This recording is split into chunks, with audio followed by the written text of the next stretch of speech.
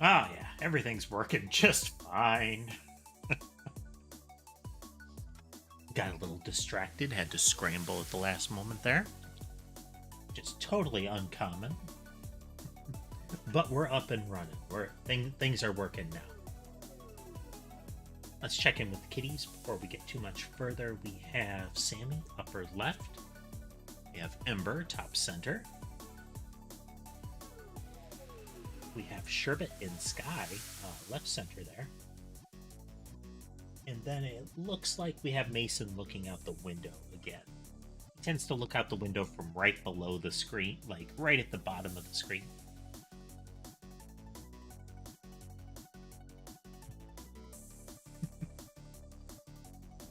Hey there, Taz. Yeah, we get to see whether the murder takes place in the strawberry house or the grape house. No. Cast your bets now.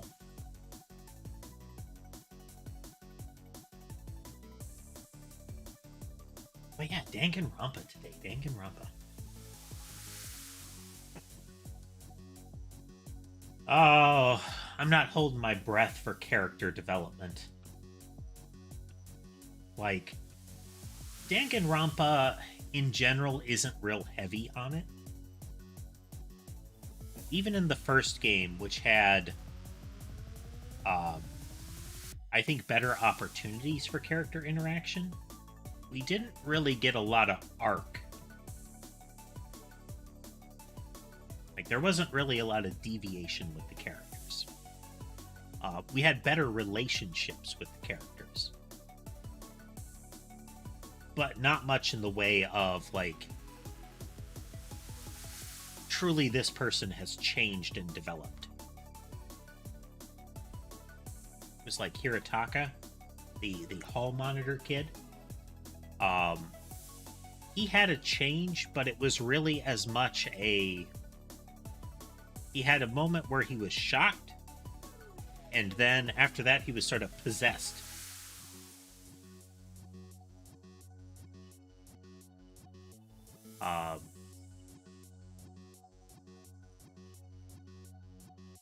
And yes, to be fair, it is the nature of this game and the pace at which the events are happening means that not having severe development is, or like a significant character arc, is plausible or reasonable.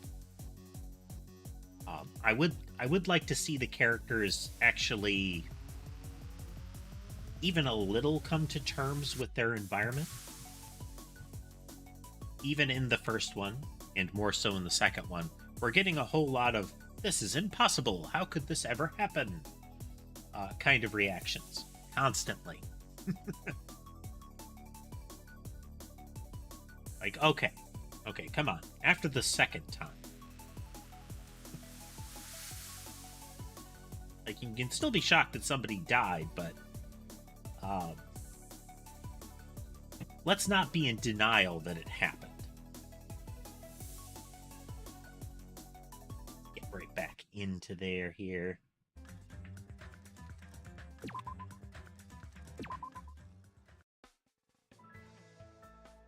You recall we just got into free time?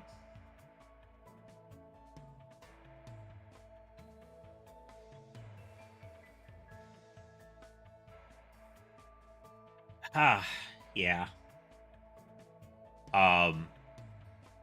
We got to see more of the individual, like, about the individual characters in the first game.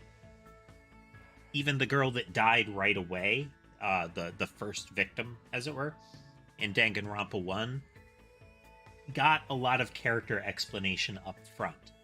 And one of the things that I'm not liking in this one is that some of the development is shoved to either just before they die, or some of the exploration is started just before they die, so we don't get to see it. Is not visited at all. or is shunted to the side. Like, we get to see a shadow of it in their free time visits, but I don't think it's enough. Like Gundam, for example. So Gundam is obviously masking a lot of his life. It may just be that he thinks it's cool how he's doing it, but he is. The way he tells the stories, they are all real things. His hamsters, the cooking of his mother, those things. It's hard to tell if it's meant to be there are traumatic elements to it, or that there are that it is just him making things more grandiose than they are.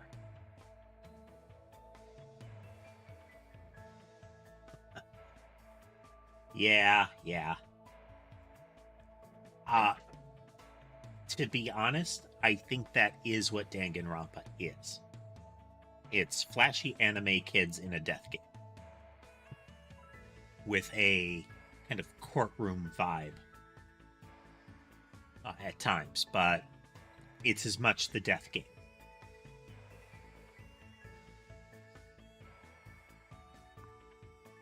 I would like to see this genre get something that is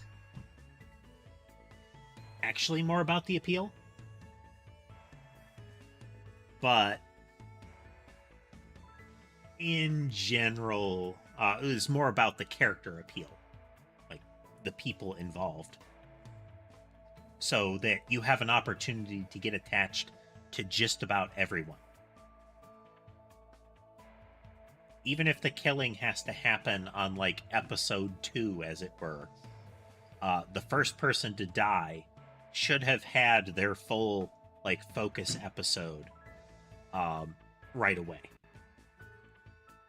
Ideally, you give it time so that there are multiple characters who have had their focus episode before the first one dies, so that you don't telegraph the first killing.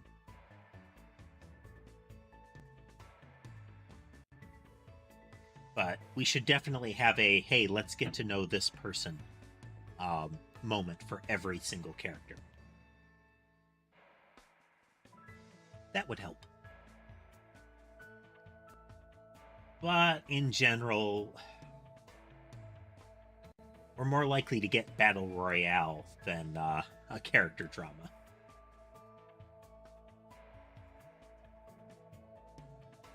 Alright, let's see here. Do we... Well, first, let's check the Tamagotchi before we forget. Okay. Check the map. Check the report card. Are we working with somebody? Ah, look at this. Nekomaru's icon has fully changed to Mechamaru here.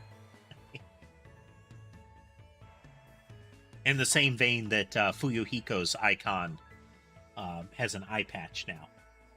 It's a nice little touch.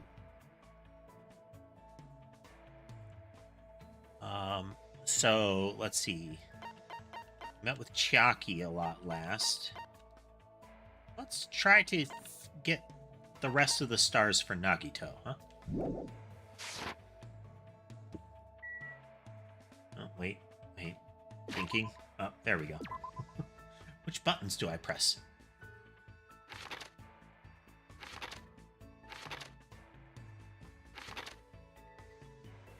Okay, he is in Strawberry House on the 2nd floor. Teleport. I would walk around to keep the little experience thing going, but this place is kind of, fiddly. Hello there. What are you welcoming me for? It's probably because you're staying at Grape House. For some reason, you seem like a guest.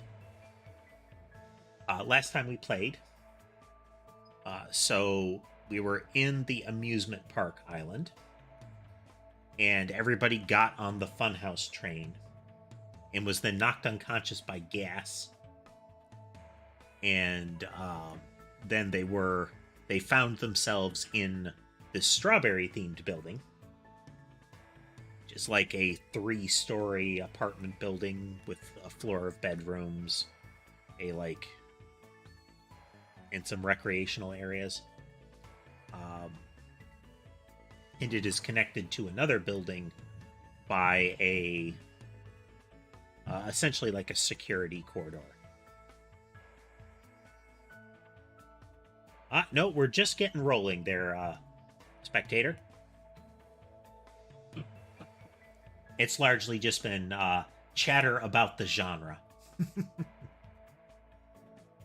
Or, I guess, the series of Danganronpa in particular.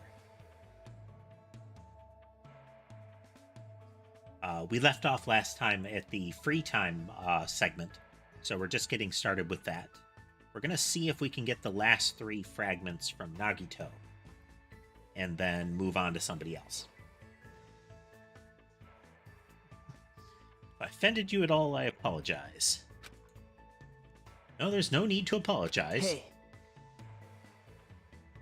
Oh yeah, while we're at it, I should let you know our room assignment. The deluxe room at the yeah. What I was saying is that they ended up in these buildings, and they twofold. They will not be given food until a killing happens. I don't like that. Because it is once again them demonstrating that this occurrence of Monokuma cheats. Because this motivation is not them caving into despair or something like that and killing each other in a self-centered fashion. This is Monokuma putting them in a situation where it's kill someone or die. He might as well have them in a vacuum sealing room, or the classic hallway with enclosing walls. It's not that you are pushing them to kill. The despair virus thing that reversed their personalities somehow. Okay, well, why didn't you just flood the place with some sort of hallucinogenic gas and give them all guns? It feels like they're veering off theme, and that they're just sort of like spectacle escalating from the first game. And that kind of misses the point. But yes, they are trapped in these 2 buildings, and mostly the boys are in the Strawberry building, and the girls are in the Grape building. The main character is over in the Grape building as well, because there weren't enough rooms available in the Strawberry building. So he's in one of the shoddy rooms in Grape.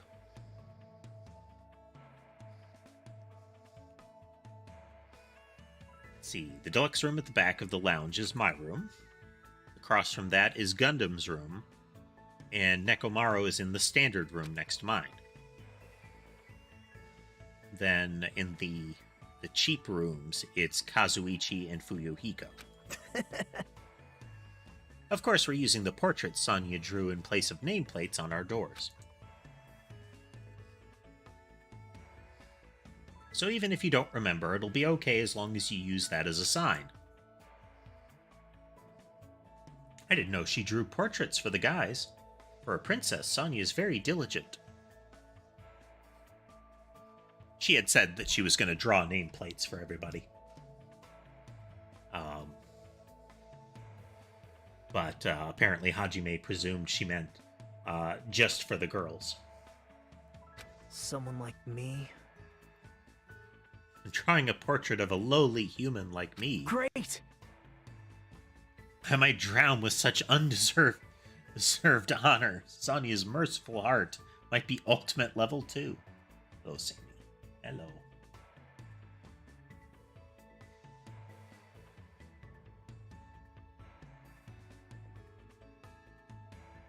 Let's come over for a visit.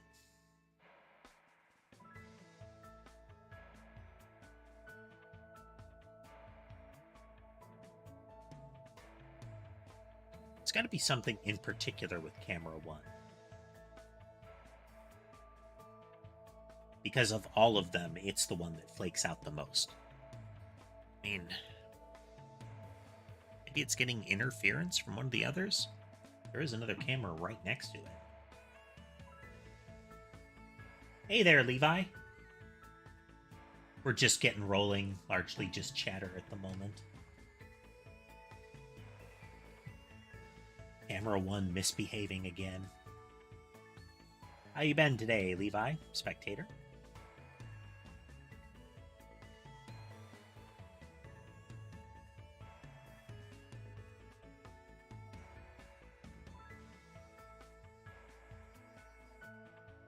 Sammy trying to give me a chomp for Petner slightly wrong. Oh, good. Glad to have you. Even in this situation, he still acts like this. Jeez. I understand the pain of having nothing to do. But this is just despair that we have to overcome. In the end, everyone's hope will shine bright. Yep. Go hang out, you crazy, crazy boy. I don't mind, there's plenty of time today. I spent time with Nagito today talking about various things. We're a little closer. Would you like to give him a present? And I feel like I could throw anything to him and he will just love it. A t-shirt. You gonna give this to me? Thanks. I'm grateful to receive anything you give me, even if it's trash or leftover food. Yep.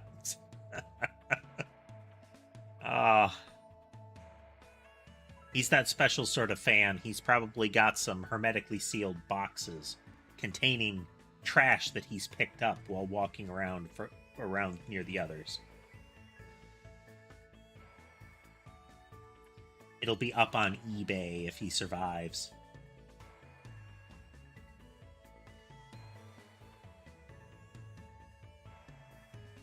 Following him around, groveling at their feet, asking them to sign their leftover styrofoam food carton.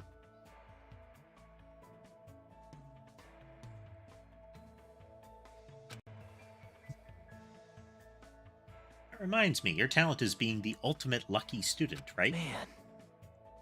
I happen to think it's extremely boring. For someone who's lucky, you still got dragged into this mess. The mess. Doesn't that seem ironic to you? That's not it.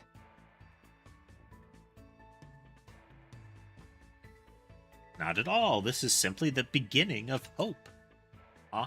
Actually, I was born with a unique type of hope. This current situation is foreshadowing the ultimate luck that will be arriving afterward. What do you mean? well,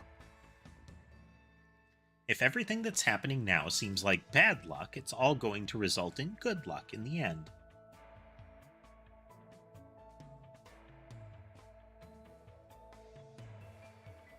Let's see, last week's Danganronpa stream was a little short.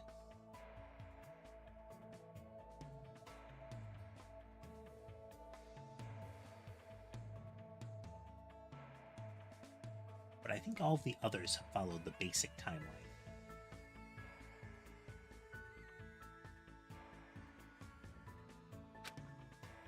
Nagito apparently believes in karma. As long as I exist, that will definitely happen. So I can't help feeling excited for what's going to happen. Seeing my beloved embodiments of hope trapped on this island and forced to kill each other so pathetically. amazing. It's all just a preparation for the good luck that will arrive in the end. I'm going mad for excitement.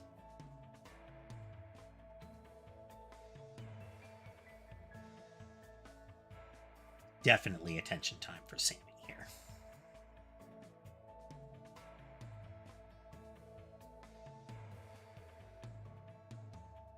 for just the right sort of back scratch here.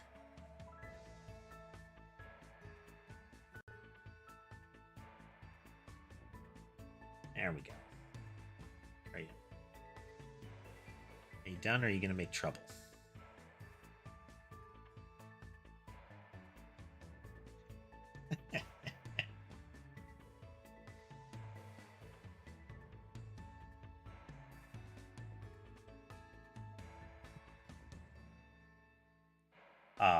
YouTube dashboard gives me some gives you some like metadata or similar, where it tries to call out differences in what you're doing and like what you've been doing recently, you know, in terms of months, versus what you had been doing, say, in like the last year, that might be contributing to differences that you're seeing.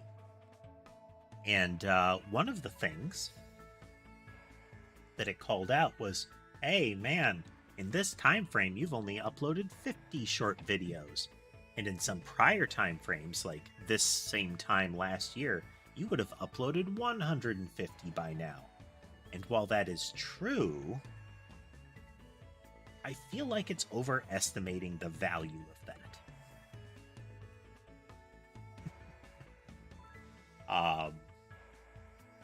And it's actually pretty accurate. I had been uploading like a minimum of 3 shorts a day often. Like 2 was exceedingly low. But value for video didn't seem to change much. Or at least value for the day didn't seem to change much, shifting down to 1 to 2 each day. And it helps preserve my sanity.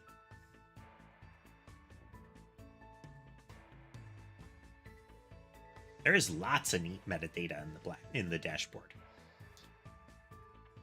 I mean, they're just now getting to the point where the short videos get the sort of thing that it might be helpful to you,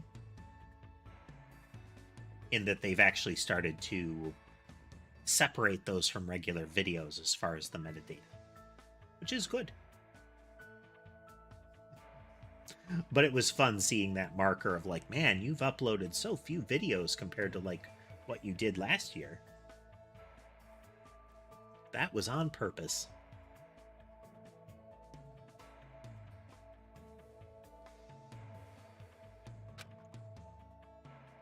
What? You look confused. Isn't that obvious? He thinks the bad luck happening right now is just a preparation for good luck? What's wrong with him? Hey.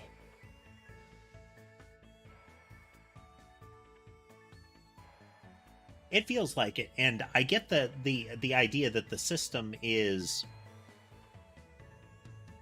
what they're going for with it is they're trying to call out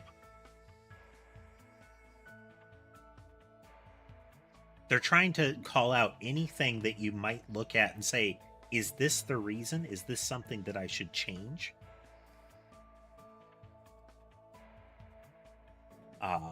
In order for you to try to take action. I think that kind of thing is important. Some of the data it gives you is questionable. Not like you could never use it, but some of it is the kind of thing that if everybody followed it, we would have a million more of those kind of clickbaity DIY or really, really inaccurate science or anything like that kind of videos, the ones that might as well be mass produced. Because it will say things like, oh man, these are really popular topics right now. And if you were to just take those and run with it, it's, what is any different about, like, what does this make, what about doing that makes your content special?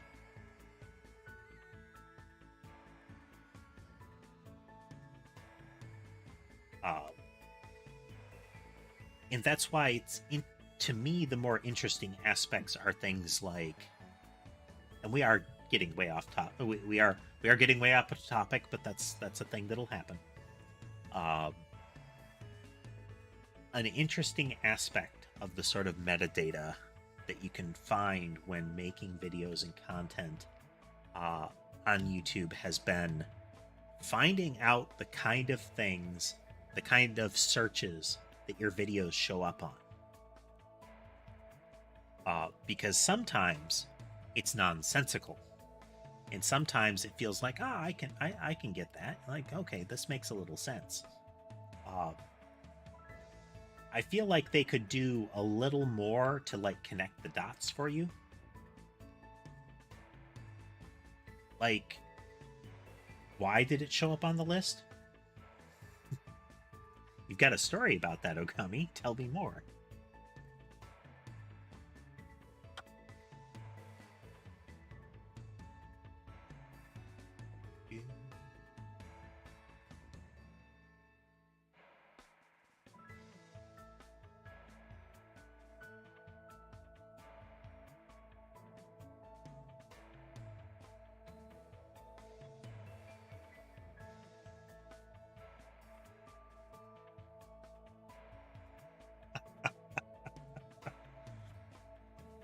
I mean,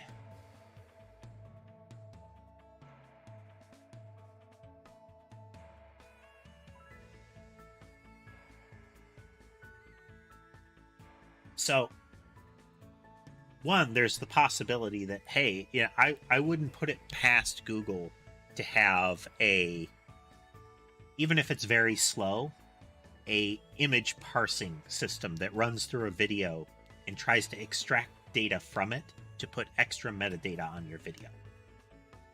So there's that.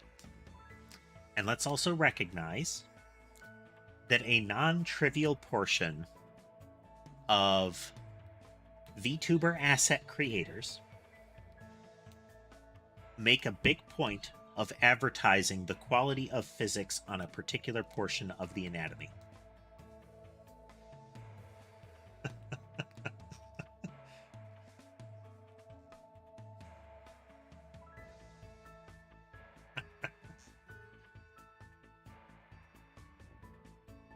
Like, you know, more power to you if that's a feature that you want. But I'm definitely going to say there's a market for that. Like, there's definitely a market for that.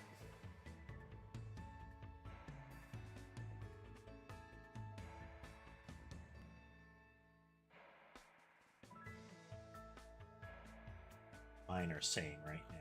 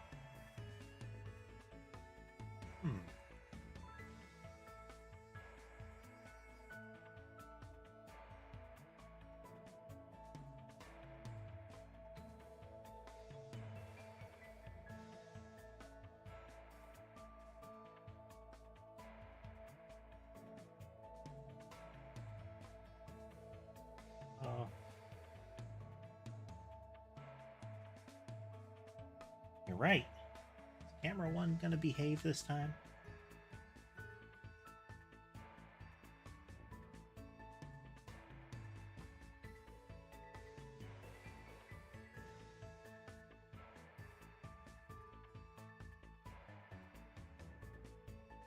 Clearly bath time for Ember.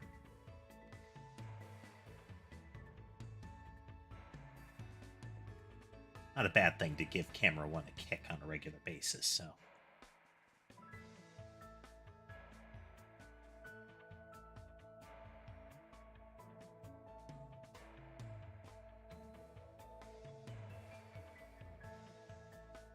can see the hiccups in that camera. One of these times I'll figure out how to fix it.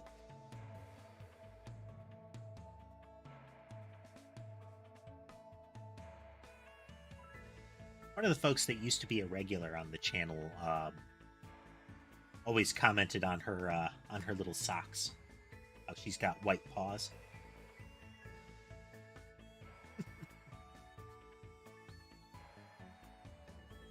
I mean, but did you at least have a good time on this theater camp? As tiring as it was?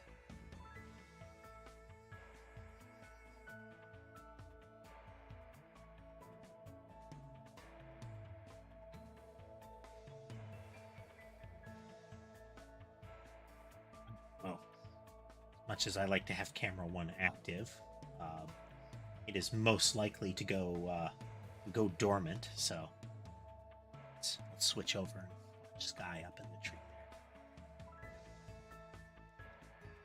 there. Allow me to give you an example.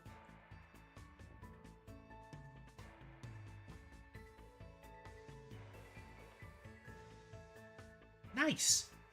I mean, that's ultimately...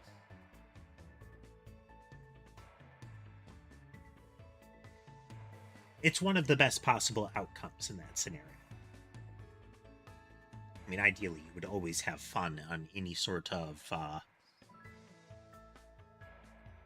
developmental excursion. So, you know, various camps for particular skill sets, like work-study programs or conventions that you go to. Ideally, you have a good time doing it, and then that you make maybe some friends or, you know, you network. Something along those lines. That's what you want to have happen.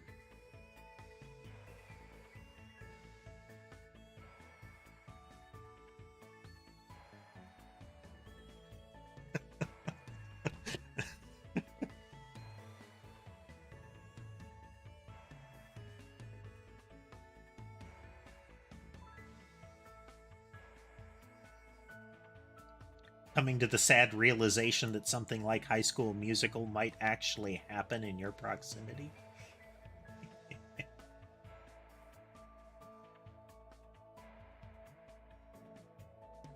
Walking around minding your own business and then a whole bunch of people just start bursting into song.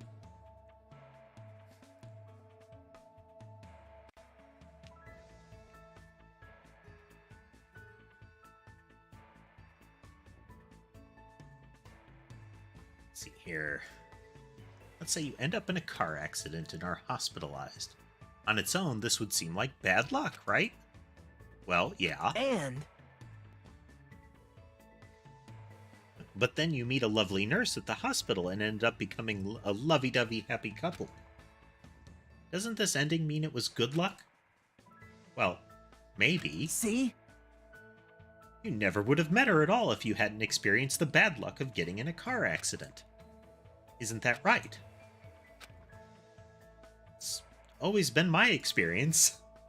The bigger the bad luck I experience at This first, is exciting! the good luck that comes afterward is so big that it wipes out all of that bad luck. This is not the face of a person that really believes that. This is the face of a person who very desperately believes that. Like it's very important to them for it to be true.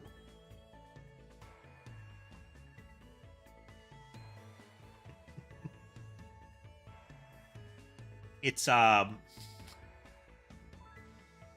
have to imagine, NB, that that kind of phenomenon is akin to being one of the, let's say, the tertiary extras who happens to be on the street when a Disney princess goes singing by.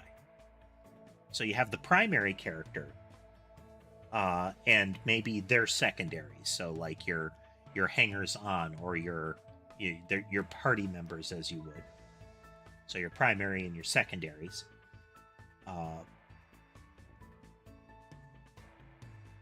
And occasionally you'll have folks that are also singing along, you know, to some extent. Your people jumping in your Beauty and the Beast and what have you. But you know there's got to be some people that are just inside the house or something like that, and they're not joining in. What must they be thinking?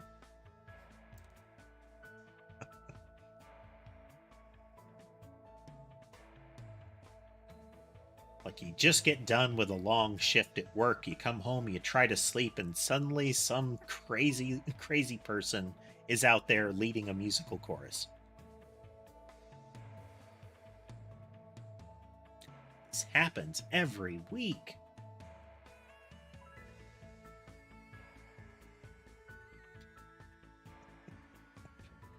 How many would-be Disney princesses are stopped in their tracks because some irate person leans out a window and beans them with a shoe, yelling at them to shut up, they're trying to get sleep?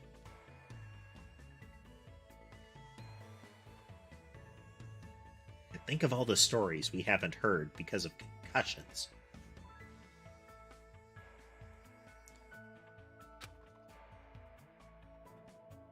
Does that really happen to you? Didn't I tell you? That is the talent I possess. That's why I'm called the ultimate lucky student. So that's why no matter what happens, he's always acting happy and upbeat. No matter who is killed, it's just overshadowed by good luck afterwards. Even though it's only a little bit, I sort of understand Nagito's belief. But he's definitely messed up. It's hard to imagine there will be a day when we're able to really understand each other.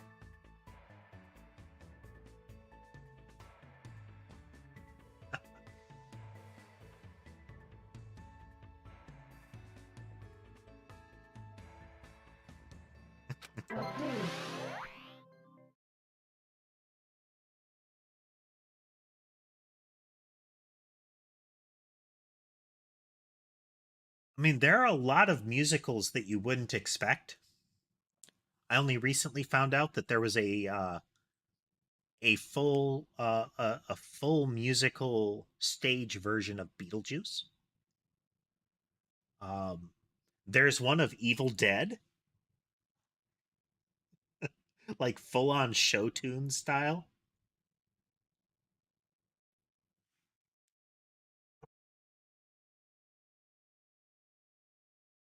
Like, you wouldn't expect it, but some of them are really good.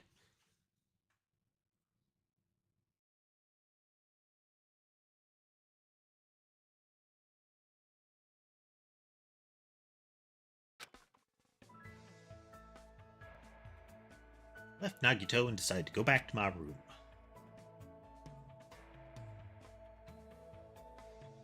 Time for more. Okay, so is there a vending machine? Let's see. Quickly, we check the Tamagotchi.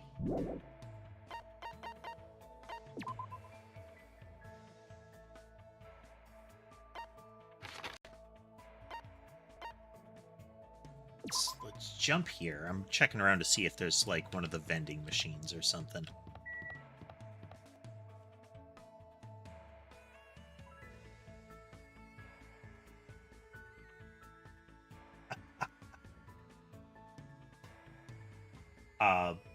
I mean, any crossover into actual Eldritch horror, you know, unstoppable, unknowable horror, is often a good one.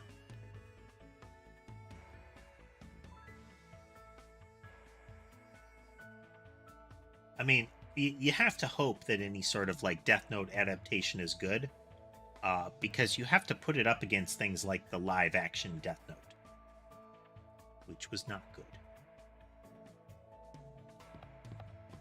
Frankly, there are a lot of live-action adaptations of anime that are painful. Looking at you, live-action Full Metal Alchemist.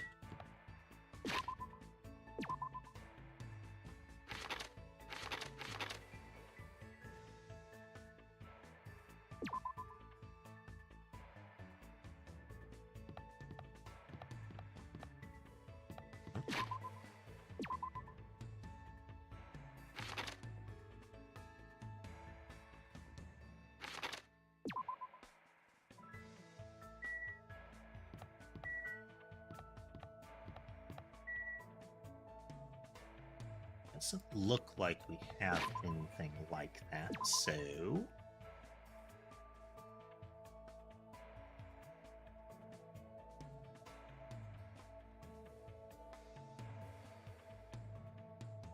Oh, but especially with the Full Metal Alchemist one,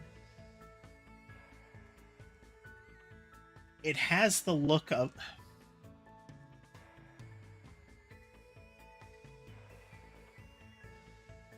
It's like a cosplayer who's really trying, is how I would describe Edward. Like, most of the clothing is okay, but...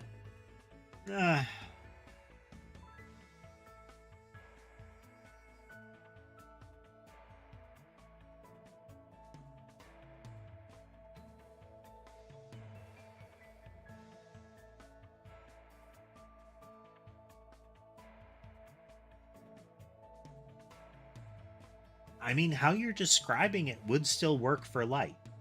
It's, you could take that sort of behavior, that sort of motivation, and corrupt it like they did with Light in the anime. Where their whole gimmick is, like, I'm doing the right thing, but that they're willing to go to great lengths to do it. You know, great, terrible lengths.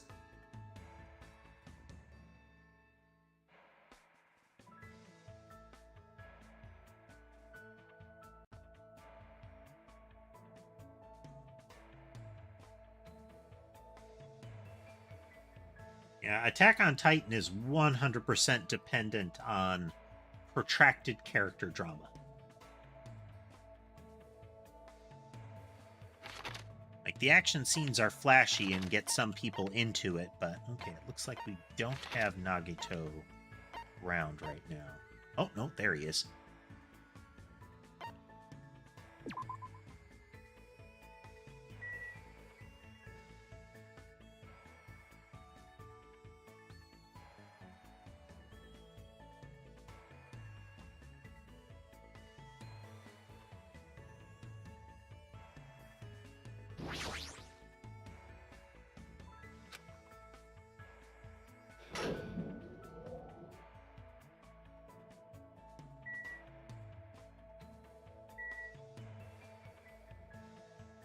But yeah, Tess, in general, I think that's actually pretty true. Anytime you have an adaptation to a movie of something that is long running, they tend to gut a lot of the spirit of it. And too often you'll see folks take a concept that could actually like go for a long time, and they try to make it into a movie first, ending up like they don't have time to develop things.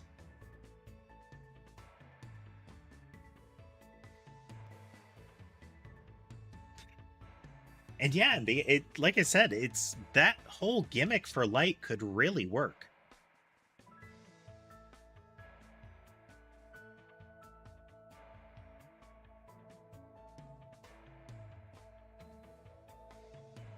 They definitely could, Envy. Tangentially, not even tangentially, but in the same general domain. It's not live action, but if you like kind of supernatural, like supernatural,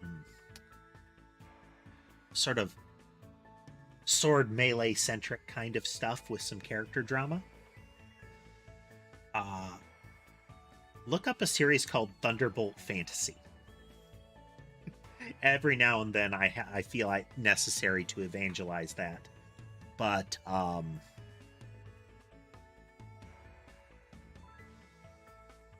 high fantasy, high action sword combat in a fantasy Chinese setting. All of them done with really excellently handled puppets. And I don't mean like Muppets. I mean full-on like little marionette style things. but we're talking full-on anime combat kind of stuff happens too. Sword waves ripping up the ground, lots of leaping around, that kind of stuff. But with puppets. It's amazing.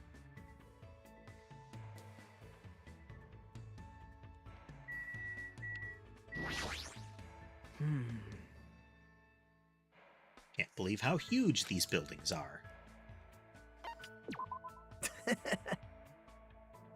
I'm so blessed. I'm so happy. I'm about to wet myself. Hey. You want to share our ideas about this building? Spent time with Nagito today exchanging ideas.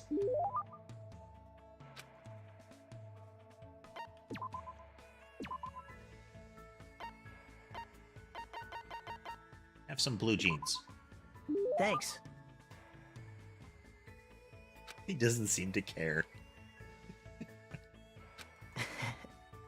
Just throw him some pocket lint. He's down for it. Really happy. Don't get the wrong idea. I'm just a coward. I'm scared to leave someone like you alone when I don't understand you at all. How admirable.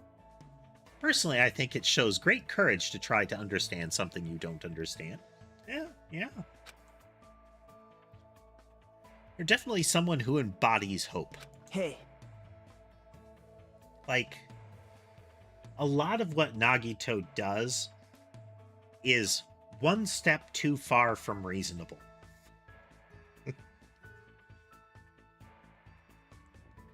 Like, the whole gimmick that you guys are the embodiment of hope, and you striving to get through this is, will make it even stronger. And then he goes that extra step, and I will help you kill each other if that perpetuates this objective. It's like, okay, dial it one step back.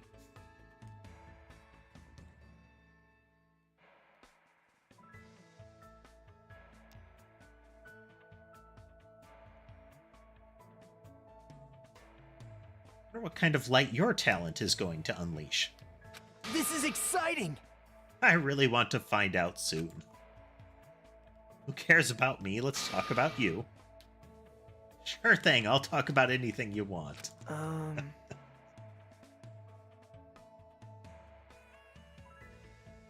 So let's start talking about the moment I came into this world. Do you even remember that? Good point. Hey. But before that, can I ask you something? Hajime. What do you think good luck is? Good luck, huh? Not really sure I understand, but I think that Nagito's trying to say it's absolute power.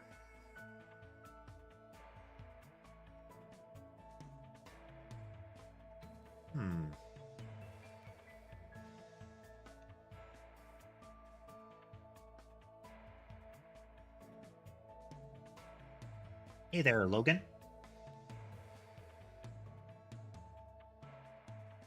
You do appear to be back. Let's see. Opposite of bad luck? Isn't good luck just the opposite of bad luck? Well, that's Nope. obvious. It's not. For me, bad luck is just a part of having good luck. He talked about that. Okay, so how are they going to say it?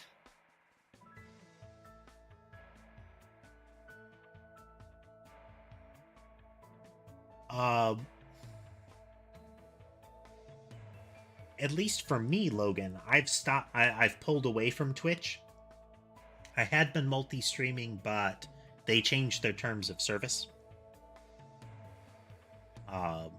So that's no longer something they allow, which is unfortunate.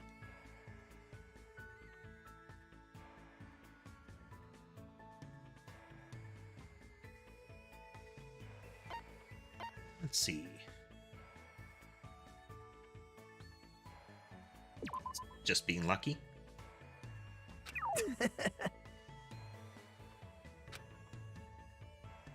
Okay, so they're gonna say absolute power.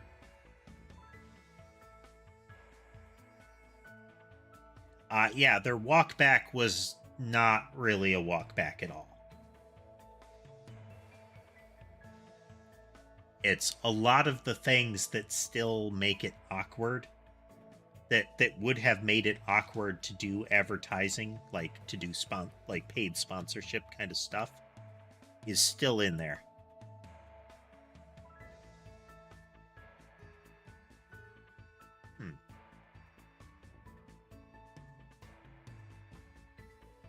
I mean, assuming that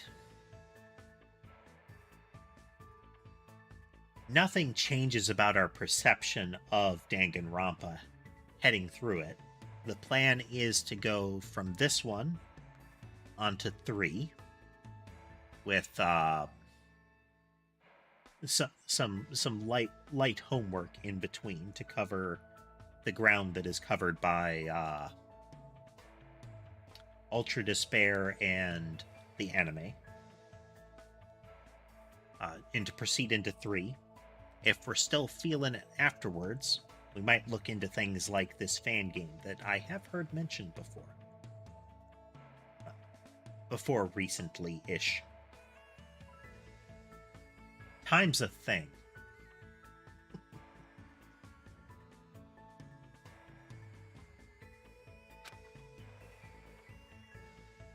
Lucky is absolute power? Sure. Let's go for it. Good luck is absolute power? It's obvious.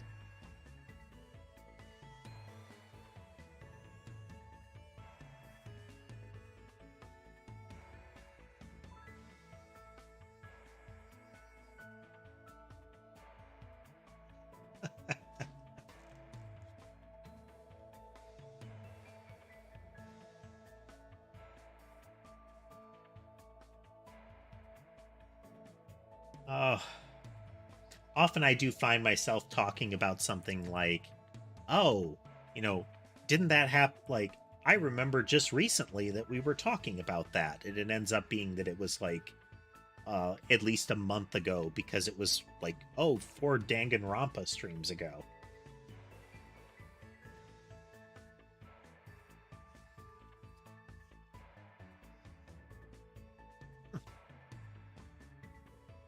I mean, RPG Maker can be quite versatile. If you put a lot of effort into it, it's a very flexible engine. It's, I think, one of the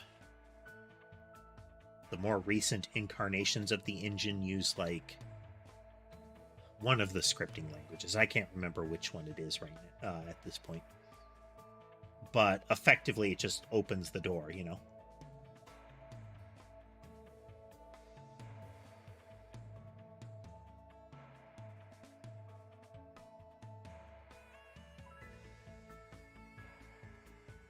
The general idea of how they do Danganronpa is a good storytelling exercise, I think. Because you really want to first set out to make, people. So there, you present them with an obvious archetype. Then you flesh them out for the individuals. You come up with the where are we going to drop them, and then you start to put together the things like, okay, this is the trigger condition. This is what has been used to provoke them to kill when they don't want to. This is who bites, and this is their target, and there might be a reason for that particular target. And you just repeat that loop as you go along with the killing, the follow-up to it. It's a good opportunity for narrative there. Hey there, Spooky. No worries. I mean, people got life outside of the stream, That should always take precedence.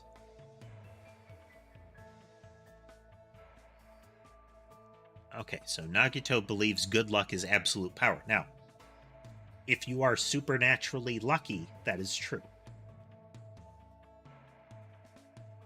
Like, if you are absolutely lucky,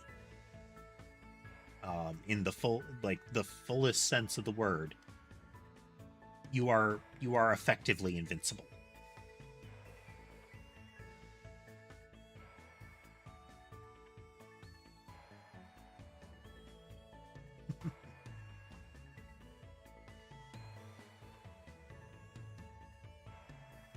It's that kickoff point, though. You got your premise, then you move on into, you flesh out the premise to some extent, then you move on to the people that are involved in it, and then figure out what do they do in that circumstance.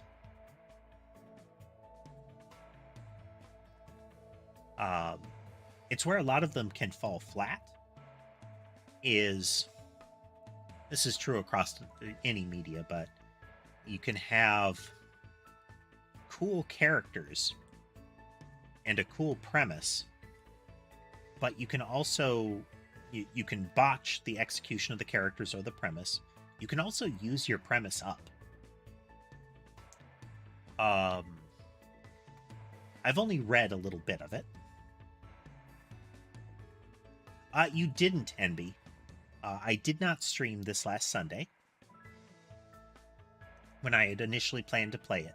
So, assuming nothing goes wrong, I'll be playing it tomorrow. Your turn to die, that is.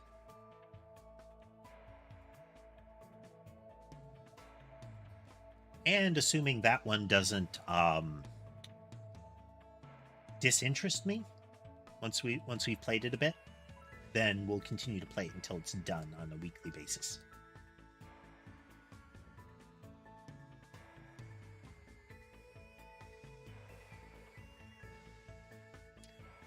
Still, it can be fun. I've known folks that like to do tabletop RPG world building, and that's it. It doesn't actually translate into a game or anything like that. It was just the exercise of sitting down and thinking up cool stuff in places.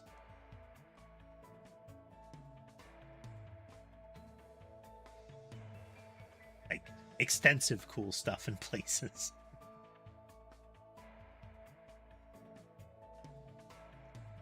Many notebooks, you know.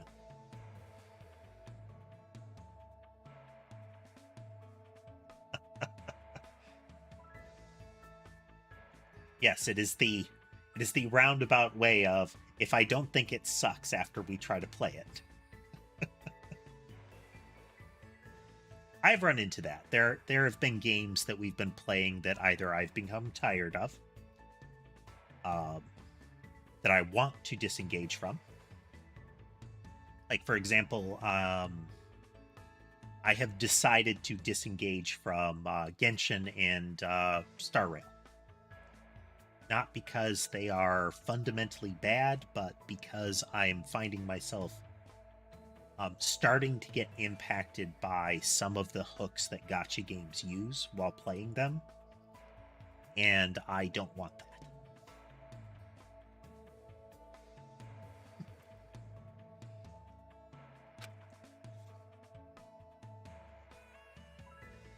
Let's see. It's a power that has terrible results due to the fact that I can't wield it with my own will. An absolute power you can't wield with your own will. Isn't that a dangerous thing to have? It's like Cyclops without glasses on.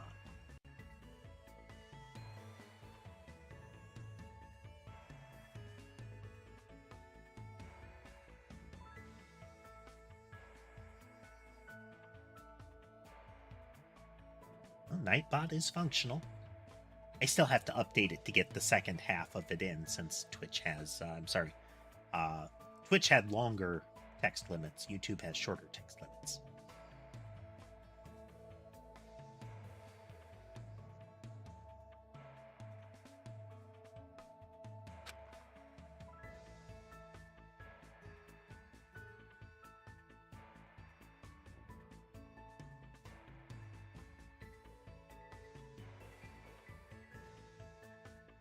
No, I see. That's just how Nagito views it. Now then, let's start talking about me. Where should I start? I know, this happened when I was in elementary school. Actually... One day, my family and I were planning to board an airplane from San Cristobal Airport. Where in the world is that? But surprise, surprise, after we boarded, the airplane was hijacked. Don't you think that's the worst luck? But surprisingly, a meteorite fell at exactly the right time. Well, for a meteorite, it was only the size of a closed fist. Anyway, that falling meteorite struck the hijacker and prevented any further problems. You think that's an amazing act of good luck? Man. But the meteorite also hit my parents, and they died instantly. This is a roller coaster. Don't you think that's a terrible act of bad luck? But in the end, I obtained my freedom and an immense inheritance. It's like that little Simpsons moment where it was, no, the object is cursed. Like, oh, that's bad, but it comes with a free yogurt. That's good. The yogurt is also cursed. Or was it the sprinkles? No, it was the yogurt is also cursed. That's bad. It comes with free sprinkles.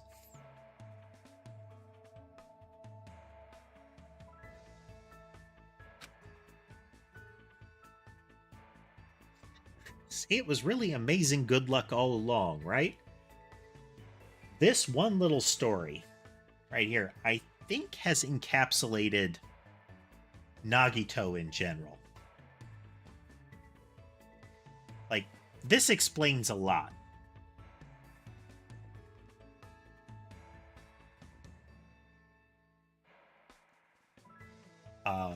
This is a person who has coped so desperately, they have created that bubble inside of themselves.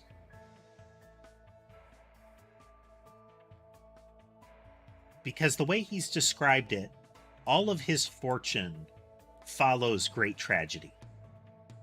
Like, he's like a walking monkey's paw. Like a walking, auto-firing monkey's paw.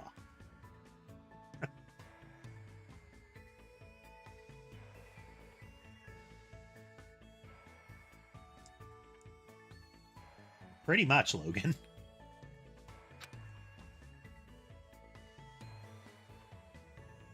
Nagito spoke about this event so optimistically, and my understanding just couldn't keep up with him. A plane hijacking and a meteorite, and his parents died right in front of him. There was also this one time in middle school when I was kidnapped by a murderer. Shouldn't have gotten the paneled van.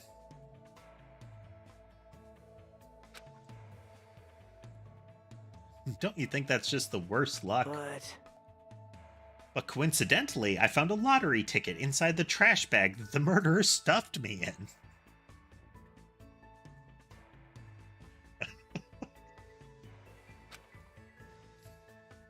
After I was safely taken in by the police, I checked out the numbers without giving it much thought. And I won $300 million. Even I was amazed by this splendid act of good luck. Oh.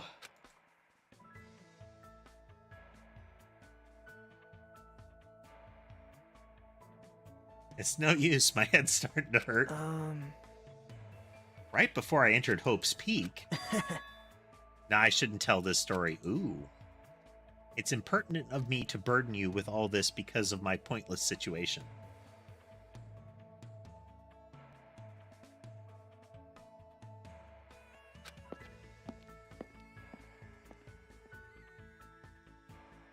I think, Logan, the whole concept of his character is well, as we understand it, as he has told us, is his whole life has been an exercise in benefiting for calamity.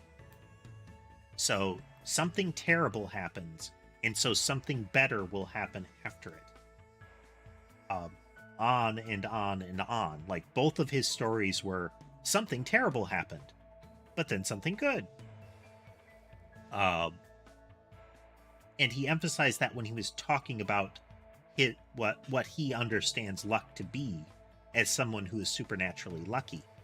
So it explains how he's behaving in this. That's not to say he's not crazy dangerous.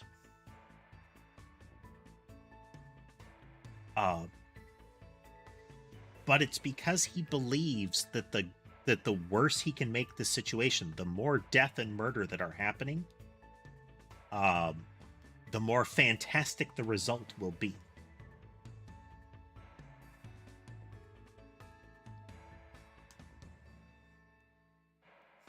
Right, like what you said, casemate. And welcome. After dominating the conversation, Nagito left. I feel like I still don't know much about him. It seems like he has an understandable reason for his blind faith towards hope.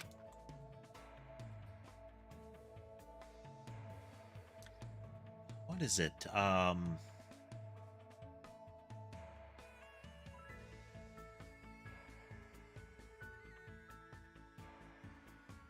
If I recall correctly, in Fallout 2, there was a character you could encounter called the Pariah Dog. I think there was another dog that could join you, but there was one in particular, the Pariah Dog. If you encountered it, it joined your party. Like, you didn't have a choice. It was with you. And the dog's presence was like having minimum luck in the game. Like, it was bad news to be around. But if I recall correctly, under some circumstance when the dog was gone, your luck would have been reset to higher. Like, your luck is now extra good that the dog is gone. It may have actually been the longer the dog was with you, your luck would keep rising until it was it exceeded where it had been, even though the dog was still around. But it's got a bit of that vibe, that this person has... Like, a lot of people would look back at that life and be like, this has been horrific, but at least I. As opposed to him looking back at it as, okay, but I'm really lucky. This is all great, you know? Like, he's come to consider the calamity a good sign.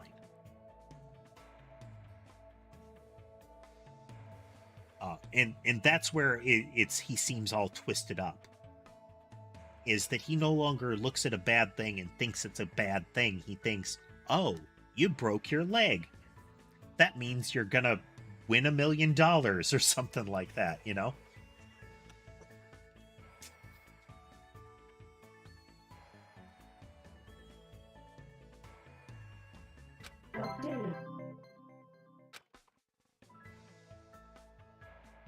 Was completely exhausted, so I left the area.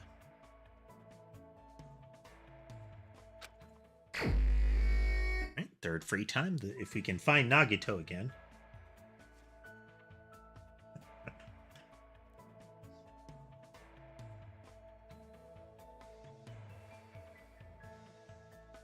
That, you know, I lost both legs in a terrible car accident and was bedridden for months.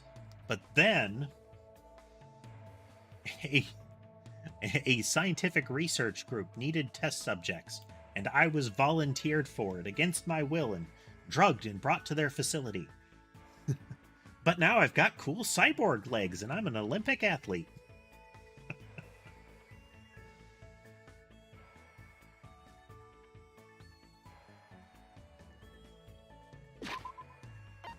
Check the Tamagotchi.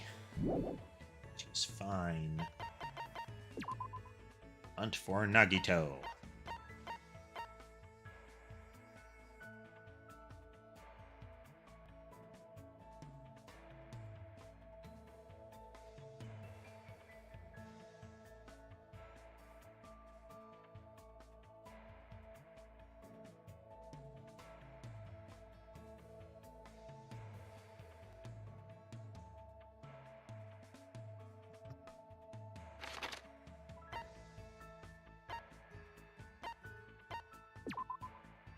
It's in the library thing. That's right. The little Monokuma shrine.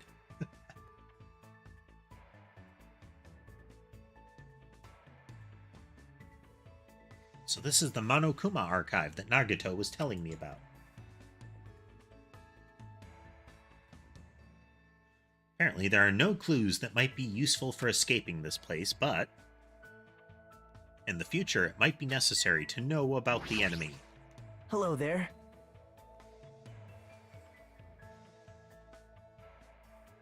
Are you getting along with the girls at Grape House?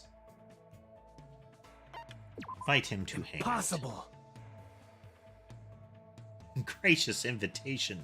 Makes me want to cry. There's no way I could decline.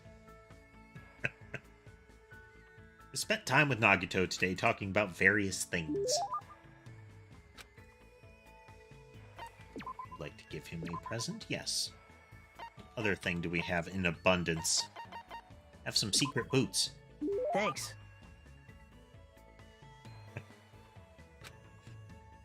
Just rummage, chuck something at him.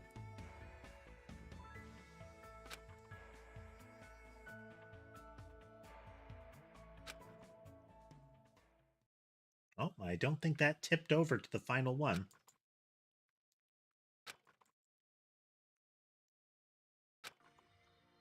Time is it? It's a little early, so I should go back to my room.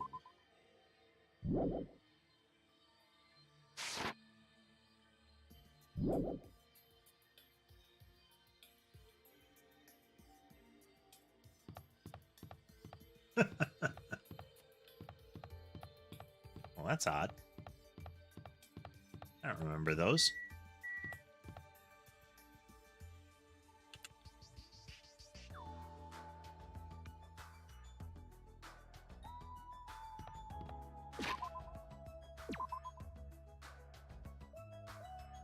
Okay. So go back to the bedroom.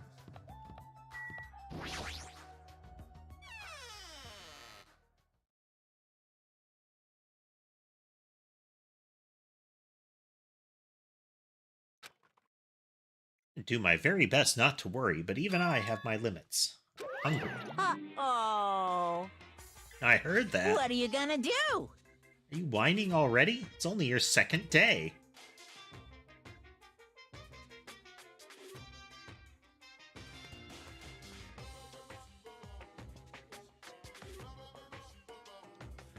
I don't think we have anything particularly new about Mekamaru. Though if you weren't here last time, there was new stuff about him. Viva killing!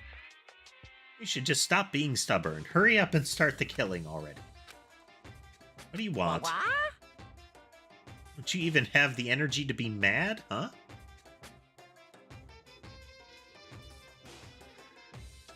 News! I have good news for you guys. You've all lost your drive ever since you guys got here, right? You have the drive of an old man in his 50s. In order for you guys to get your energy back, I'm providing a special service with all my heart.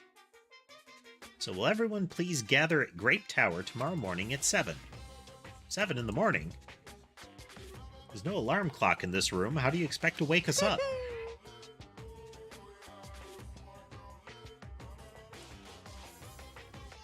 That's your responsibility, so figure it out. By the way, being late is strictly prohibited.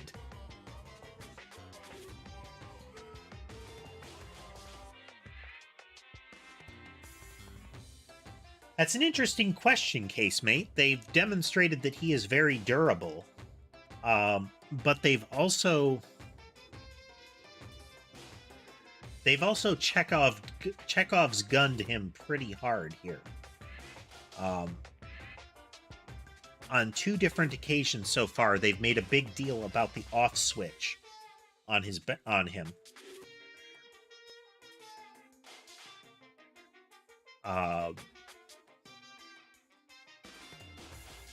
That, like, completely incapacitates him. They've also made a big deal about his internal clock. So even if he's not going to be a victim, I feel like he's going to be incredibly involved in the coming case. It doesn't kill him. The off switch doesn't kill him. But it will turn him off until the switch is flipped again, or until the alarm he set is disabled. That's true, MB. Since he is able to dispense a particular type of tea from one eye and soda from the other, you would hope that he is at least a little waterproof, or at least relies on a particular a type of circuitry that is not would still be considered waterproof at that point, but it'd have to be a type of circuitry that wouldn't be reliant on open current, down the wires.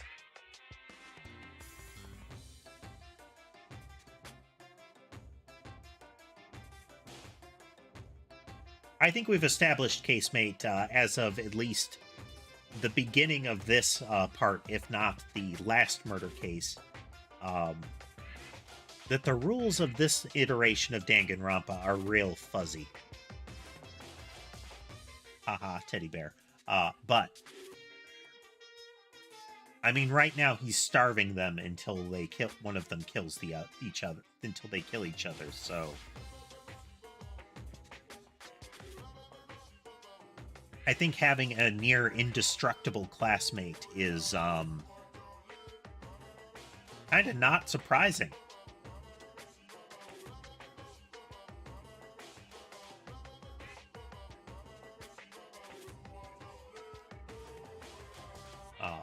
Like I was saying, though, the fact that they've made such a big deal about the fact that he has a perfectly accurate internal clock that he can use to control his sleep timer, if he sets it that way, and that he can be disabled using that sleep timer, and is not considered a living thing as far as the security hallway is considered.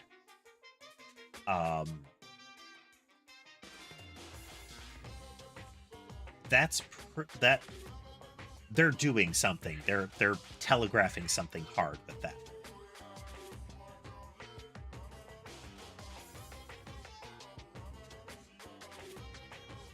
Bye-bye!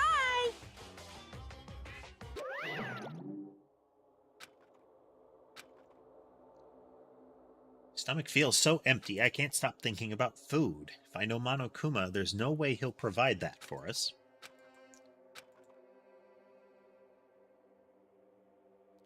Hold up the thin covers of my futon, desperately trying to ignore my hunger pangs, and went to sleep.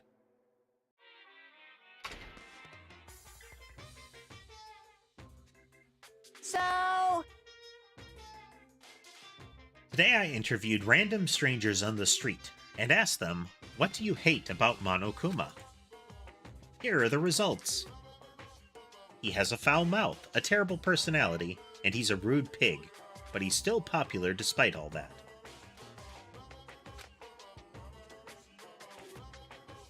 He's lazy and doesn't work hard at all, and yet he's more skilled and better than people who do.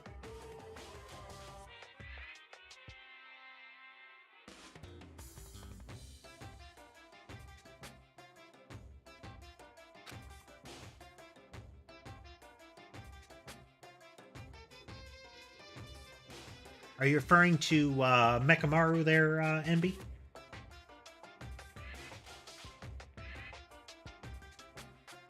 Not only did God give him both hands, God gave him everything.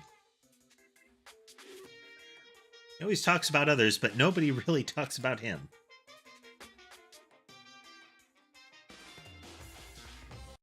That he's willing to die to protect the woman he loves. That he can't live without me. He's usually cold towards me, but he takes good care of me when I'm sick. Oh, yeah.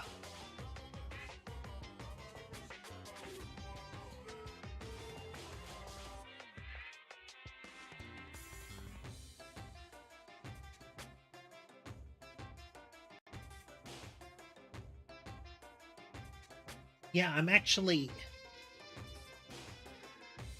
like I said, there are some characters that I would prefer to have, but what I would prefer to have is some of the character, like some combination of the characters from 1 and 2 in the setting of 1. Hell, frankly, just put them in the setting of 1, even if you have to roll them all into a big ball.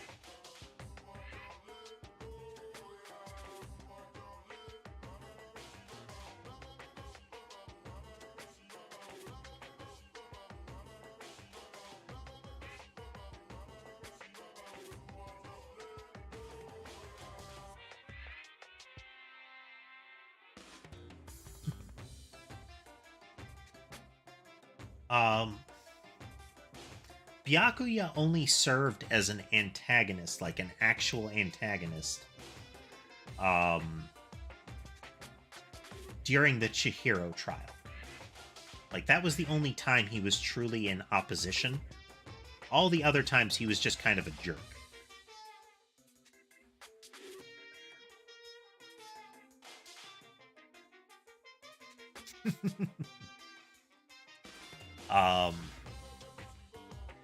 Nagito even now isn't really acting as a true antagonist. He's a threat, but he's a threat in as much as like a time bomb is.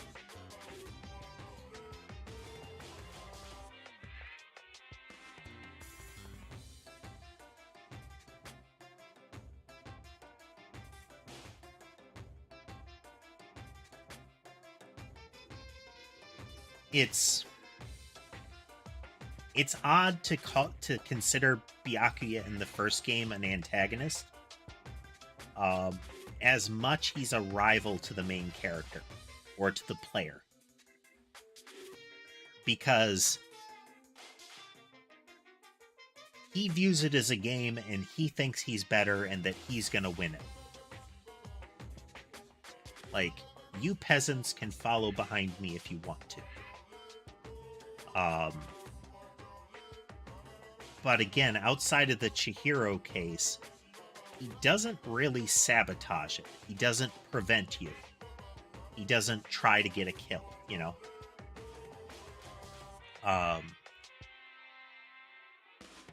Nagito is in a position that he could be an antagonist, but they haven't really been playing the card of him helping past the introduction of the concept.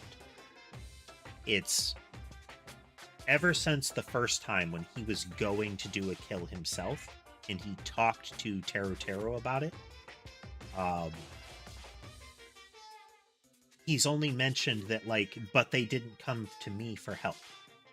I'm so annoyed that they didn't ask me to pitch in.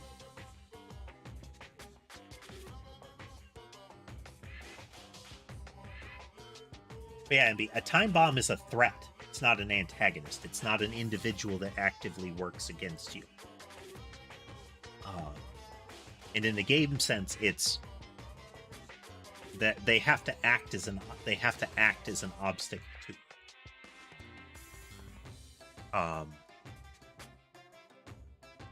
A good way to look at it is the Lancer trope.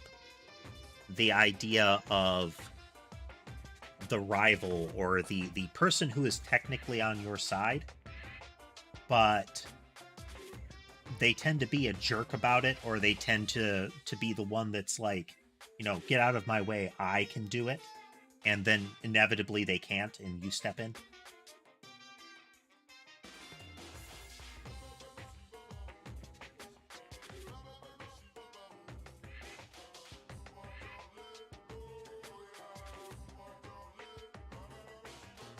Yeah, Envy.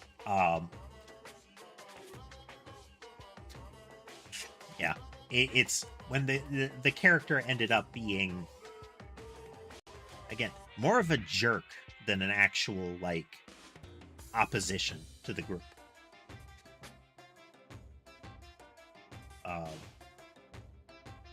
I really hope that bomb isn't the worst case scenario for us here, or that giant clock mechanism on the center island, because it could just tank the narrative quality hard if it's actually a bomb. Oh, even if we're not talking an explodey bomb, if we're talking like a narrative device bomb, the if something doesn't happen by then kind of bomb, then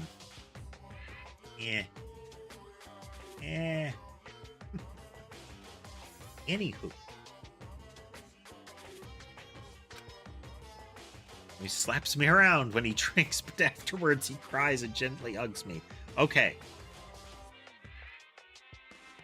This survey that Monokuma took has gone to disturbing places. I hate that his job changes every time he gets a new job. He's extremely responsive when other people say things like drinks, group dates, or in promotions. I hate that my daughter suddenly got curvier after she enrolled in middle school. Ah.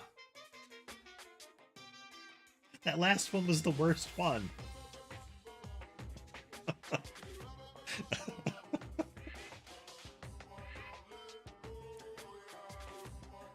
It's like, there's 2 people in that survey that need to be on a list, sir. This is troubling. I'm so loved. I don't think I'll belong to one person for a while.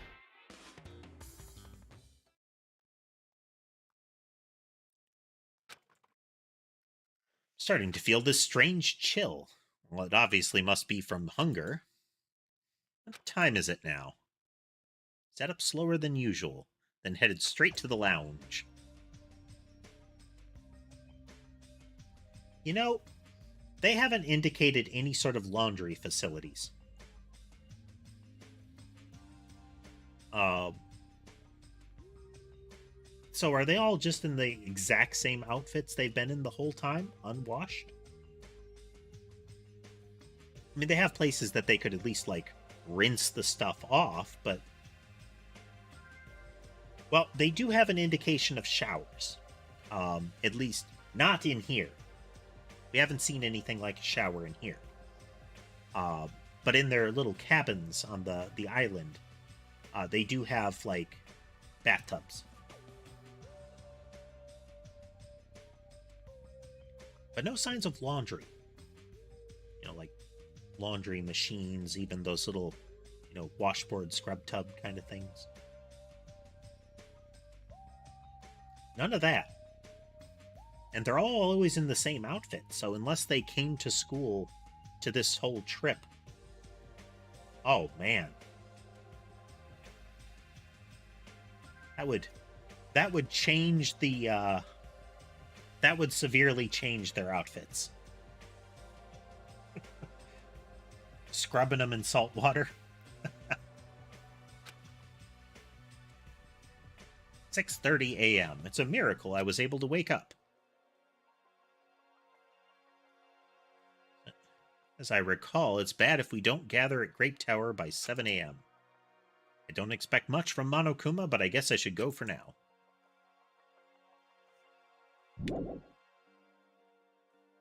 You gonna make an effort to check on your friends, bud? Apparently not.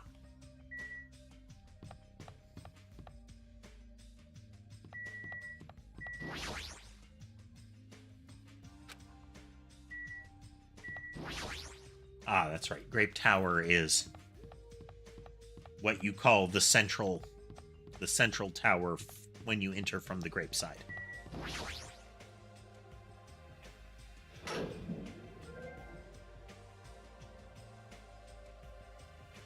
Everyone who gathered here had pale faces. And I'm tired. Seriously, so tired. stop complaining. You're bringing me down. I mean... But I'm exhausted. Not only can we not eat food, but we're being forced to come here early in the morning. This isn't just you. This isn't about just you. We're all getting screwed here. Huh? But we're getting screwed the most. Obviously, we're more tired than everyone else.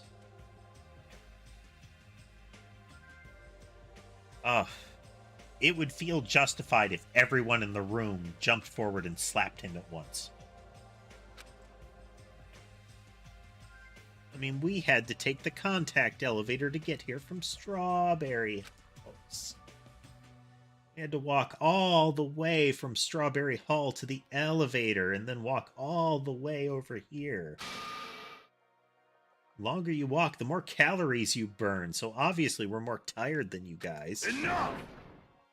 Stop whining. Hey, You're fine. You don't have to worry about getting hungry since you're a robot.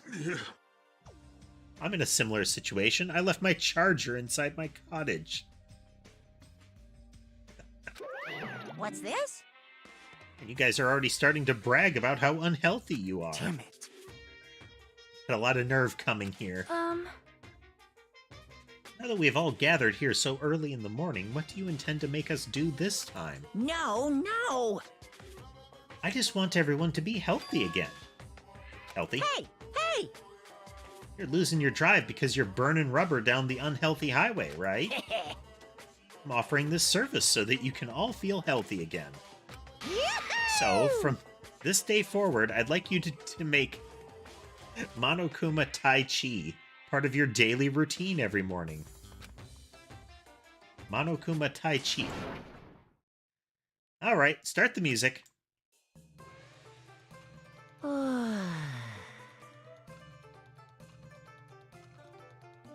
Make optimal use of Earth's gravity and release yourself from the tension of your conscious self.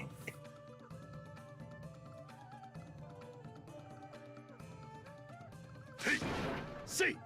Two! Control your breathing, slowly and softly. Move as if you're drawing a circle.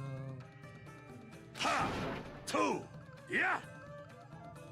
Naturally, just as you are. Relax your body and mind. ASMR Monokuma.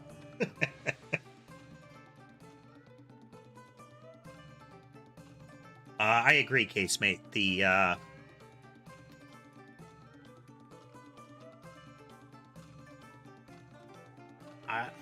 I'm willing to entertain the arcade game motivation. I wish it hadn't been laser targeted.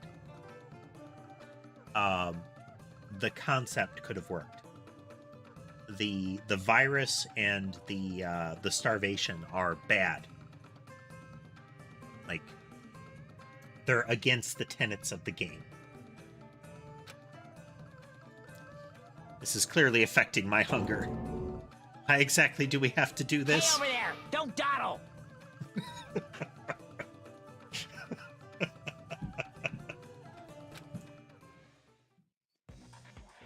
Phew!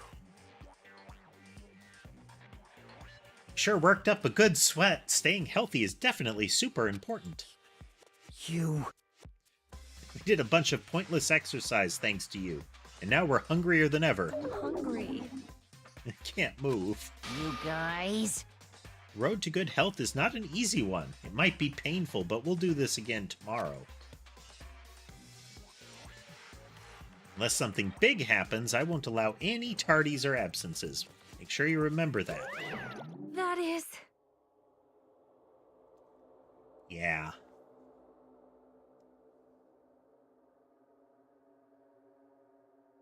Damn it. I don't think I'm gonna last till tomorrow. Damn it! It sets a very different tone. I think I've mentioned it before, but I am a fan in general. There are some people that are on the show that are awful but of a game show called Solitary. It's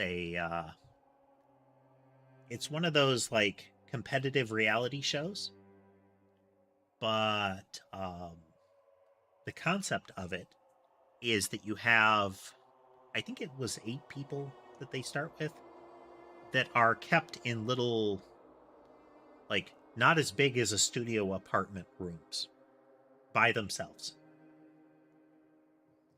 And the only thing that they interact with is this, like, computerized voice.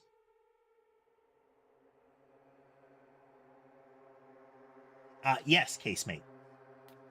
That was the thing that I loved about that series, is that it wasn't about winning the game. Like, you would be presented with a challenge, and it wasn't about winning it. It was about not being the first one to give up. You had to keep going until either it had gone on so long that they stopped them. Like, you've been doing this for you've been doing this for the past hour, and everybody's already given up. So you win, you're okay. But it was that matter of holding out. So in that sort of scenario, this would work, where the gimmick is, when do you give up? When do you fold? But that's not how Danganronpa is supposed to work. It's supposed to be they're presented with this situation, and they want to get them to choose to kill.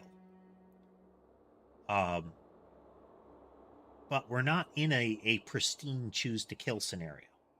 They're putting them in with the virus and the starvation scenario, they're put into you will die if you don't kill, which is a very different scenario. And I don't think the scenario isn't built for that. Like, they're not pushing it that way. And they could. They absolutely could, but then you wouldn't be able to have as much of the interpersonal drama. Yeah, it's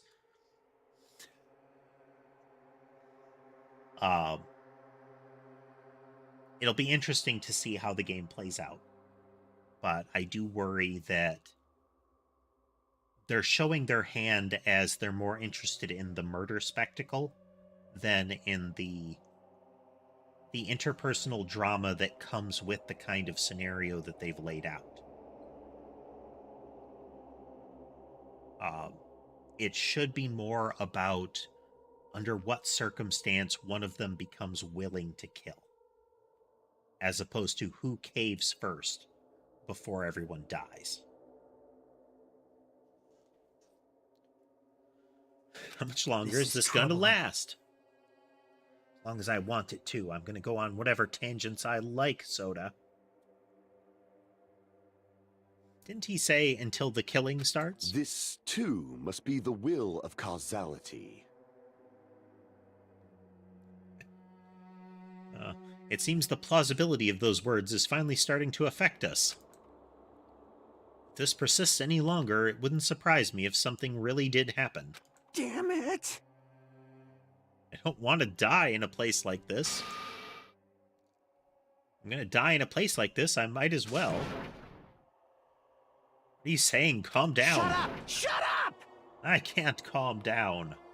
I'm irrational. It. There's no food. There's no way to escape. If this goes on, everyone's going to starve to death. Hey!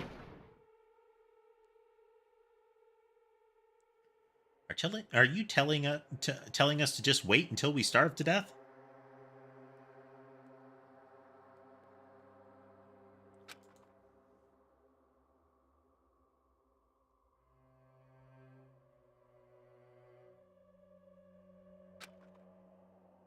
I mean, setting aside Danganronpa, not indefinitely, just saying narratively for a moment, I think you could turn this into an interesting scenario.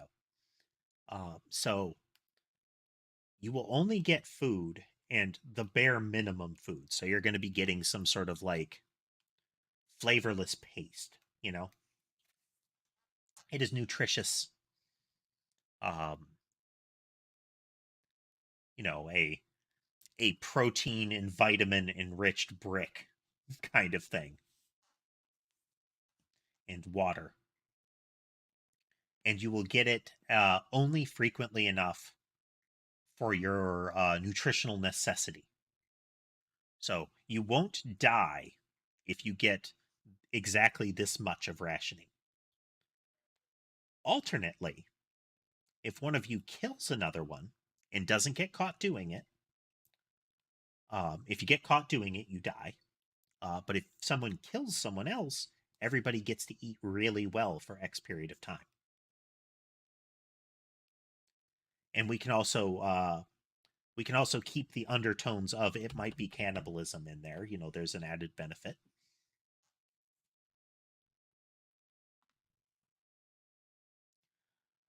I really think so, casemate. Dying of starvation should be breaking the rules. But it really does seem like Danganronpa 2 Monokuma doesn't care as much about the rules, and I think that was one of the critical elements of the Monokuma character, or of the technically maybe the implication that it was what's her name that was, you know, supposedly controlling him, but then he wakes up at the end of the credits and it's like, oh, you know, I was doing my own thing, whatever. But the concept of the rules is, I still think, very important to the setting. That this is how the game works and we're going to play the game. If you break the rules, you die. If you don't break the rules and everybody plays nice, nobody dies.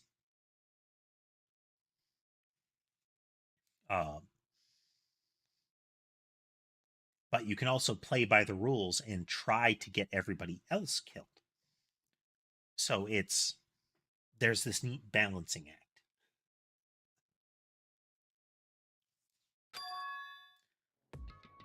I'd rather have us starve than have our friends kill each other. Huh? You mean that you'd rather die? Huh? I got it. You're just saying that because you're the traitor.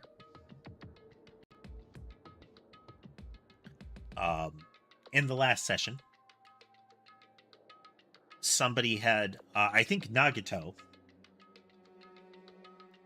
called out that if we're going to be considering who the traitor might be, that Hajime is a reasonable candidate.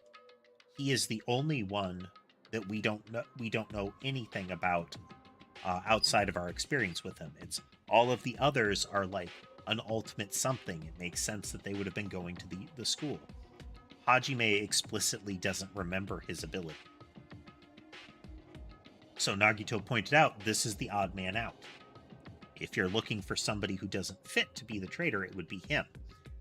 Everybody else was like, oh, you know, that's true, but, you know, one, this is Nagito talking, and two, I expect they have longer short-term memory than a tiny animal. And realized, yes, but Hajime has been critical in the trials that prevented all of us from being dead. So, maybe not traitor? Soda, on the other hand, was like, hey, somebody said a single phrase. I'm going to believe it forever, rabidly. Like, you would think that would be Akane. She's been the most suggestible one up until this point, but Soda is desperately trying to telegraph that he's going to kill next.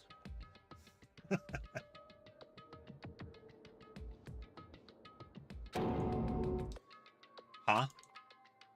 You're planning to make us all weak so you can kill us all. What are you saying? Hey! That's up. You've been secretly getting food from your future Foundation buddies, haven't you? I swear, you better. Stop! So... Making a scene is just going to make us hungrier, so let's calm down for now.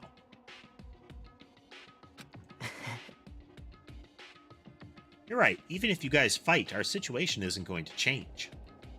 It appears you cannot escape.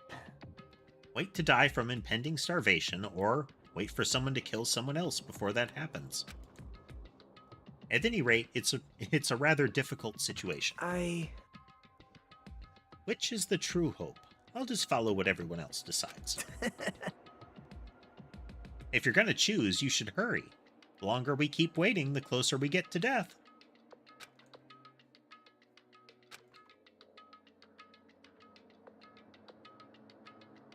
The conversation ended there, on a high note. It seems nobody had the energy to keep talking or arguing.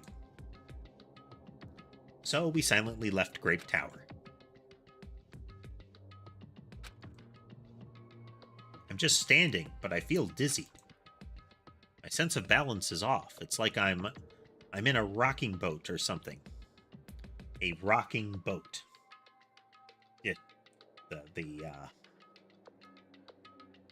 The word emphasis. It's a boat that is rocking, not a type of boat that is a rocking boat. That doesn't mean I should just stay put. If I just leave this matter alone, something bad might happen. Not like I'm worried, but I should go see how everyone's doing. Check the Tamagotchi. Check the map.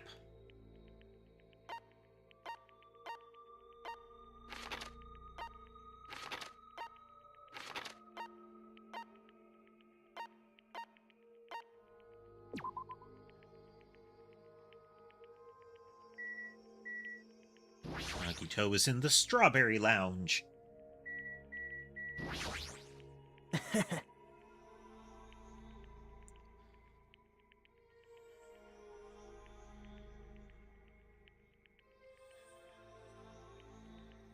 They've had some surreal settings before, but this is also the weirdest one.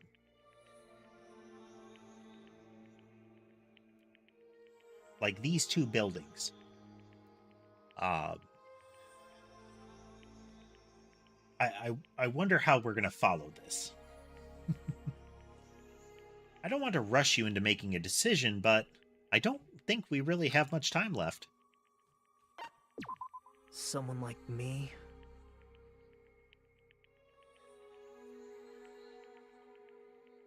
Let's check camera 2 here in a moment. Come on, camera 2.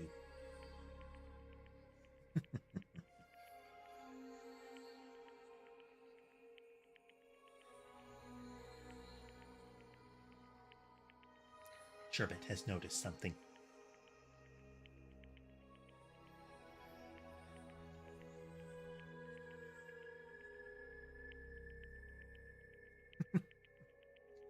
There's no need for you to hear my thoughts. Your decisions are what fill me with hope. I spent time with Nagito today, talking about various things.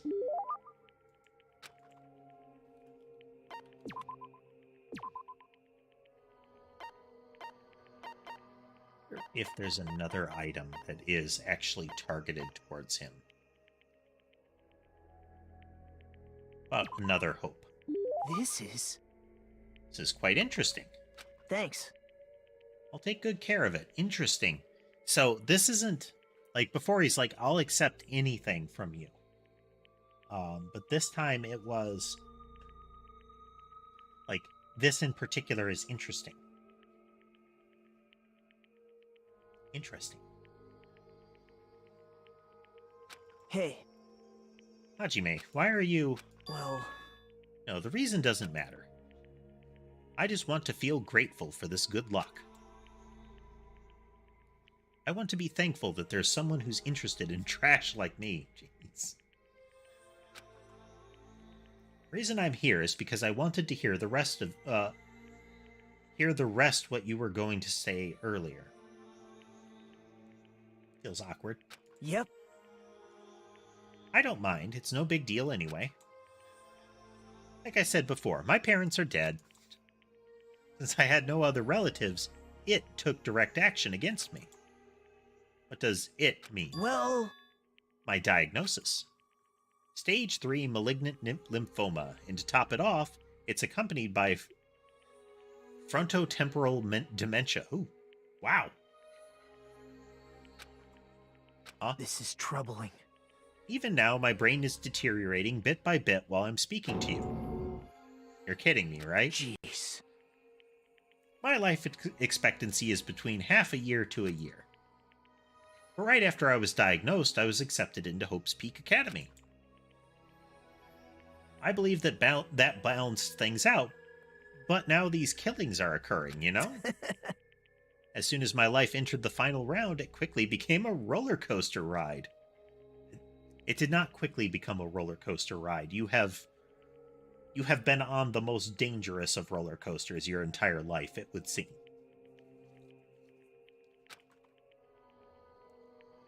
It's going to be all right, no matter how bad the bad luck that happens. Good luck always lies just beyond it. The reason I'm alive is because I always believe there's hope, no matter what. Do you understand me now? No matter what his reasons were, I couldn't forgive all the things Nagito had done.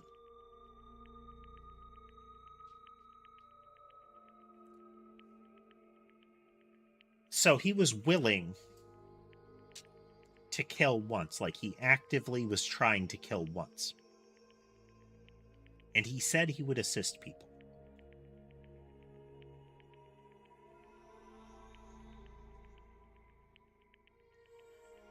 That feels like a very limited subset for all the things you've done. Like, he's weird and creepy. But he very actively has not worked against the group since then.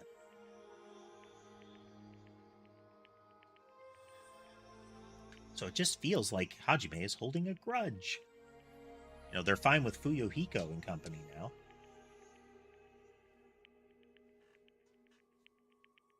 It's not like they're all, like, kicking Akane while she's down about Nekomaru being cyberized. That's what I've been believing, but still. Hajime. You and I are a lot alike. Actually... We're not so different, you and I. That's why you understand my feelings. I felt that from the start. I don't feel the unique aura that exists in those who have talent from you. I only detect the scent of a miserable bystander, just like me. Thanks? Question mark?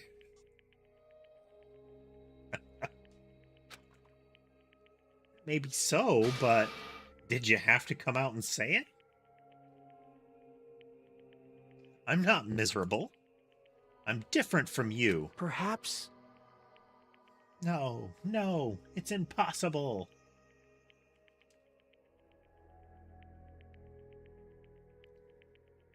Seems there's no one who's willing to inherit my soul.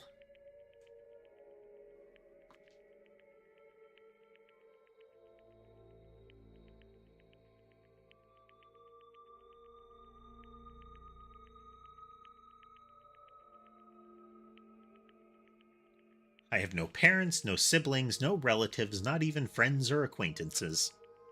You have a lot of acquaintances, sir. You've met many people and recognized them. Because of my self-righteous thoughts, everyone distanced themselves from me. That's accurate. I was fine with that while I was still healthy, but it's quite lonely to die alone. Now that I'm on the verge of death, I've finally realized what I wanted all along. Somebody's love. I read a book about something like that the other day. Huh? It was right of me to cite a book written for the masses. Thanks to that, I was able to gain your empathy. Yes, I'm satisfied now. You were lying just now? No, everything you've said up to this point, all of it, it was all lies? Right? Have you finally decided to kill me? If you want, I'll prepare the perfect crime, then you can kill me and you'll be safe.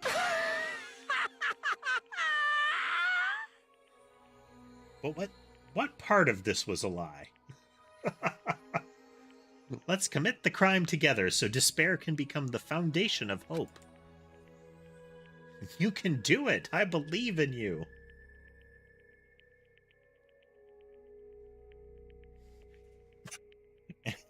After all, you tolerated someone like me this entire time.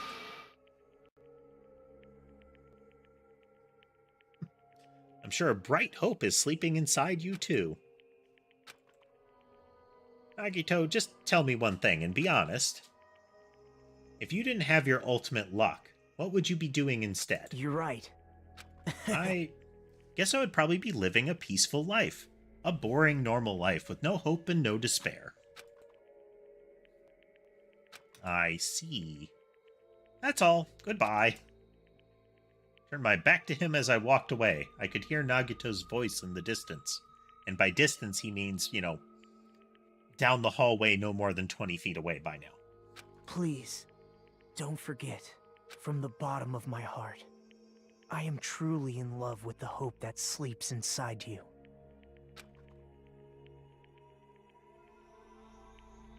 In the end, everything Nagito said, I don't know what was true and what was lies.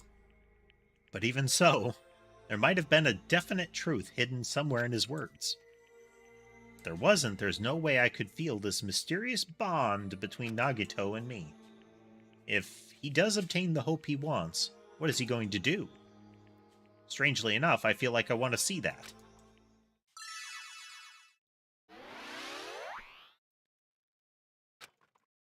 We've unlocked the skill Trance.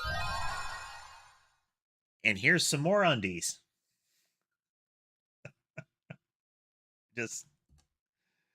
It is a trend.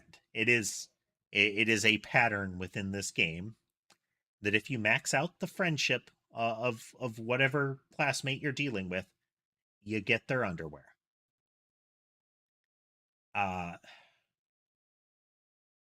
Still, the implications of this are not good.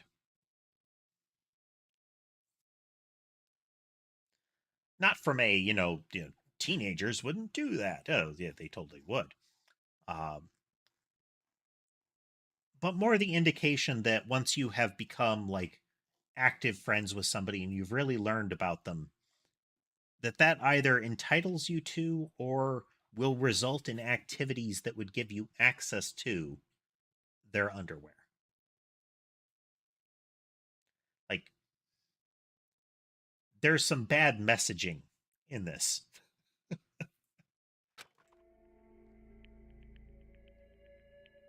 Especially when it falls into the presents menu, you know? I left the area deep in thought.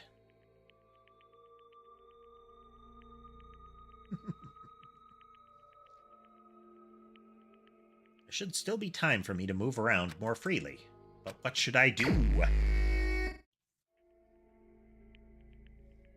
Alright, let's see here. Not that button, this button. Tamagotchi.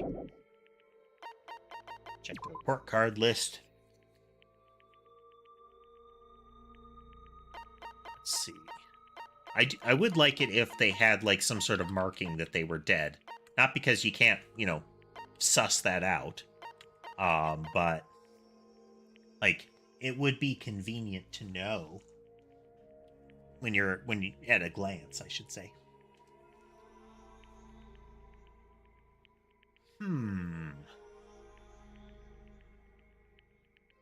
Well, the roster is getting kind of slim.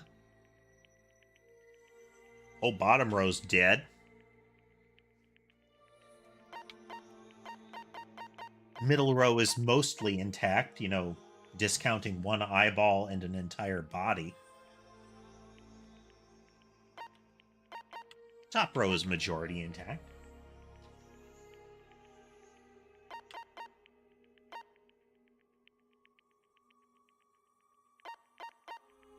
Let's see. I think he's going to be involved in the coming case, but I don't know if he's going to be a victim in it.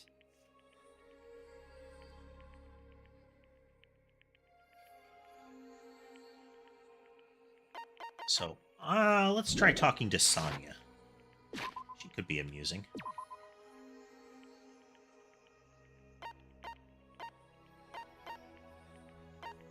She is in her room in green.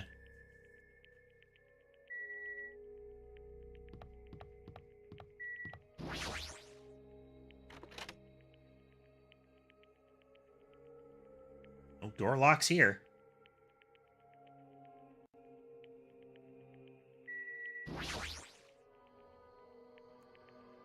Hajime, you have business with me? You are right. It might be good to talk, so I can get my mind off things. Time talking to Sonya. I probably don't deserve it, but it looks like Sonya and I grew a little closer. What could we give her? She likes serial killers and like the top stuff.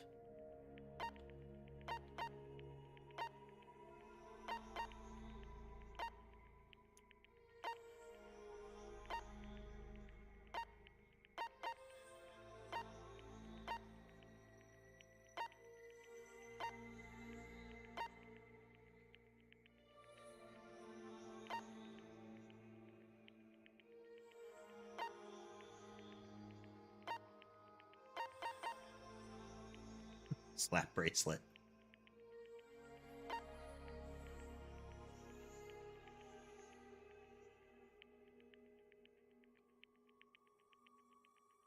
Okay.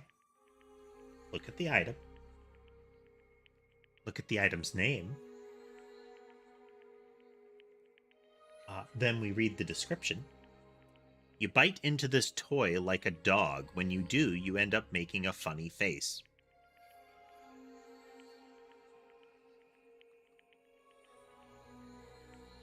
We're on to you, game.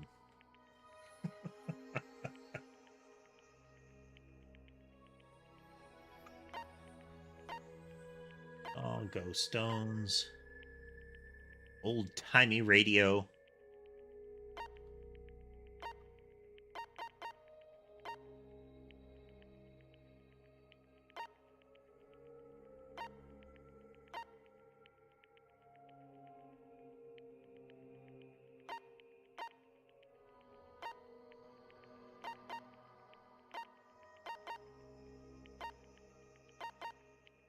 Checking through if anything leaps out at me as something that she would be into. Booze.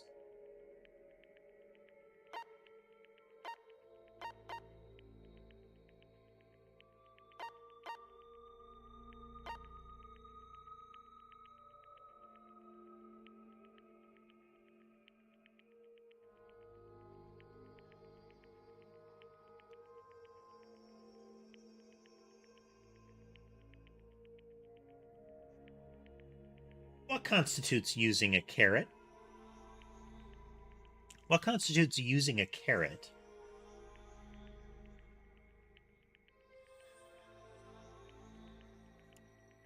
That, having done so, will eventually scrape it clean.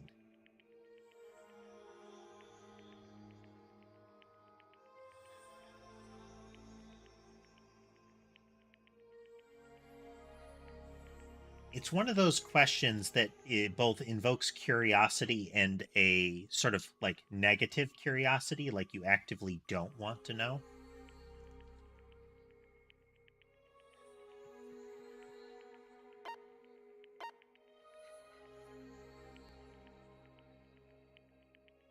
I still like this one, the crystal ball.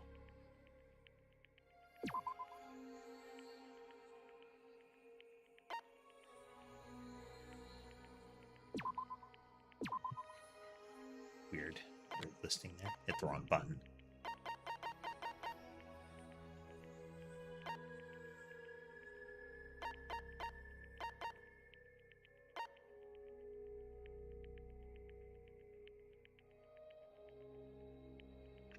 let's try something essentially trivial.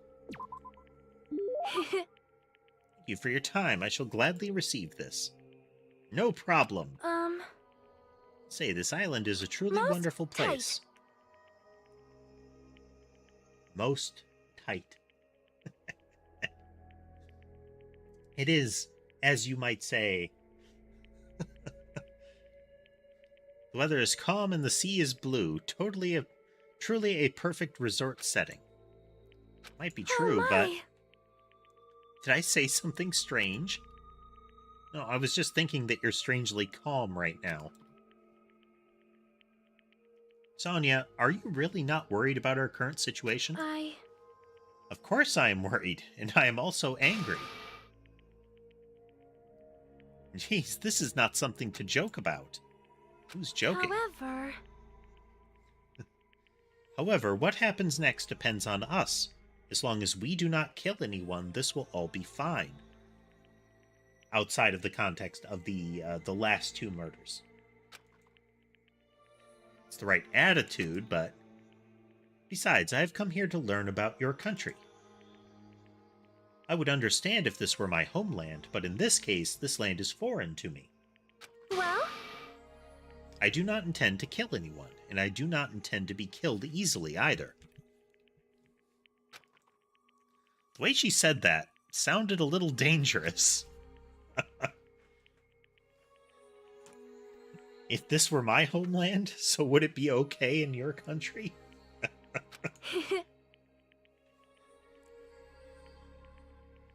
Oh. Either they have very disturbing pastimes, or it's a very, it could be like a very like conflict-ridden or war-torn area. Anyway, let us forget about killings and cooperate with one another so we can return home quickly. If you have any good ideas, feel free to let me know. I shall also do my best to think of something too. Yeah, you're right. When I speak to Sonia, I somehow feel really positive and optimistic. They did not use the "I'm thinking this" text. Such an honor. Raise your head, there's no need to worry. Like, if he actually said that out loud, why did he say, when I speak to Sonia, as if he's not speaking to Sonia? What she's saying sounds odd, but she certainly looks the part, typical of a princess, I guess. That reminds me, what was the name of your country? As I recall, the country's name was...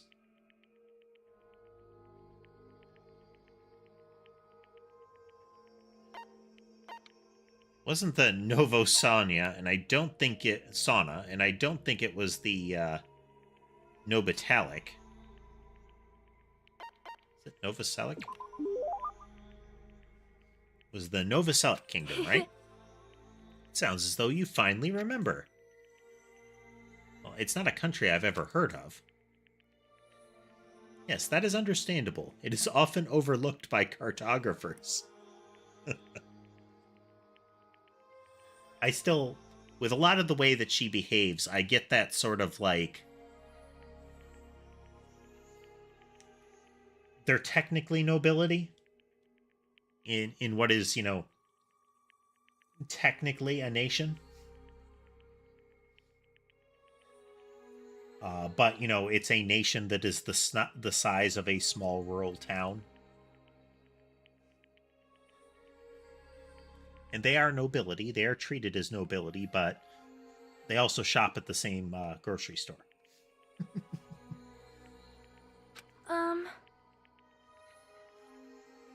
Our Novoselic Kingdom is an extremely small country and governed by an absolute monarchy.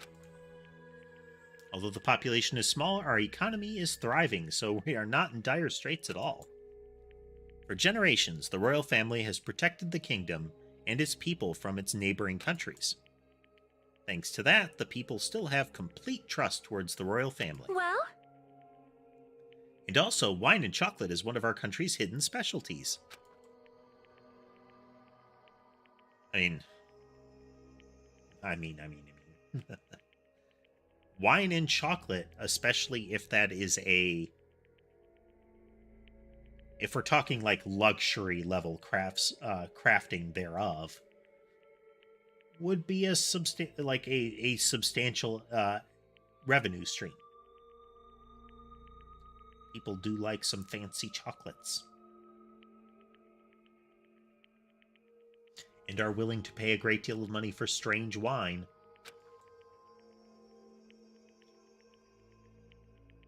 So since you're the princess of that kingdom, does that mean you live in a castle or something? Yes. Of course, the royal family has been living in the royal castle for over 1,000 years. Though it may be old and small, the castle is a truly wonderful historic building. Of course. It's easy to get lost in our subterranean labyrinth, and our barracks are fully equipped as well.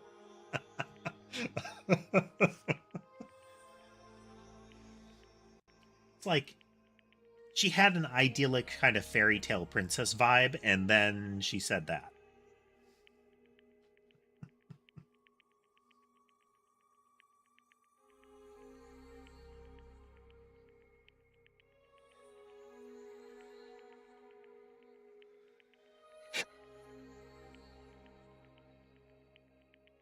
It's like she's going to go on and on about the exports of her country and how they're a happy, industrious people. And how, every morning they all go out there with the, like every year they go out there with the townsfolk. And they have a culture festival surrounding the nation's death ray.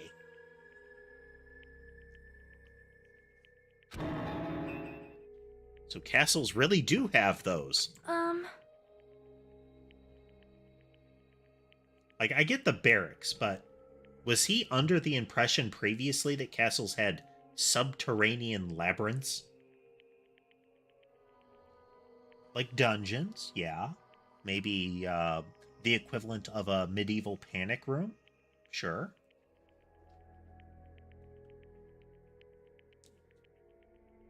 But does he think all nobility are like, Minoan? Is that the term? Is that the group? No, I'm probably wrong. There was thinking King Minos. What with the Minotaur?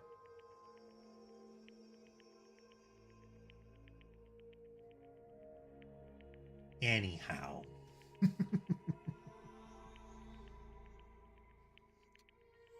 Is it alright if I ask you something as well? If I can answer it, it's fine. Who did you have your heart set on initially, and who do you intend to switch to later? Huh? This situation is truly similar to the story of 7 men and women. I believe it is a standard tactic to start wavering and swapping partners. Hold on, what are you talking about? Huh? You really have no idea? It is Japan's legendary drama. Well? It starts off really upbeat, and then it gets really serious. I never expected that to happen. It was all like, seriously, what is going to happen? I just could not take my eyes off the screen. Momoko's feelings at the time were, my goodness, so intense. I continued to listen to Sonya extensively talk about Japanese dramas. At least now I totally understand that she's a major J-drama fangirl. I guess the equivalent of her assuming that, like, The Young and the Restless is the foundation for American culture.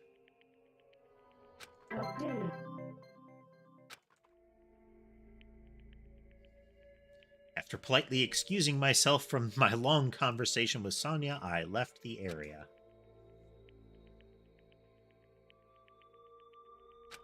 Pause. It's no use. I think I've reached my limit. I'm hungry. I'm hungry. But not yet a hippo. If this keeps going until I die, what am I thinking? No, if I stay locked up in this place any longer, I'm seriously going to go crazy. I need to find the exit. Where is it? Where is the exit? Roar! The final dead room is a challenge given to you by Headmaster Monokuma. Only those who win the life-threatening game that occurs in this room will be able to reach the Octagon, the fabled Holy Land, where the ultimate weapon sleeps.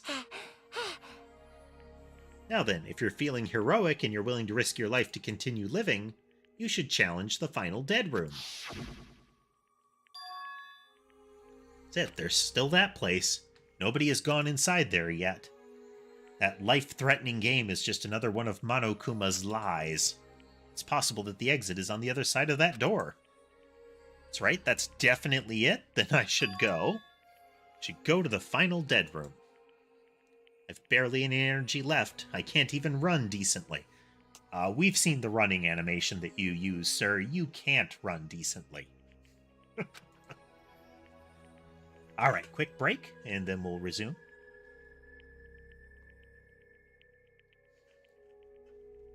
Be right back, folks.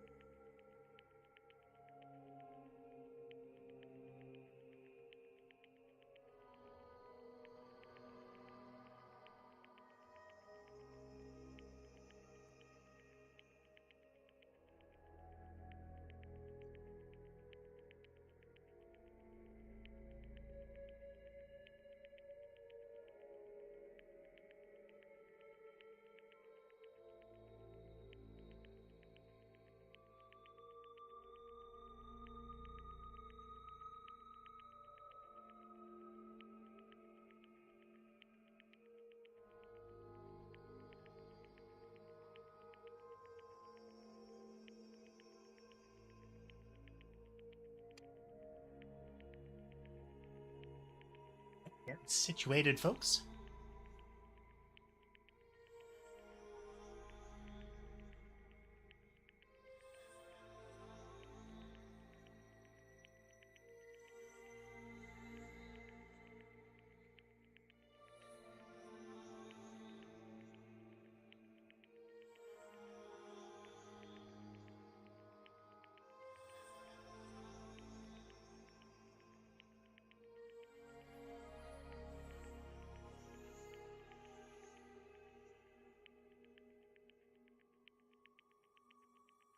Alrighty, we are back. Got a beverage.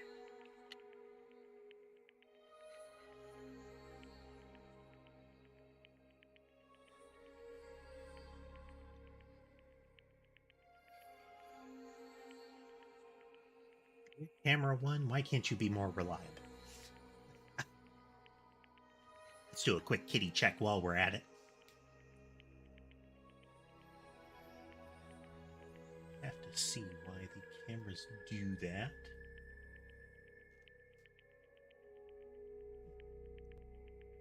This guy's been chilling out on the blanket a bit lately.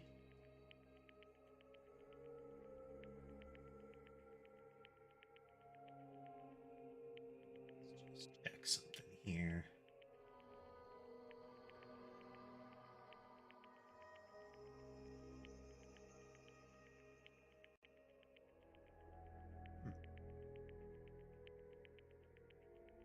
Now, onward. All right, let's see. We're going to the dead room.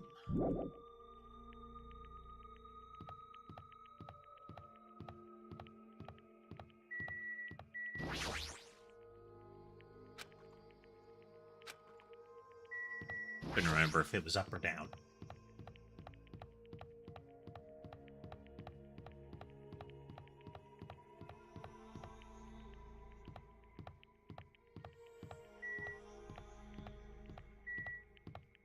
And it's on the strawberry side.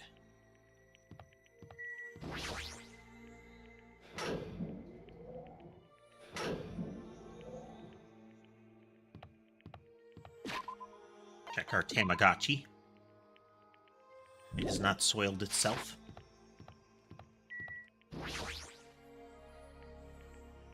I wobbled and tripped over my own feet. I couldn't help placing both hands on the wall to brace myself. I mean, it's not like it would necessarily be 100% life-threatening. This is assuming that they have access to water. I mean, there are the bathrooms around, so I'm assuming that they're not already having been near life and death because of dehydration. Or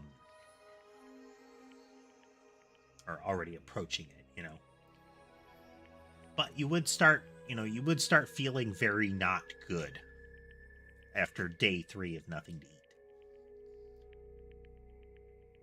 Especially if that day has to begin with, like, protracted exercise under threat of bear death. If I win the life-threatening game here, I'll be able to go to that octagon place, right? That's where the exit should be. I did it. I finally did it. I finally figured out where the exit is. I can get out. With this, I can finally get out. You can't do that. 'Cause it's bad. You shouldn't go in there. You won't find what you're looking for. It's not true, Chiaki. The exit's gonna be there. There is no exit. All that's there is the life-threatening game. Even if you clear it, you'll only obtain the weapon that Monokuma prepared. Do you want the weapon? What are you planning to do once you obtain it? Do you need it? Oh. You had this intense, worried look on your face while you were walking, so I followed you. It looks like I made the right choice. Let's go back. Right? Okay?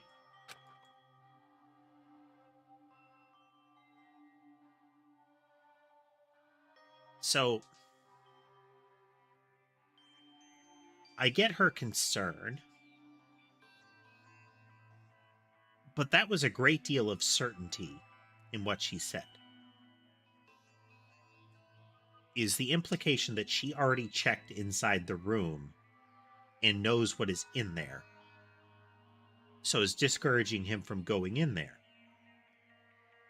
But she can't know what the weapon is.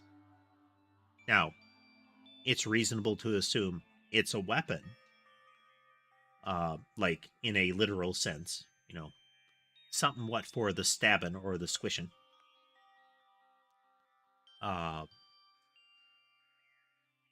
But they don't know.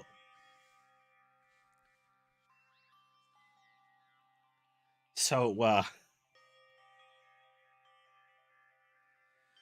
what we do in game?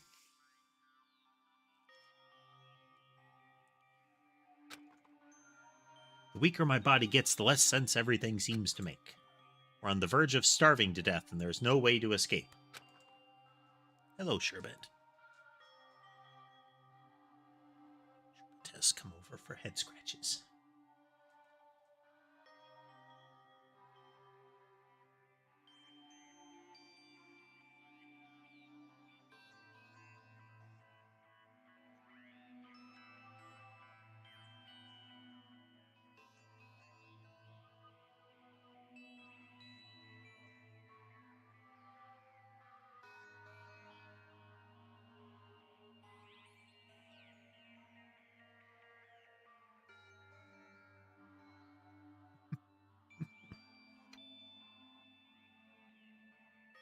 It is still amusing. It's still fun. Experiencing the variety of different fur textures that even cats from the same litter have had. My two the oldest cats that I had, they both since passed. But they were siblings from the same litter. And in that litter, when I was adopting them, in that litter, pretty much every single one of them had distinctive fur texture to it.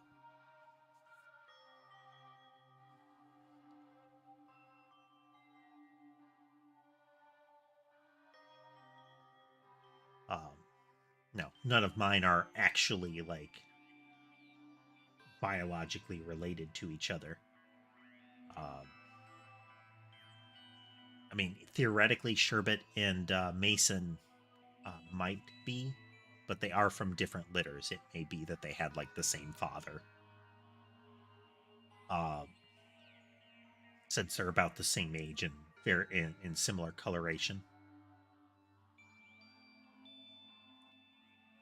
But I don't know. But every one of the cats I currently have has that, like, their own variation of texture. Sherbet with his soft kind of cotton ball, Mason with his, like, coarser fur, not quite hair, but, Ember is soft, Sammy is softer still, Sky is just fluffy.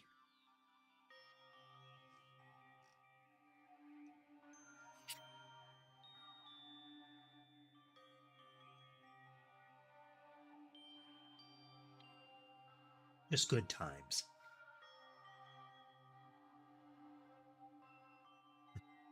Is it really okay to just lay here and take it, or... I mean, as long as you think of the queen.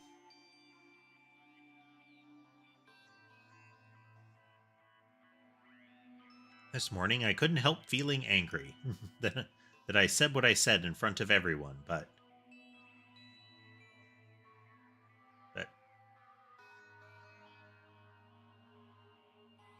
Okay. I don't really think that it's okay if we end up starving to death. Oh, okay. The statement, it's better if we starve to death than if we kill each other. I need to do something. I need to do something soon. And then, all of a sudden, I begin to feel faint and lose consciousness. Now, a possible redemption to this pattern is if as soon as one person was near starvation, Monokuma pulls them out.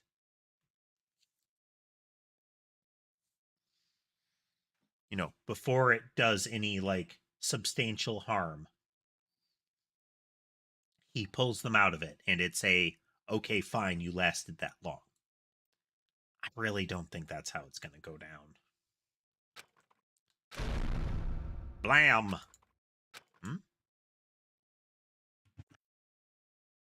Hello, Sherbet.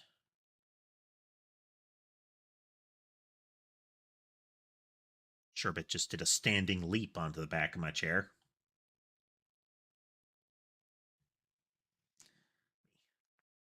Reach up and give him some pets here. Hello, buddy.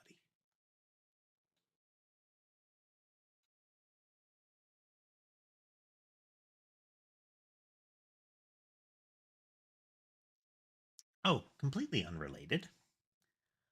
There was a DS game that I really liked called Fantasy Life. Like top-down kind of 3D view action RPG, where you could essentially set different classes and use different equipment and the like, and level up all the various skills and whatnot that you got. It was a very there were a lot of different advancement vectors. There was crafting, fighting, all kinds of stuff.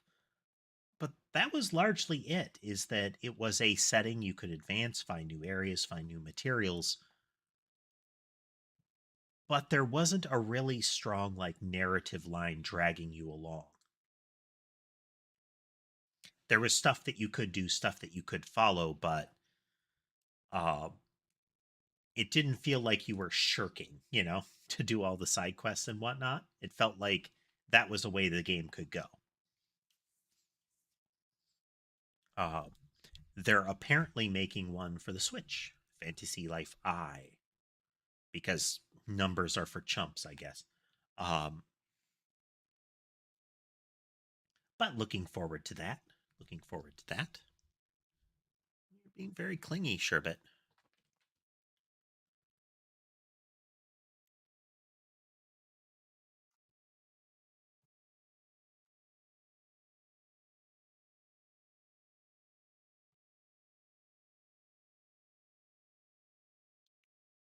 Oh, he's crossing across onto my lap. Even though he's just passing through, this is a rare thing.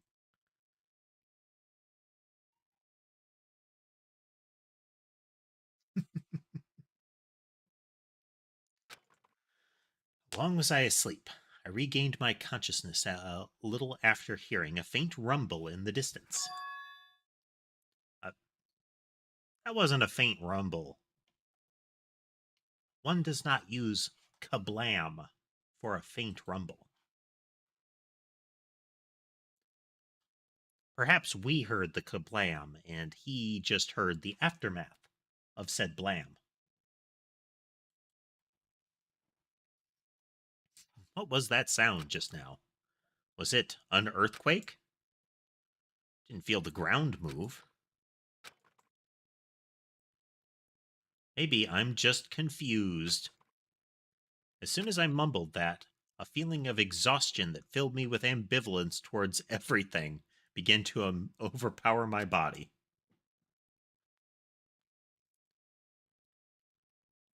And once again, I sank into the depths of unconsciousness.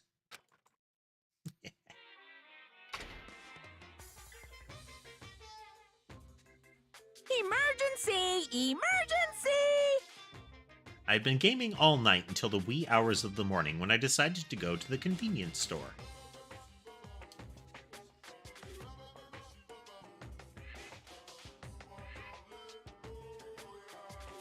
It's one of those that could definitely happen in, like, in some places some places in the U.S. But the sentiment is something that is presented much more generically or stereotypically in anime. The idea of just swinging down to to the convenience store, you know? Because if for no other reason, there's a greater density of them. The assumption that people want to be able to just walk down to them, as opposed to many of them being situated in conjunction with like a gas station, or them effectively being a gas station. You know, gas station convenience store combo.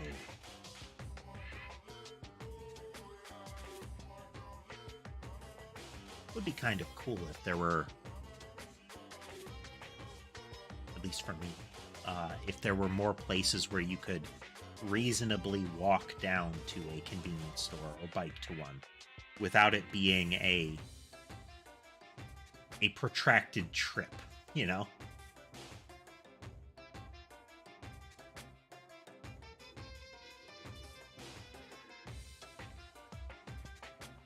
There, I saw some guy with good looks, fancy clothes, nice shoes, and a shiny, expensive car. There's no way a guy like that actually exists. He really lives in a rundown apartment, and all he has is his pride, because he doesn't have a stable job or money.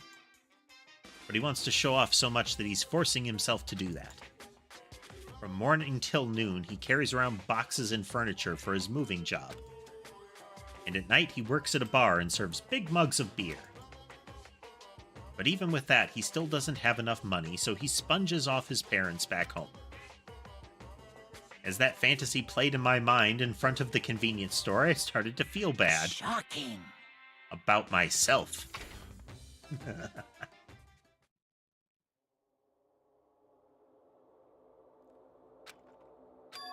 Dot, dot, dot, dot, dot, dot, dot, dot.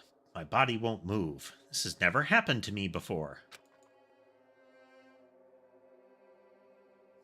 My sleep paralysis demon normally shows up way later than this. I'm awake, but my body feels so heavy that I can't move. Also, it's really cold. Fiercely cold, as if the core of my body is getting numb. But I need to go to Grape Tower. If I don't go to Monokuma Tai Chi, everyone will suffer. Somehow I managed to muster what little strength I had left and crawled out of bed. What time is it? Though I felt incredibly weak from hunger, I managed to drag my heavy body to the lounge.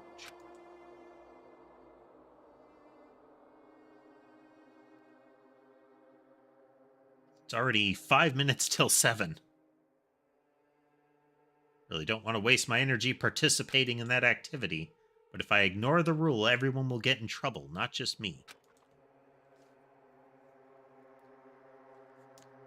Well, again, if we were in a Danganronpa where they were following the rules, well, we're kind of 50-50, so being fair, but still, if we were in one where they were actually adhering to the rules, only he would be punished. Don't even have the energy to complain. Let's go to Grape Tower.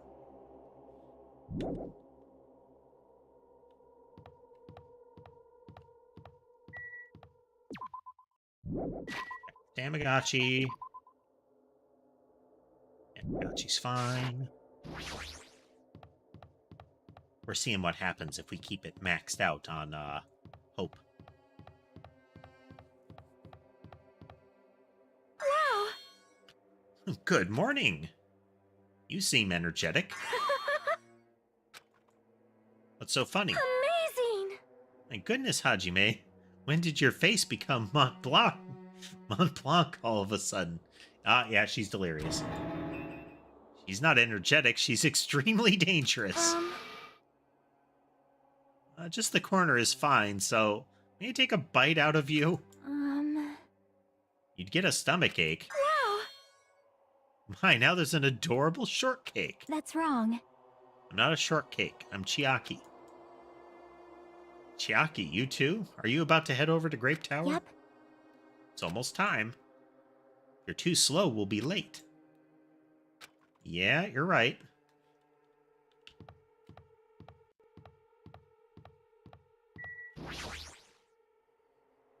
Then I'll press the button. door instantly opened. It was very sudden. That's right, it's always sudden. The door to despair always opens suddenly. If it opened immediately, there was already someone in there.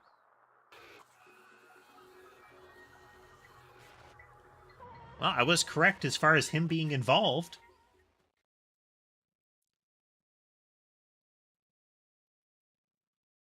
The other side of that door, I saw the remains of our friend.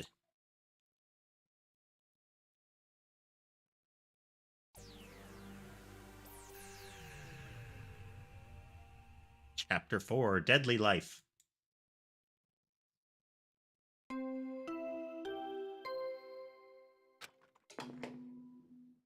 A body has been discovered! Now then, after a certain amount of time has passed, the class trial will begin!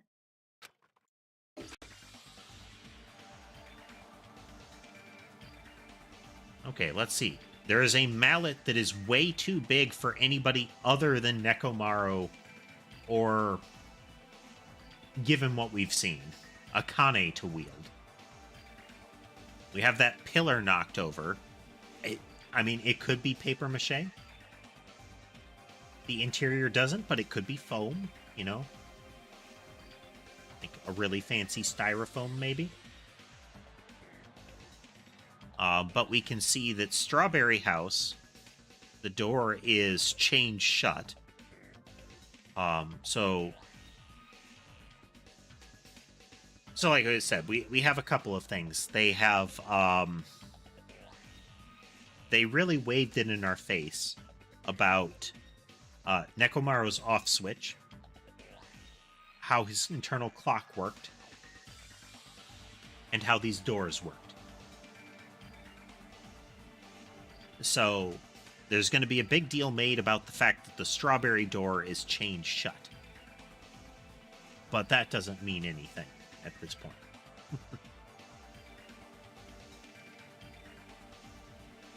Violent shiver coursed through my body. My heart began to pound faster and faster, and I could feel the blood in my head pulsating intensely. My teeth were chattering with horror, or maybe that intense cold that you were feeling. What is this? When I was finally able to speak, my voice sounded so small I could barely hear it myself.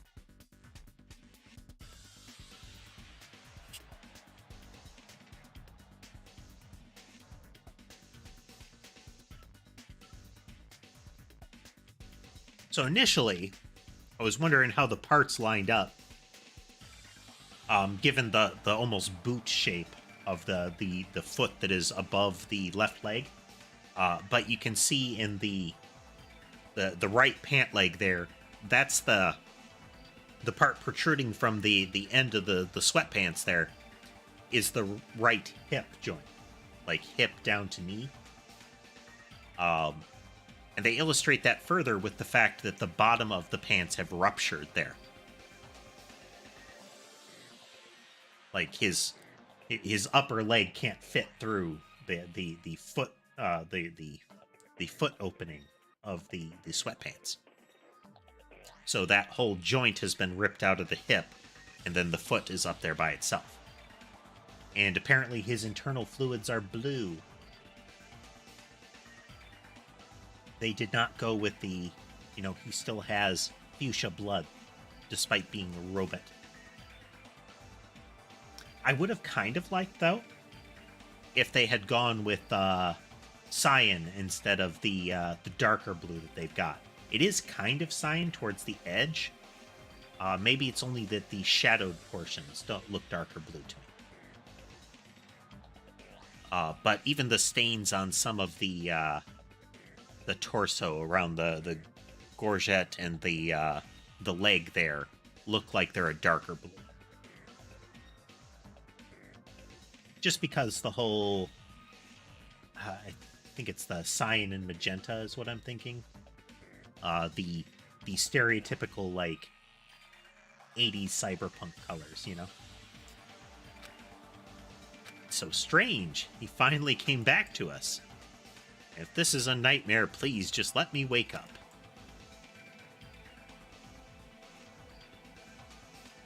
couldn't think of any other way to describe it.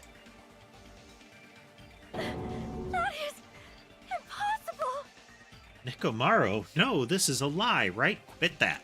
This is just... Based on our situation in the body discovery announcement, it's unfortunate, but there's no doubt that another killing has happened.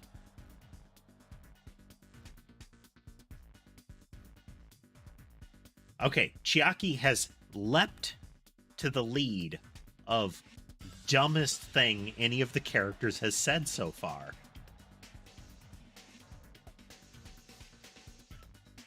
It's unfortunate.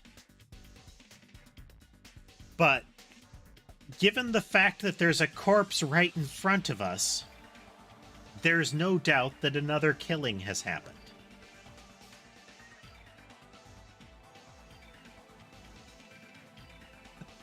Like, you didn't need the fact that there was a death announcement. Unless there's a spare Nekomaru body laying around that you can remember.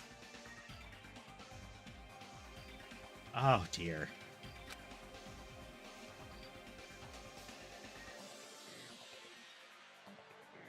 Okay.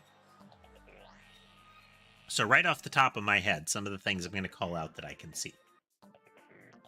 One, he has, like, wrapped around his arms and one of his legs is some sort of cord with a noose tied at the end. We have the giant mallet.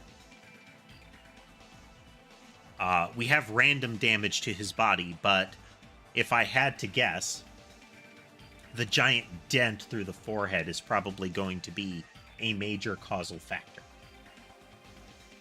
Essentially, he was crushed. We can also see the blue, what I presume is Robo blood stain there. Yeah, and brief aside, the blood stain on the pillar looks like it is cyan. So they are going for the cyan magenta color combo. Good for them. Nice. It looks like the pillar fell and smushed him. If I had to guess on that front, what we've got here is that he was situated so that he was killed in the room. I'm sorry, that he would die in the room. So somebody staged the room such that the unconscious Nekomaru would be positioned so that if something happened, the pillar would then fall and crush him. The hammer is placed there, but is not, like, stained in any way. So I'm guessing people are going to look at the hammer and say, that was what was used to kill him. I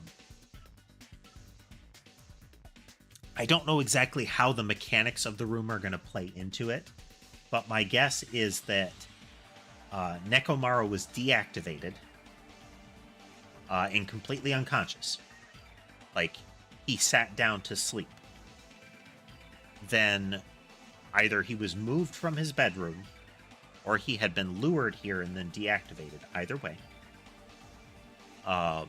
During that time, he's tied up and then tethered to something else in the room. My guess here is that the pillar is damaged, and then it is tied to the pillar, and he is tied to the pillar in some fashion. Then his internal alarm goes off, or they just push the pillar down on him. Either way, but I think it's set up so that he would die in the room as a result of their action, but it let them get out of the room and away in such a fashion that it would make it appear that someone else couldn't have done it. I'm kind of uncertain and vague about a lot of this yet. I can't deny this truth, but why? As usual, it was the only word I could squeeze out. Hey! What happened? Akane. Well, she's going to be unhappy. Move. And he pushed me aside and ran straight over to Nekomaru. Why? Why is Nekomaru? Why did he have to die again? Damn it. I never paid you back. So, this is another element that I've in the past like couple of killings.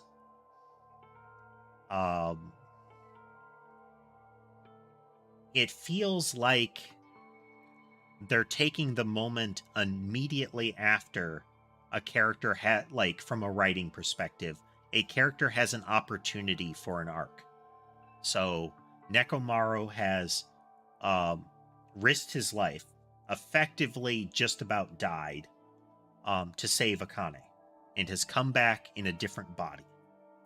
This is a huge opportunity to have a lot of narrative surrounding Akane interacting with Nekomaru, with him being perfectly fine with how everything went down, and her being insanely upset that it's her fault that it happened.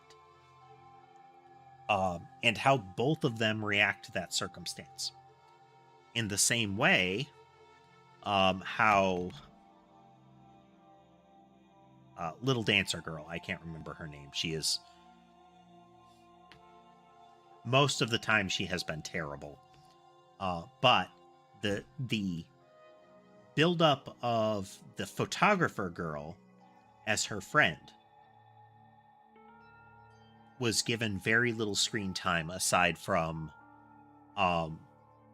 again, the Chekhov's gun aspect, where it was like, oh, I went to help her with the sash. They have when going down to the tower for Tai Chi, when they arrived in the room, Nekomaru very dead.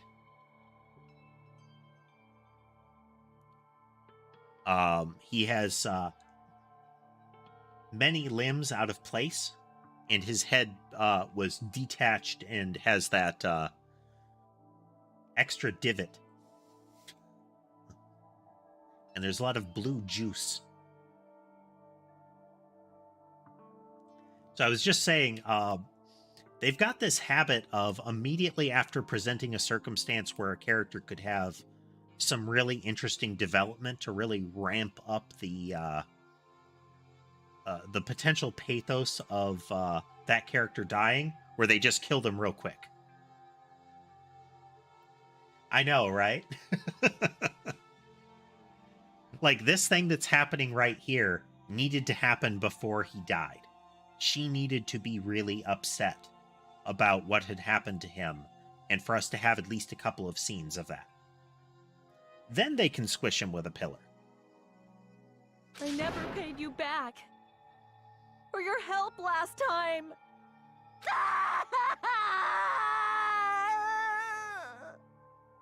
Hey, they have a different crying voice for her this time. At least they aren't playing that last one on loop. How cruel. This is just too much. Why did Nekomaru have to die? Though his appearance was drastically altered, he still came back to us. Oh. Why?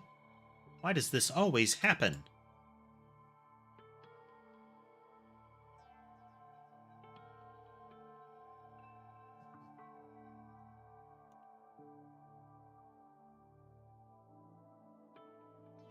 Yeah.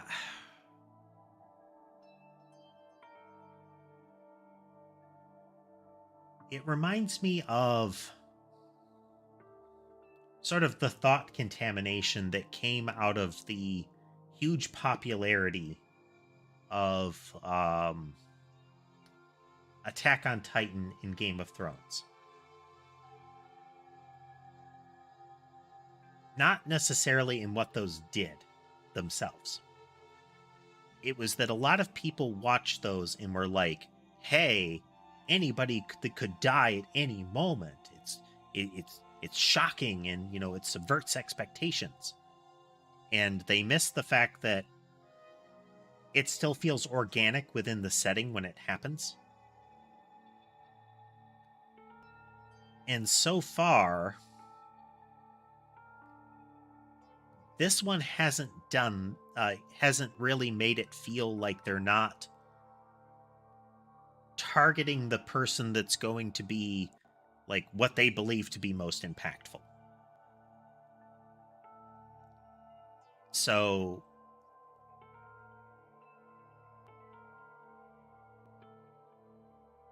it's sort of a reverse scenario where you often have an expectation that a character that is being built up narratively important has plot armor and won't die. In this case, though, if they're being built up as if they might have plot armor, they're dead meat.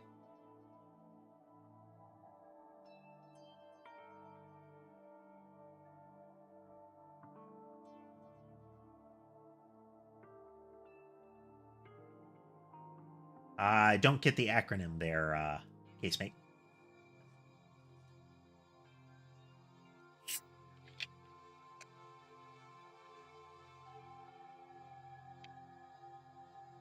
It's like, from a narrative perspective, you don't have to keep a character alive because they are cool. But they also should, you also shouldn't kill them because it's going to be shocking and cool. Ah, okay.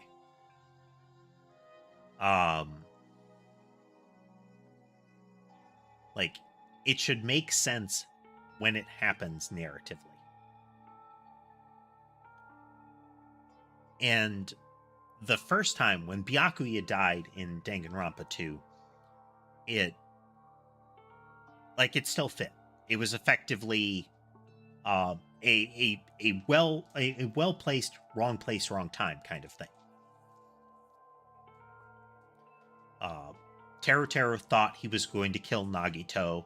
That would be a convenient killing for him to make. Okay. But we've had, let's go through them here.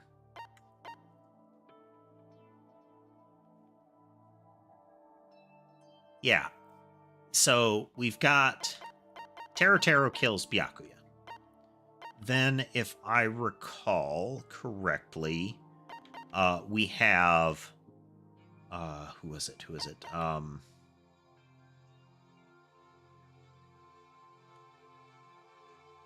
Yeah, it was Mikan kills. No. It was Peko kills Mihiru. So this one was still close. I don't like that they telegraphed it so hard. This again had that feeling of we're being subversive, in that there's saying, look, we have this motivation that points right at Fuyuhiko. Points right at him, and you're probably thinking like, well, they wouldn't possibly say it like that. And then they do it, and they're like, oh, but it was actually Peko all along. You know, she's the one that did it, and he didn't want to. It's like, you still did exactly what we said we were gonna thing.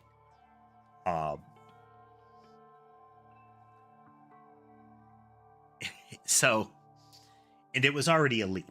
It was already one of those big leap kind of things. So, questionable.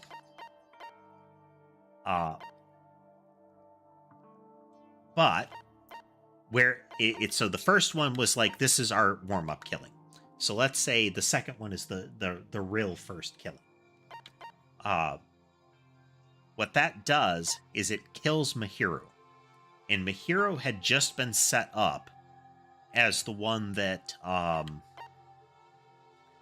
was the only one that had befriended Hyoko. It was awful. Socially awful. What that did is it created a possible point of conflict between Hyoko and Fuyuhiko. Fuyuhiko has actually shown some character development given the loss of Peko Peko, and I'm pleased that he hasn't died yet. Like, he's having an arc. But the next killing, in addition to removing Ibuki, frankly, Ibuki was undeveloped. She was still as is, just as on the label, you know? But they also took out Hiyoko at the same time as and she died too, wrong place, wrong time. The problem is, from a storytelling perspective,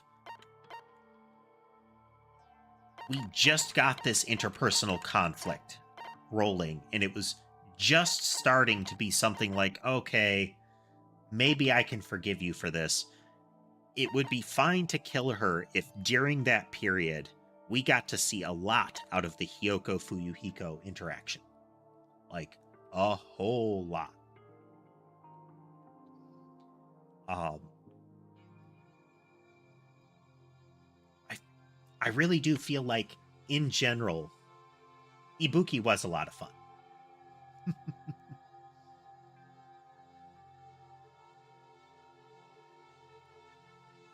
I think, in general, Danganronpa 2 doesn't have as many opportunities for character development because they're allowed to separate themselves wildly compared to the first one. But even the first one missed opportunities to have us coming upon the characters interacting more often. And I don't mean like coincidentally, put it into the narrative. Have us, as we're walking around, have like little narrative gates that you're not going to be able to avoid when you walk by them. That, hey, I see this person talking with that person. Somebody mentioning secondhand that they saw somebody else. It creates opportunities for us to see the people, the people develop bonds with each other, but also gives them the opportunity to sow seeds of information and misinformation. So people lying about what other people said, what other people were doing, all that kind of stuff could be happening, and it gives us an opportunity to know the people more than their tropes, you know?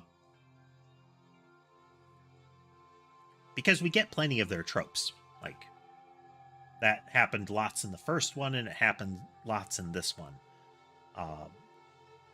But we're not even getting what little development they were allowed to have in the first one. Anywho, dead robot. No matter how much I try to stop it, this is always the result. Is this something I can't stop? Damn it. Hey, Nekomaru got killed, right? That announcement means what I think it means, right? I won't forgive you. Who did it? Who killed Nekomaru? Hiya! Looks like someone is finally pumped up. You. You know who did it, right? Who killed Nekomaru? What? What do you want? Don't get mad at me all of a sudden. In fact, I'm the one who should be mad. I went to a lot of trouble to bring Nekomaru back from the dead, and he already let the killer break him. How disappointingly foolish. Maybe he had a few screws loose. Ooh. You know, because he's a robot. You talking about Nekomaru? Kane, calm down. Use those powers that your anger has awoken for the investigation. Monokuma? Is there any way you can fix him? I could have fixed him if his head was still attached, but since he's like this, it's impossible. Plus, the last time this happened, it was my fault, but this time the killer is one of you guys. Yep. I'm under no obligation to fix him for you. Guess it was a waste of time to ask him.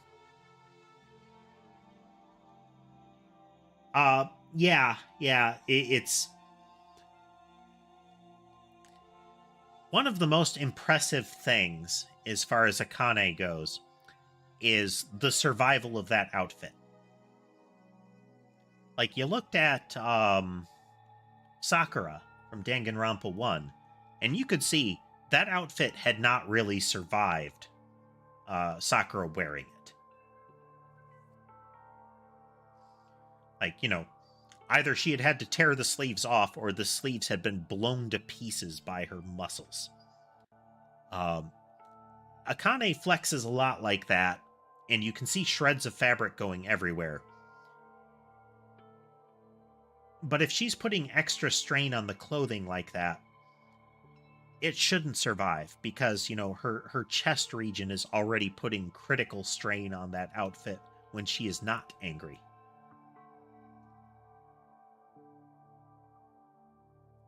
In other words, Life that dies once will never return twice. That's reality for you. so Even though it's getting a little boring, let's get on with the usual routine.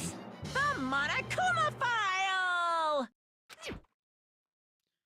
Also, this is a gift from me to you. Red bean bread and milk! Everyday milk.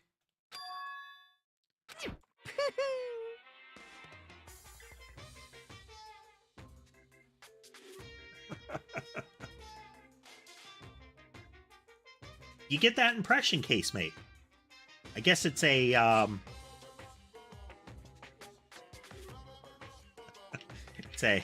it's a tire pressure level of her power, you know?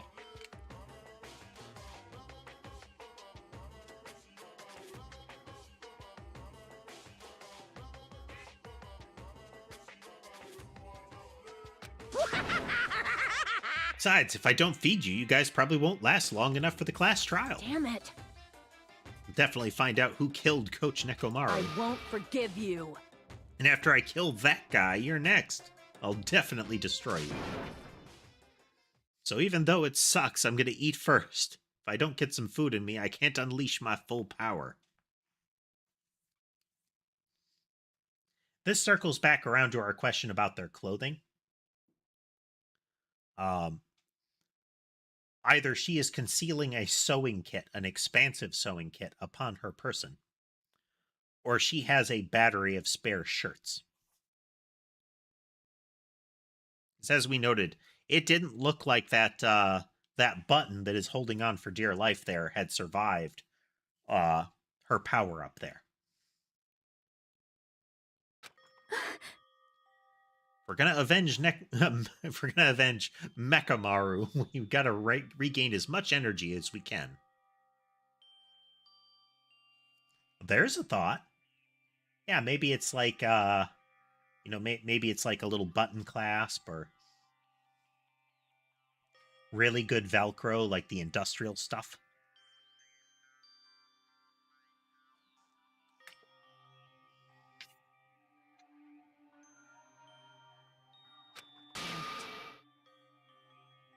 Gonna eat. Come on, Hajime, you too.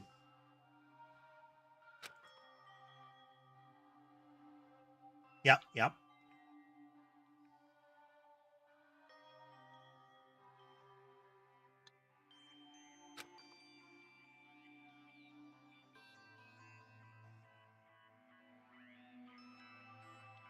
She might have switched over to that style of shirt out of necessity.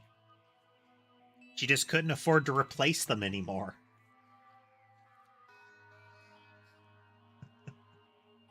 Essentially, she's got a tearaway top, you know?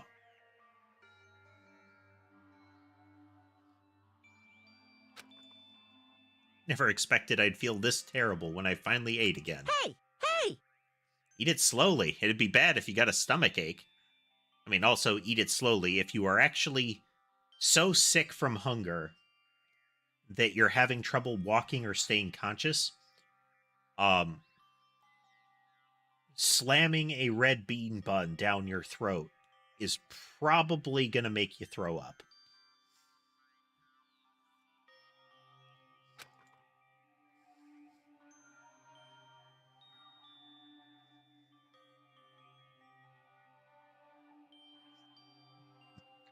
Like, oh, I've been starving for so long. Oh, we'll fix that. Here's a 5-layer buttercream cake.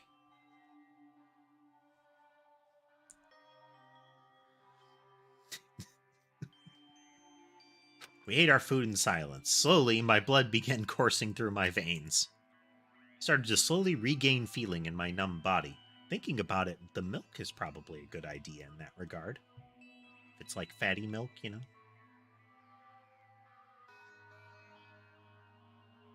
Whole milk. Assuming none of them are lactose intolerant. Though that probably wouldn't have so much of an immediate impact as a impact in a short period of time.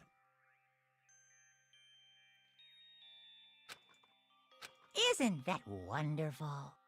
Looks like you've gotten your energy back. Then let's hurry up and start. I'm gonna do it!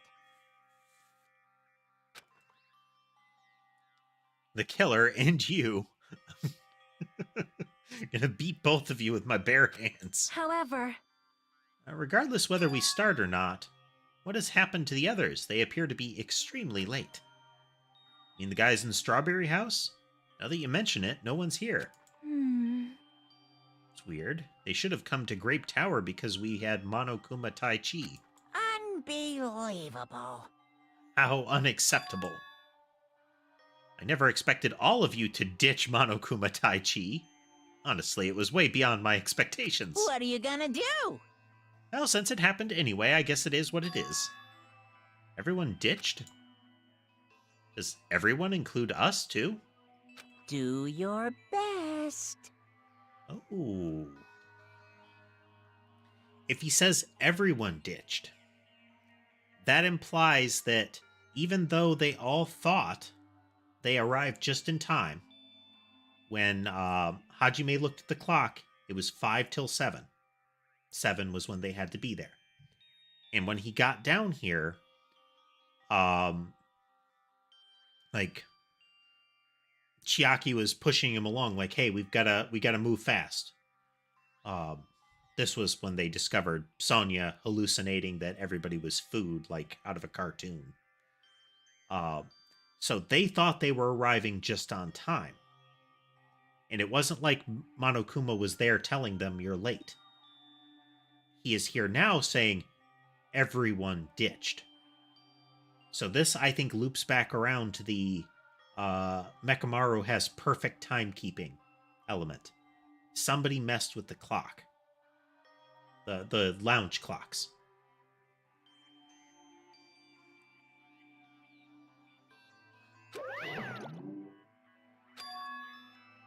I hear something.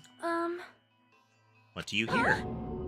Could it be Nekomaru? damn it. Of course not. He's already dead. Yo, Well, now's not the time to worry about that sound.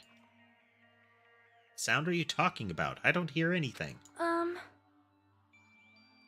There's a weird sound. We need to investigate a murder. But best not think about that weird sound I can hear. Let's ignore that and get on with different investigation.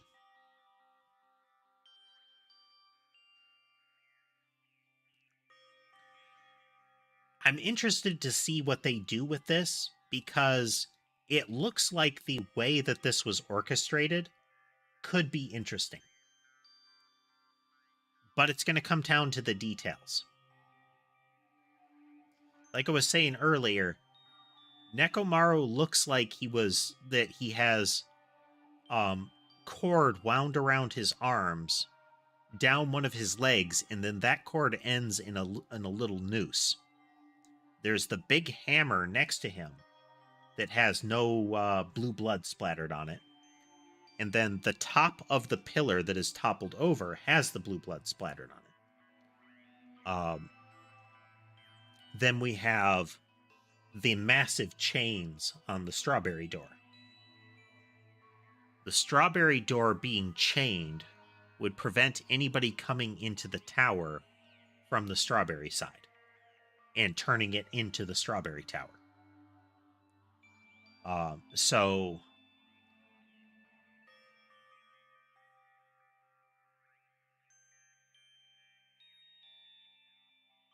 yeah.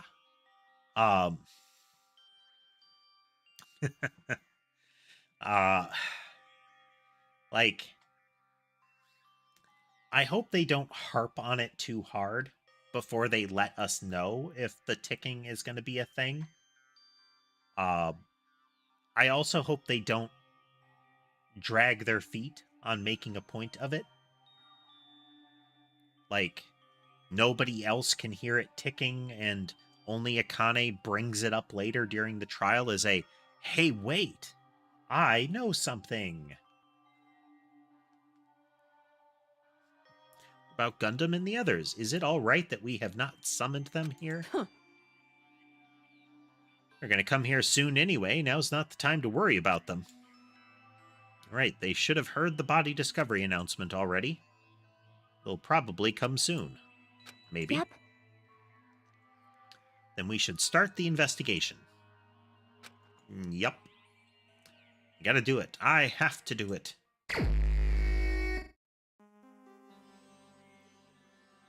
Look at the Monokuma file.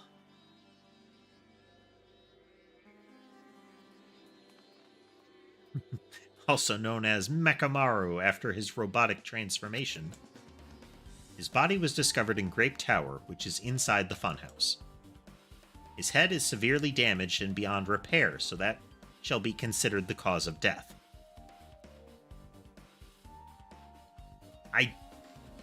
I don't like the way they phrased that. It's...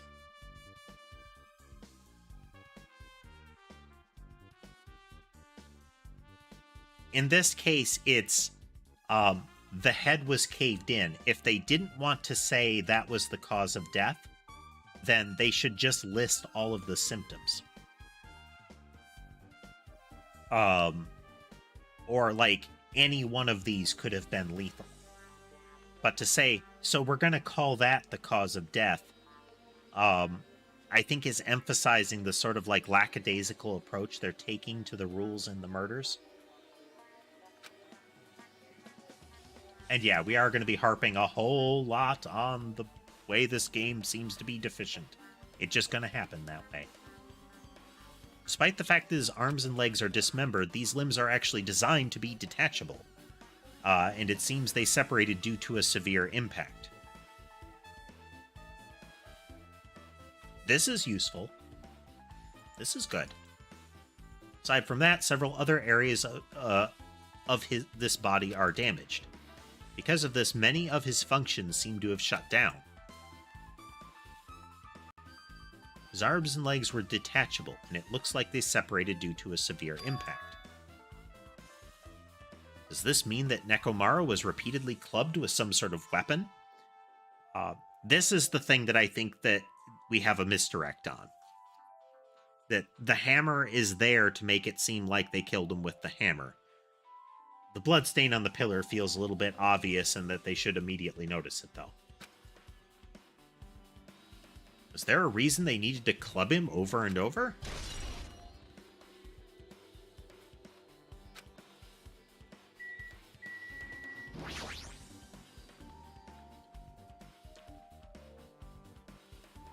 An enormous hammer has been carelessly left on the floor. It's like, it's suspicious because it stands out so much. How cruel. Perhaps that hammer is the weapon that broke Nekomaru? I do believe a weapon of that size is capable of damaging Nekomaru. Yeah, nobody in this whole group could wield it except him or Akane. This hammer is the weapon? This cartoonish hammer? It's a little too clean. It's almost like it's new or something. It is strange, no? Also, where did the killer obtain this hammer? Oh, is this the ultimate weapon? Prior to now, I do not believe I have ever seen an object like this. Was it hidden somewhere? Point, there's no supermarket in here. I wonder where they obtained it from.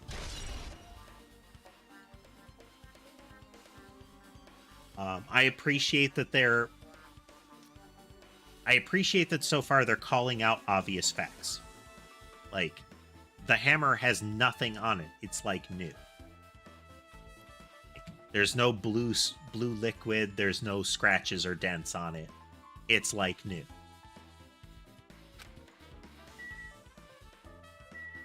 Okay, will somebody mention this? Pillar next to the door is tipped over and broken. Did this pillar break when it fell over? Not just that, there's a strange liquid on the upper section of the pillar. Is this Nekomaru's oil? This is the only pillar that's tipped over. The other one is still standing. Plus, behind me is the door to Grape Hall. And 2 pillars on each side of that door haven't changed either. They're not tipped over. Okay, okay. They are... So far, nobody is acting like any of the... They're not being needlessly obtuse about any of the things they're seeing. Like, the hammer is not being dove upon by everybody as, like, this is definitely the murder weapon. Look, guys, it's a hammer next to him. This is totally the murder weapon. And they're not, like, not mentioning the blue blood on the pillar. Huh. I see. I got it. Got what? Leave it to me. This pillar is the weapon. The killer used it to beat up Coach Nekomaru. This huge pillar? Damn it. You got socked by something like... If you got socked by something like this, even Coach Nekomaru wouldn't stand a chance. She's not wrong.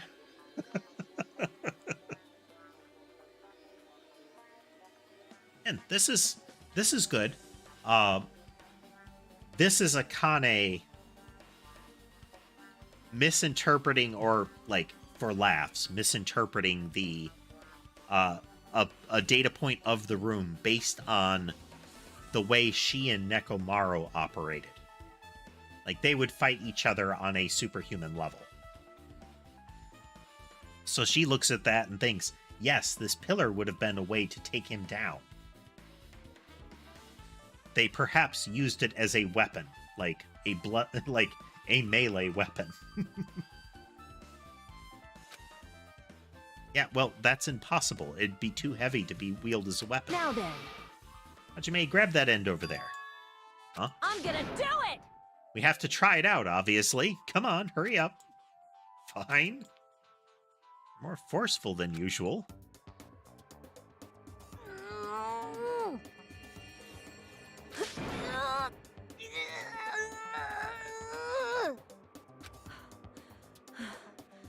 It's no use.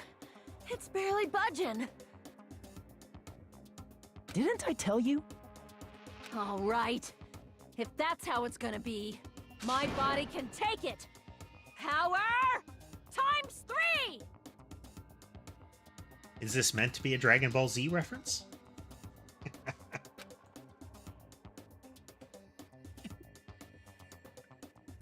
Kane deploys the Kaioken. Sorry, the Kaioken.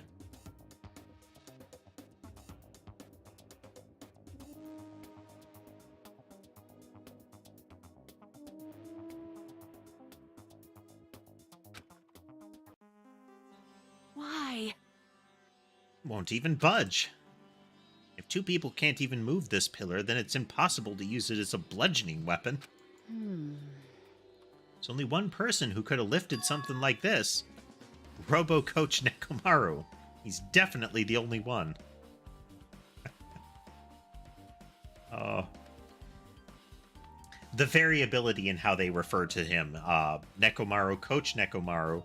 Also, Robo Coach Nekomaru and Mekamaru.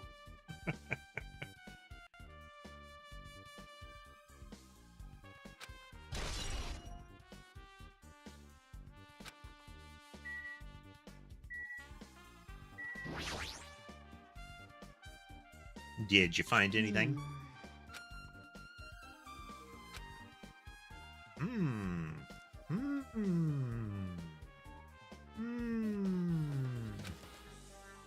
Looks like you haven't found anything yet. Leave it to me.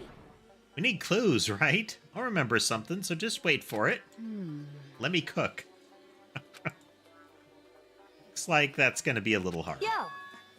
I remember there is something I thought was weird. Happened early in the morning.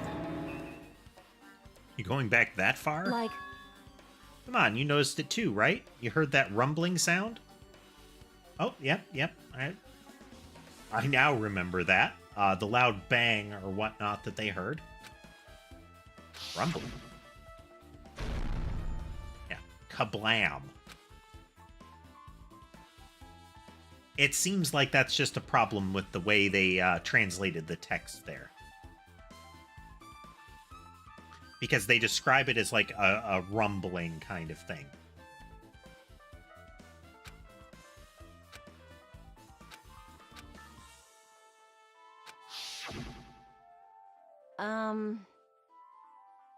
I was sleeping pretty heavy, so I wouldn't think about how hungry I was, but that noise woke me up. I ran out of my room without thinking, and after I did that, then what happened? I didn't see anything, and it looked like the others didn't come out of their rooms either. Oh. All the other rooms are more soundproofed. So anybody... They made a point of telling us who was in what room. So Akane and Hajime, we both know they heard it, and they're in the cheap rooms that have no soundproofing. I felt pretty dumb for being the only one who came out, so I went back to my room and fell back asleep. What's that mean? In the end, I never found out what the sound was, but it's been on my mind for a while. You know, now that you mention it, it does seem strange. Just what was that sound? You don't know either? Well, I should tell you in more detail. When I ran out of my room, I happened to glance at the lounge clock. And it said it was around 5:30 a.m. Will you be able to find out anything with that info? Yes. So, when he, like, shortly after the bang, he woke up and he started to get out and move around. But she got out there before him. So, it's kind of variable as to when he was on the move, but when she heard it, it was 5:30 when she checked the lounge clock. But when he came out later, like some period of time later, but it can't have been long, the clock said just before 7.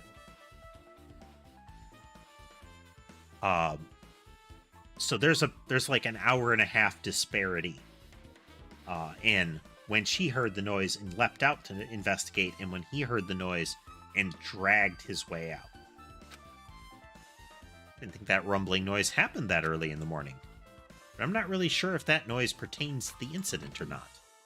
Why? Went to the trouble of remembering that, and you've got nothing? You're so useless.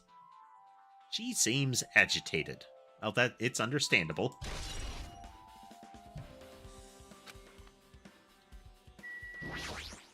Huh? What's this? Did you find something? Well? Under Nekomaru's body... No, wait. There are small rock fragments underneath Nekomaru's body. You didn't need to correct yourself like that.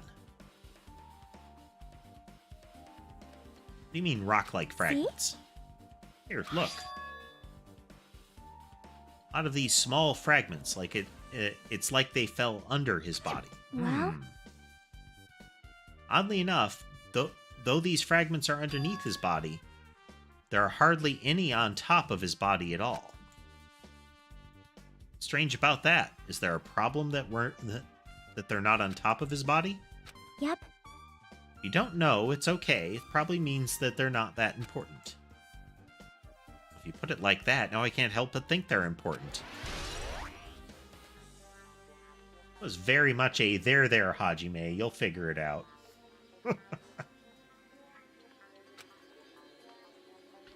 Okay.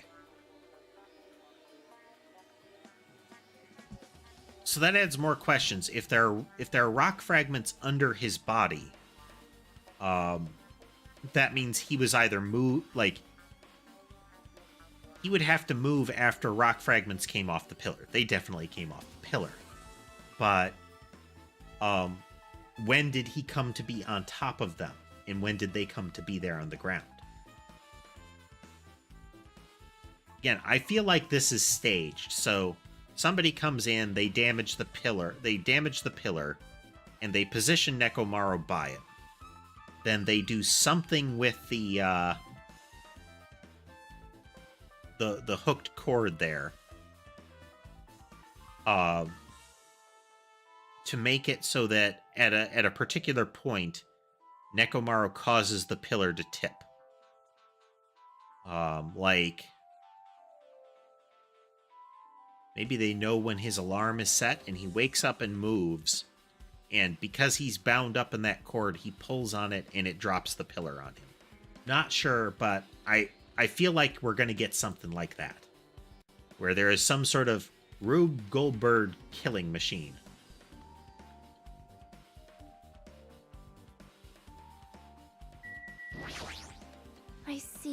I see. In this case's Monokuma file, there is no written time of death, right? Didn't that happen when Ibuki and Hyoko died too? That's right. The fact that there wasn't a time of death in the prior murder was explicitly stated as being obscured, because not obscuring it would have given clues to who the killer was. So Monokuma hid that information.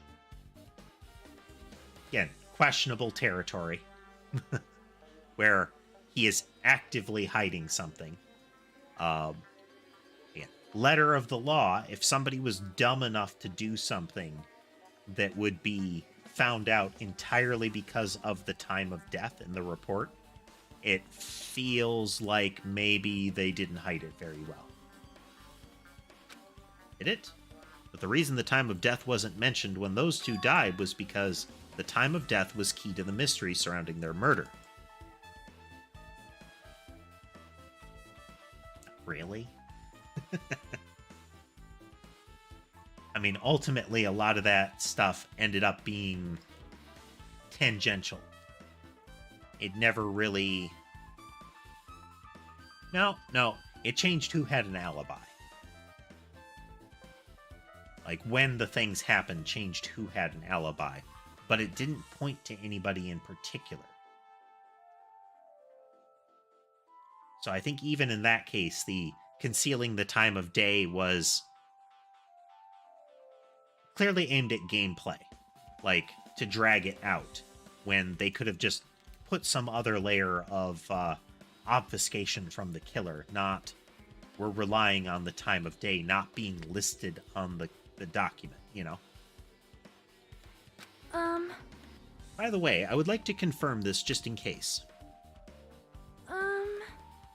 Ultimately, it is safe to assume that Grape Tower and Strawberry Tower are the same building? Well, that's the only thing we can think of. Even when we experimented with Chiaki's handbook and left it in Grape Tower, it still showed up in Strawberry Tower. Which means? The reason each tower's wall is different colors is because the floor lighting is changing the colors. The reason Usami's floor portrait is different in each tower is because it's merely a projection. That should be the case. Then... It is decided the two towers are the same building, which means the scene of the crime is simultaneously Grape Tower and Strawberry Tower. Grape Tower and Strawberry Tower are the same building. How does that pertain to his murder? Not significantly enough that it actually gives us a truth bullet for it. Unintentional metagame moment.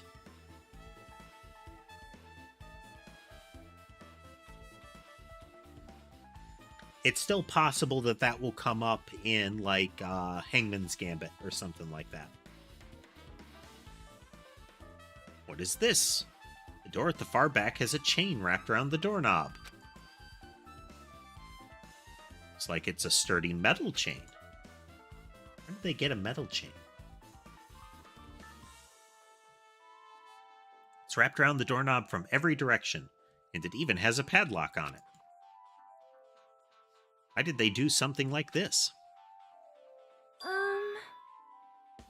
Perhaps this was used as an alternative to locking the door with a key.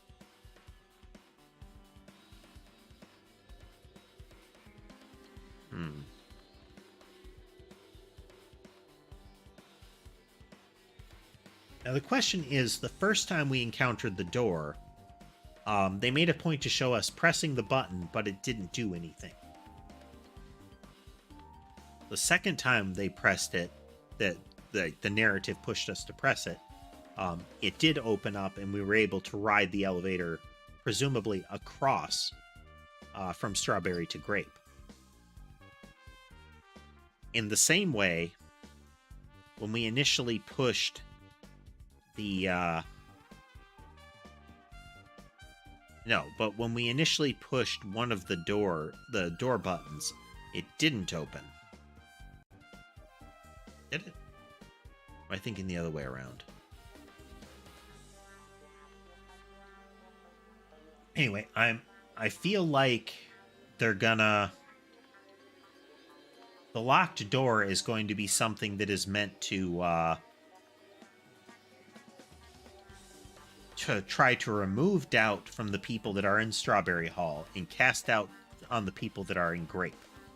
Because if the door to Strawberry is locked, then they couldn't get in. But that's dependent on what the elevator is capable of doing when the door is, if it is impeded by the door being barred like that.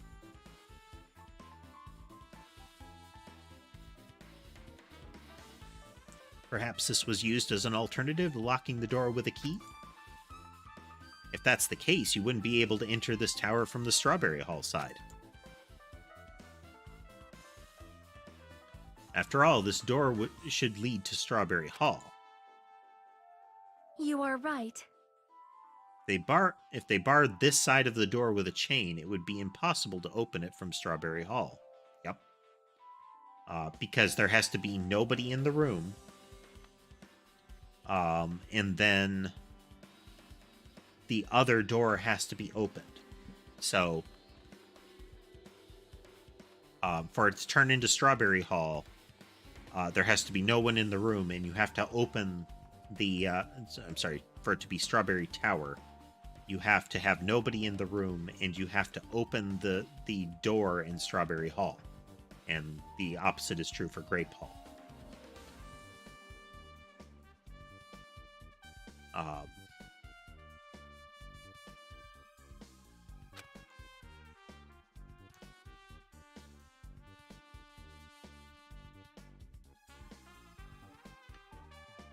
Why would they need to bar the door to Strawberry Hall?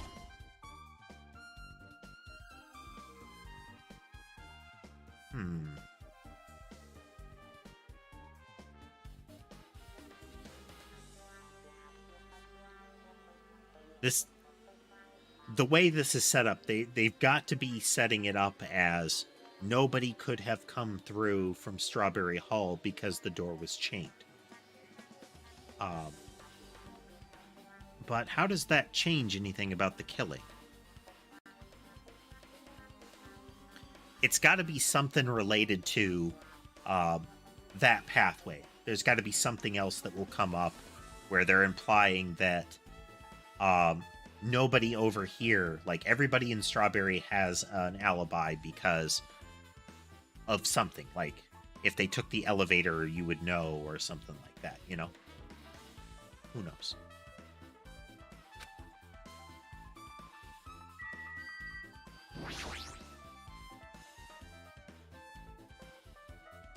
Nekomaru's body. It's cruelly broken.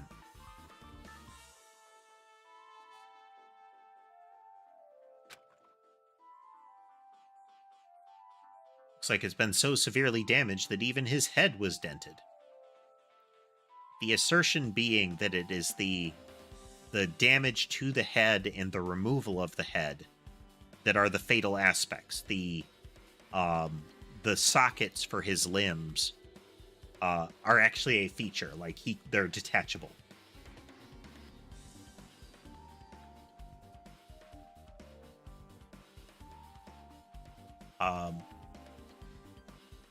Yeah, we saw that there is damage to his to the left side of his torso, and there is some damage to the limbs. But the head is supposed to be, that is presumed to be the fatal aspect. That'd be the fatal wound, right? But Nekomaru's robot body should have been durable enough to withstand any assault. For Nekomaru to be this damaged, it can only mean whoever attacked Nekomaru didn't hold back. No. Whoever attacked Nekomaru, if you're assuming it was a person that attacked them directly, it would have had to be somebody could exert similar force in excess of a rocket launcher. You know, like what killed him the first time, and that he resisted the second time. Yeah, casemate. I think him being powered down is definitely to do with this killing.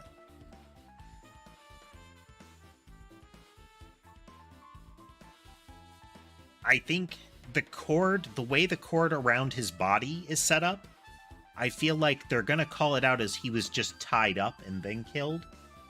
But I also feel like the rope around him is some sort of Rube Goldberg trigger for his death, you know?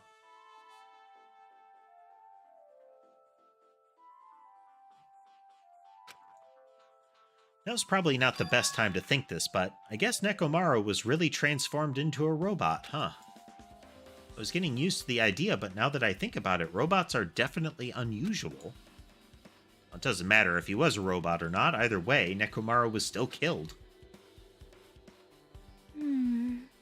Definitely strange, isn't it? What is? Well? If they wanted to kill him, they could have just destroyed his head. Why did they destroy his entire body, too? Maybe they didn't know how to kill a robot, so they damaged him all over. You? They went against Coach Nekomaru. He ain't the type to die easily. What's that mean? They obviously didn't fight him head on, but even then, he wouldn't have left himself open to attack. You're right. In fact, that's the biggest mystery. Nekomaru was even stronger after he became a robot. I can't think of anybody who'd be capable of killing him. Which lends further credence to what you're thinking, casemate, that he was not active during it. They are very clearly accurate in that none of them could have gone up against him toe-to-toe.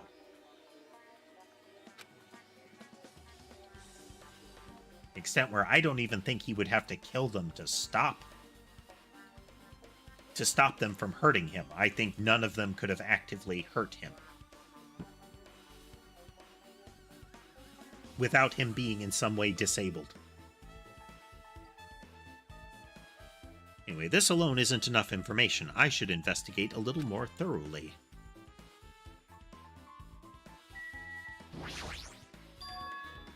Huh? Something's protruding from behind Nekomaru's neck. Is this... Alright. It's the cutting-edge function that puts my other functions to sleep, even if I have insomnia. Just press the goodnight button on the back of my neck and I'll be forced to enter sleep mode.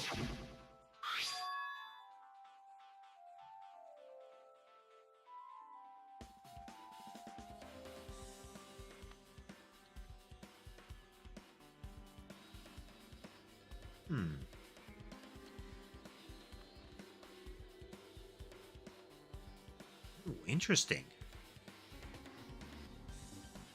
Maybe the damage to the body was all done after the fact, and it was only the severing of his head that mattered.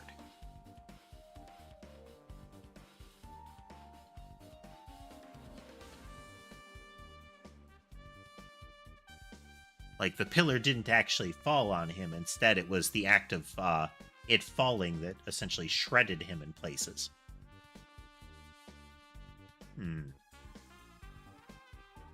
Okay, maybe the killer pressed this button and made him fall asleep.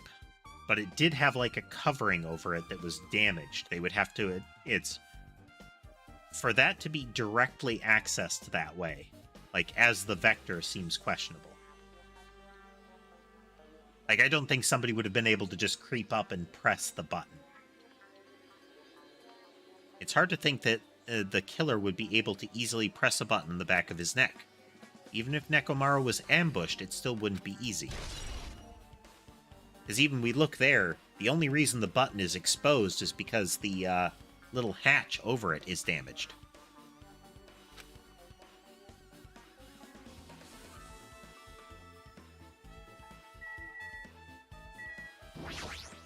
Okay, the wire. The sturdy metal wire tied to Nekomaru's left leg. The same wire is tied to his arms. It's almost like he was bound up or something.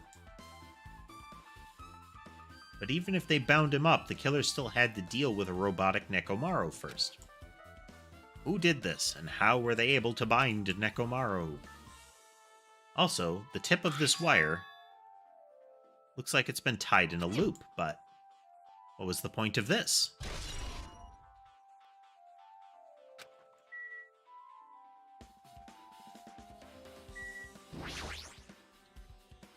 The cover on his chest is open slightly, but it won't open much more because the cover's all messed up. If only Kazuichi were here, he might be able to open it. Or you just get Akane to pry it open. I appreciate it. We are doing a blind playthrough of all these detective games. So, we do aim to avoid any sort of spoiler. Explicit or implicit. But otherwise, welcome.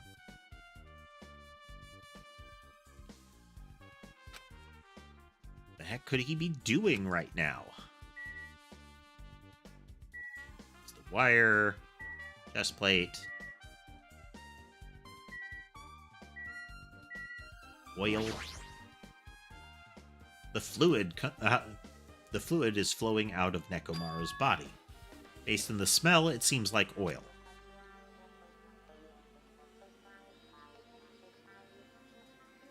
It seems to be flowing heaviest around Nekomaru's head, probably because that's where the fatal blow was dealt. This oil, for Nekomaru, this might be similar to normal blood in humans. Which means all this oil is just a pool of robot blood. Anyway, that's a whole lot of oil. It's not going to be easy to clean up.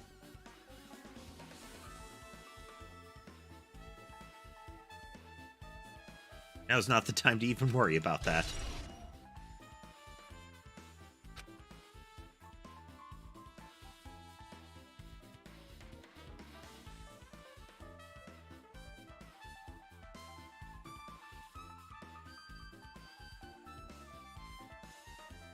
Yes, for now, this is all I can do to investigate Nekomaru's body.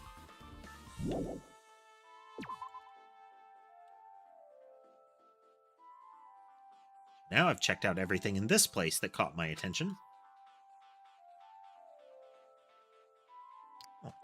So you're playing through Danganronpa 2 as well, Light?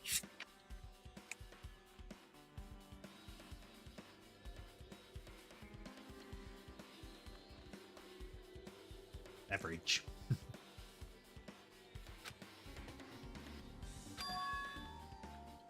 You seem lost in thought. Well, the final dead room. The heck, why are you bringing up that place all of a sudden? So... Well, the hammer on the floor, the chain wrapped around the door at the far back, and the wire that tied up Nekomaru. All the evidence at this crime scene consists of things we've never seen inside the building, doesn't it? But as long as we can't leave, then there's no doubt that they came from somewhere within this building. So that's why you mentioned the final dead room. Monokuma said beyond that room there's an ultimate weapon in a place called the Octagon. Yep.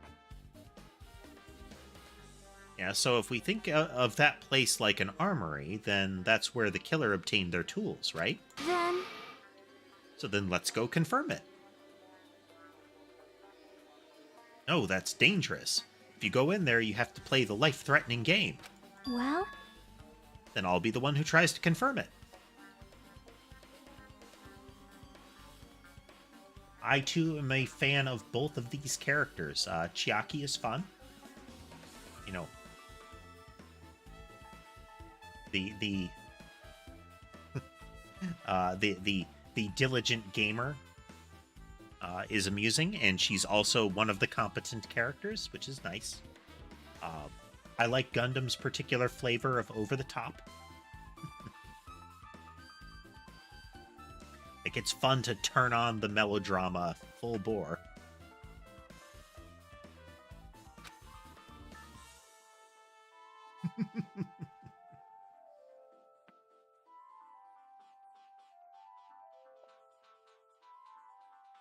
I'm curious as to if we'll get any indication as I continue this playthrough of whether what he's doing is just a facade that he uses to feel cool. Or if the other side of the implication is that he might use this facade to kind of displace, you know?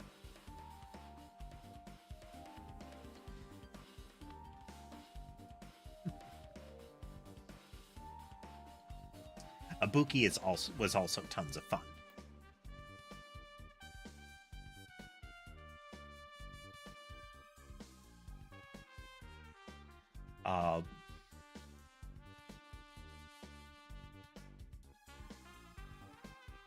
Like, she felt the same role as was it Hero? The silly fortune teller guy? In the first game. And that's kind of comic reliefy. And I don't feel like anybody else has really stepped into those shoes exactly. Some of the characters are acting silly at times, but not... It's not like their whole shtick. Like, that's not the only thing that Ibuki did. Like, she had a character and personality. But narratively, her role was kind of the jester, you know? The haha, look at me over here being silly. Whereas Hero was, look at me over here being completely stupid. I've maxed out a couple. Gundam, Chiaki, and Nagito now. In that order. You're saying you were the one who said that place was dangerous, right? You? Man, it's noisy. I can't focus at all with this noise. It's not Sorry. like that. It's not you guys. There's a sound that's been ringing since before the investigation started.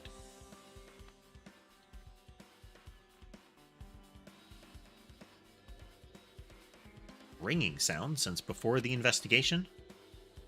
Reminds me, you've been mentioning that sound for a while, haven't you? Hey, hey. What kind of sound is it? Like this high-pitched alarm clock sound. Probably ringing from upstairs. Could it be? Maybe it's better if we go check out that sound first. Are you gonna go check it out? Then you guys go. I'll stay here. Then... I shall wait here as well. Please be careful, you two. Sonya's okay, but how come you're not going, Akane? Hey. Well, that sound is annoying, and I don't really feel like leaving. Hey, hey. It's okay if just the two of us.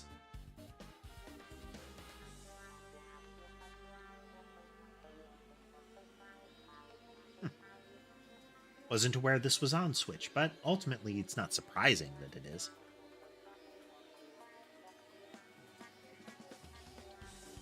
Nintendo has been a lot more open about their catalog of games in the past many years.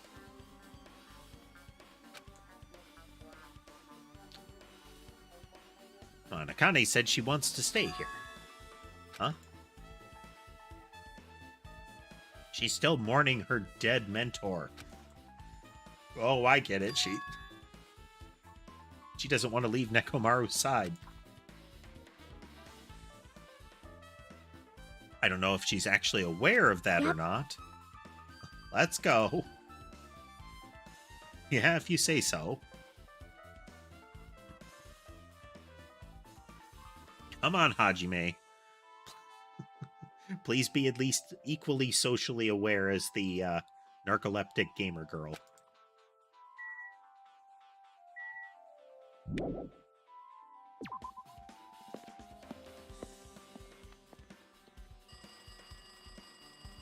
Oh, wow, that is obnoxious. I definitely don't... Okay, said since before the investigation, but boy, that is a very apparent sound. A very apparent sound.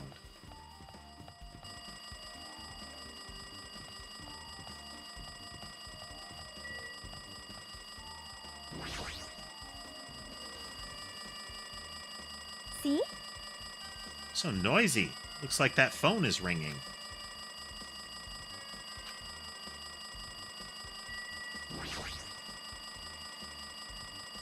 Just pick up the receiver and press the strawberry button, right? Damn right. You finally answered. Is that you, Fuyuhiko? Jeez. You know how long the phone was ringing? I was getting worried that no one would pick up. Just now getting worried? Like, if it's been going since before the investigation started, they've been sitting there on that ringer for, let's be generous to them and say 10 minutes, you know? Minimum. Fuyuhiko's interesting because so far, he is the only character to have a development arc, or even a potential development arc, and not be killed within within the session that immediately followed it kicking off.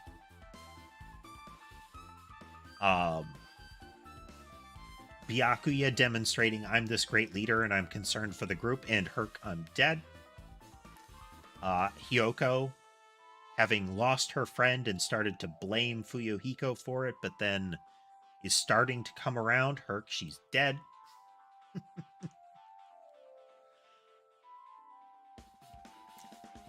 Nekomaru having saved his friend and having just returned to her, and her having to come to terms with the fact that his body has been permanently altered because of her actions. Herc, he's dead. But Fuyuhiko has actually survived and is, like, developed as a person. And now he's got a cool eye patch.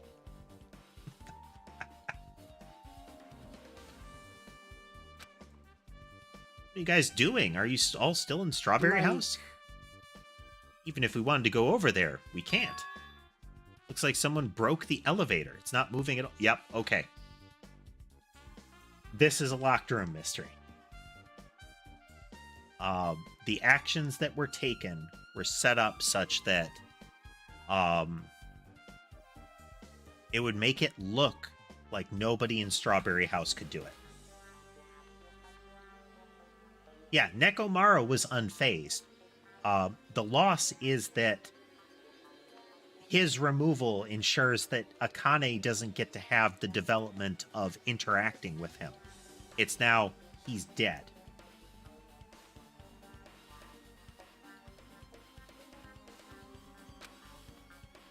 We can't enter the tower from Strawberry Hall because the door button there is broken too. So basically, we're sitting ducks here.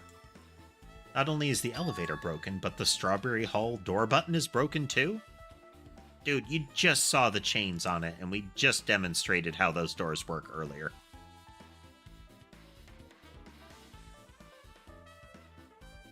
Hey, bastard! Are you listening? Yeah, I'm listening. Anyway, everyone in Strawberry House is safe, right? We're safe, but we can't find Nekomaru anywhere. Do you know anything? You didn't hear the body discovery announcement? So that's what it was. Why did it have to be Nekomaru? He just came back to us. Where was he killed? Grape Tower. When I went there this morning, he was already... Grape Tower. If the door to Strawberry Hall wasn't broken, we'd be able to enter the tower, and that's it. The killer broke the elevator into the Strawberry Hall door, so they could split everyone up and prevent us from doing a proper investigation. Dumbass! What about another way? Is there any way you guys can come to this side? Oh, yeah. Guess we just have to let Kazuichi handle it. He said he'd take care of the elevator. I guess he's our only hope right now. Besides, if he doesn't stand out now, when will he? I mean, he did actually rig up the cameras to make it so that you guys could communicate during the last trial, though those cameras were a direct contributor to the murder. So maybe they're considering that like a zero sum, you know? Still, tough talk from the guy with no demonstrable capabilities. Or, I'm sorry, no known ultimate skill.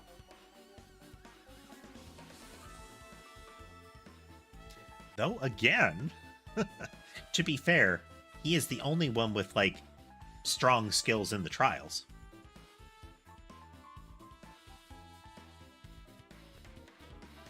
Like...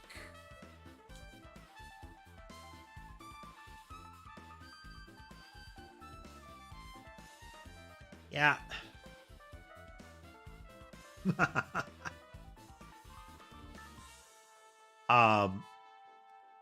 I really don't like the motivation leading into this one, with Monokuma essentially threatening everyone with starvation if they don't kill. I feel like the motivation in the second trial was worse, though. The despair virus was total BS.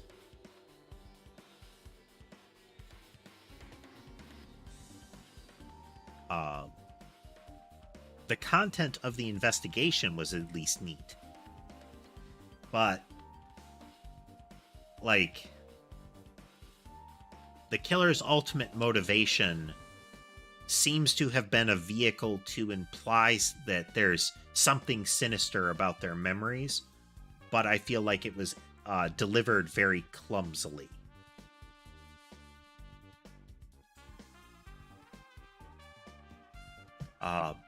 I'm liking the concept that we're laying out. Let's see if they do a good closed room murder mystery with this one. Based on what Kazuichi said, it's going to be hard for him to fix the Strawberry Hall doors without parts. But he said he might be able to do something about the broken elevator. Again, Strawberry Hall door isn't broken. Like, they very, very emphatically talked about how it worked. Is, if you try to open the door, the first thing that happens is it checks if there's anybody alive in the room. Anything that registers as alive. So, Nekomaru can be in there if he's asleep, but nobody else can be in the room. The second thing is that both doors have to close. And then, after the room has time to, after the doors have time to close, and the lighting has time to switch, then the door will open. But the door can't open, what with the chains and padlock.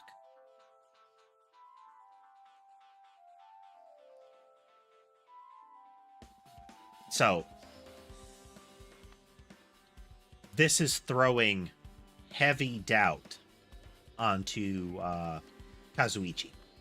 Like, massive doubt. There has been a great deal of signaling that Kazuichi is the one that will kill next. He's the one that flipped out the most about starving. He is the one that has the technical know-how to mess with the elevator. And he is also the one that says, oh man, it's going to be hard for me to fix this door that probably isn't broken. Unless when they say the Strawberry Hall door, they mean the elevator. But you'd think they'd say elevator in that case. Because they just said broken elevator. Because I can read.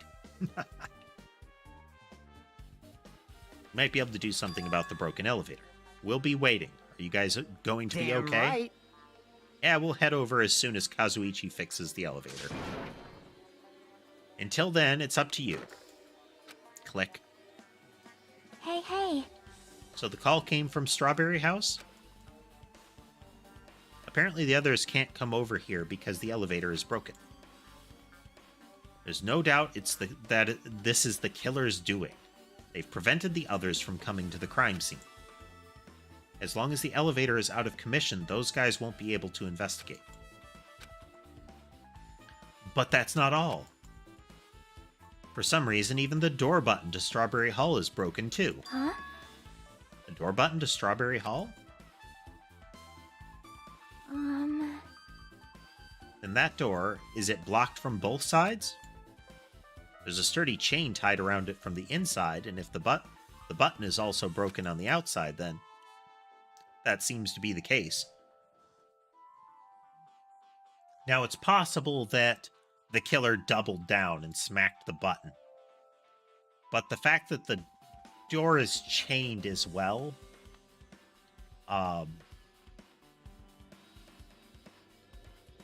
somebody is hiding the fact that you're not going to get through that door even if the button was working.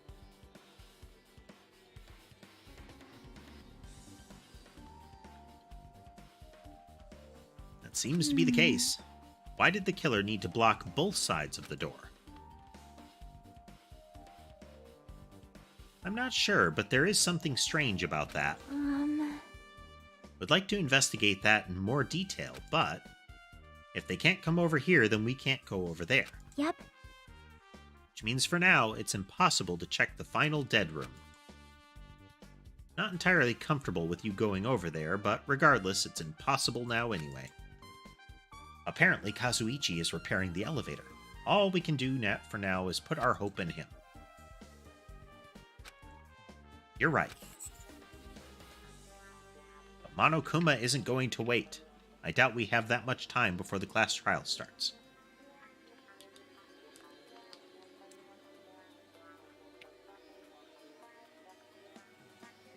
Beverage. I hope Kazuichi can fix it soon. If not... ...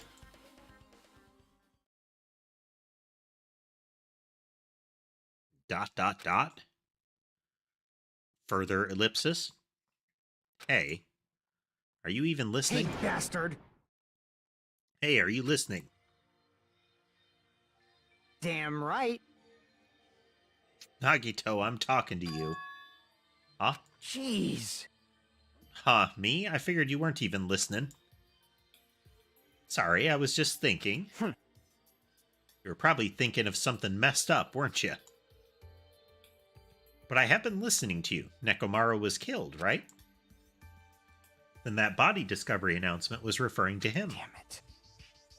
Out of everyone here, it just had to be Nekomaru. Damn it! After what he went through to come back to us. How pitiful. It's tantamount to being killed twice. Truly, he was a man burdened by terrible misfortune. Hey. Okay, so now that we know the situation over there, is it alright if I go ahead and fix the elevator? Is it alright if you wait a little bit? Before you do that, we should Did you call for me? get the Monokuma file, right? Now then. It is fun that Kazuichi has 2 levels of startled, frightened face. He has that level there, which is still very standard anime.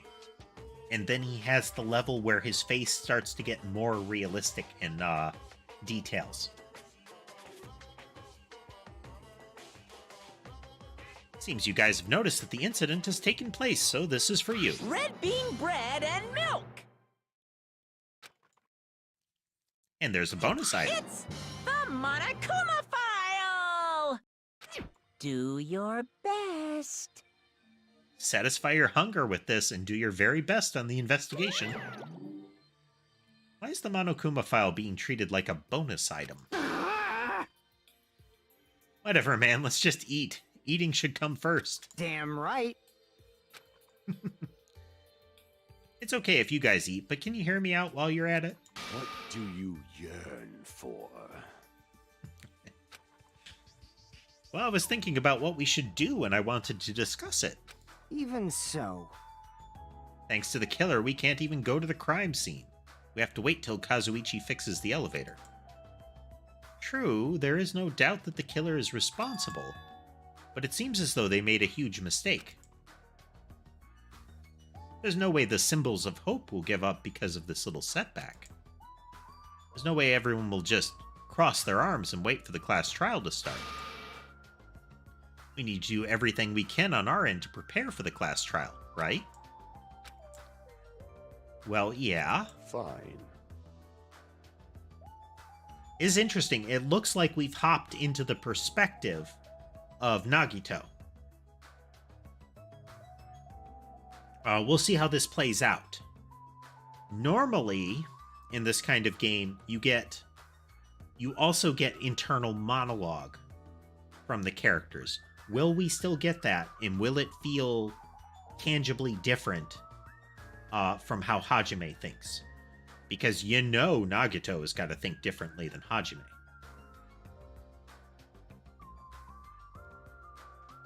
It seems that we too shall begin the investigation on our end, though it remains unclear how much we can do. Is this acceptable? If I show my serious side, things will not end with mere child's play. I'm so glad. I knew you guys were pumped up from the start. Yep. Okay, cool. How beautiful. Even though you guys are suffering from despair, I can see that you guys are still fighting for hope.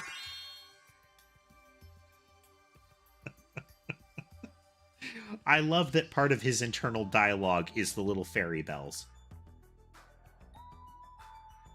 Oh. It's like he's one step away from this having like shoujo manga rose border in sparkles. Such beauty. There's no higher honor for me than to investigate this murder with you guys. So, we need to be grateful towards Nekomaru for becoming the foundation of this hope. Well, regardless, whose side should I be on for this case? The killer, or the rest of you guys? Must make sure I face this case's mystery properly if I'm going to find out which side is the true hope. Disturbed laughter.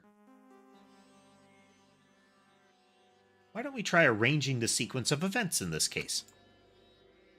You know, so we can properly understand the situation we're in. Fine. I have no objection. Proceed. And let's look back at what happened this morning. We tried to use the elevator so that we could participate in Monokuma Tai Chi, right? Damn right.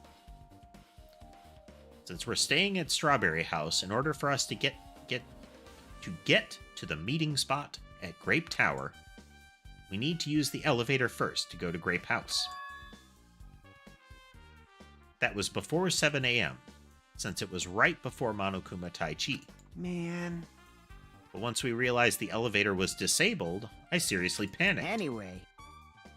And since we couldn't do anything about it, we just tried to get inside the tower from Strawberry Hall.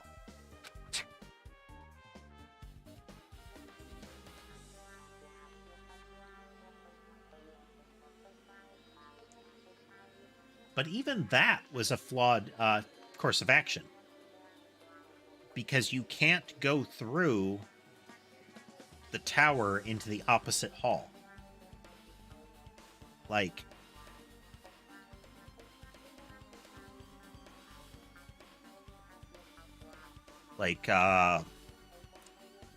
Grape Tower doesn't actually lead to Strawberry Hall in a practical sense.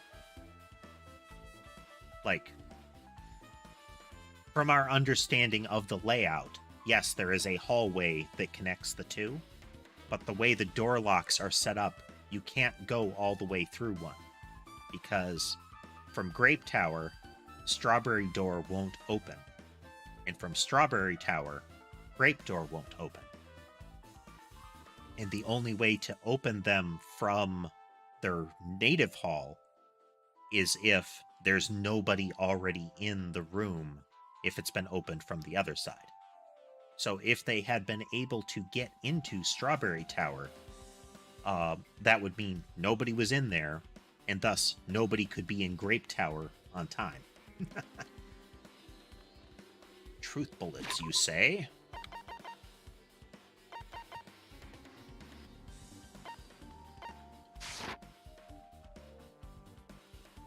Apparently I have nothing on the list yet.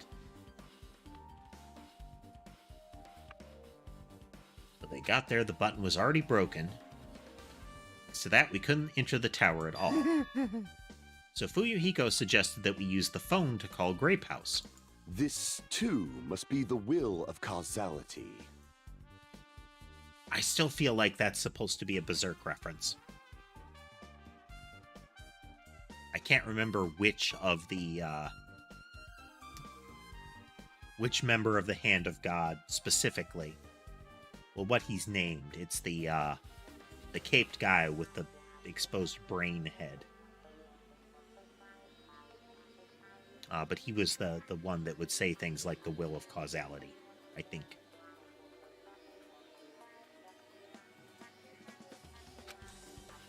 Must say, I'm surprised. I never expected that the elevator would be disabled.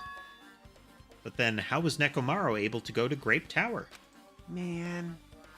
Well, obviously he went before the elevator was disabled.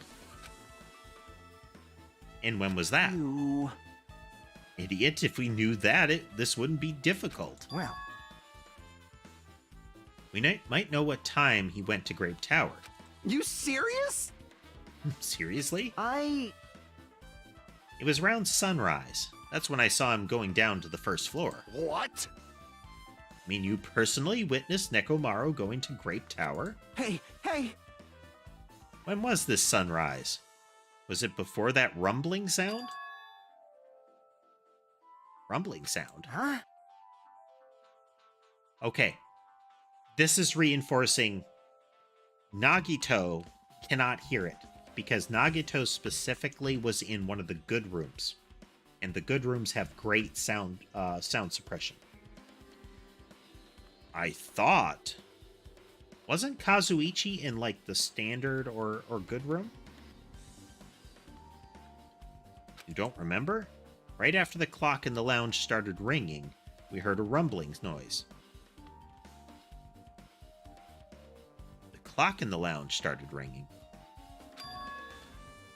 Did that clock even ring in the first place? Hey! You didn't notice that either? Seriously? That thing was super loud. That's weird. I feel like we're not quite on the same wavelength.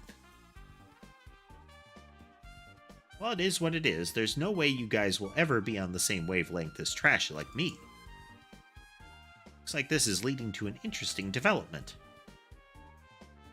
Double check here.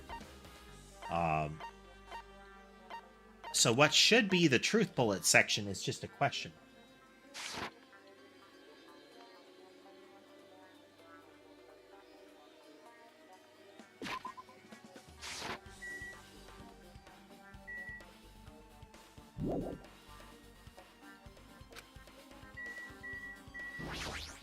Hey there, Dastopia. Welcome back.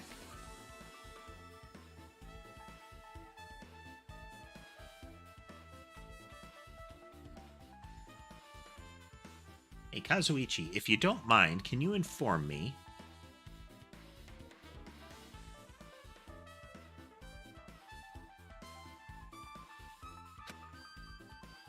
That stuff about a rumbling noise and the ringing clock. What was that all about?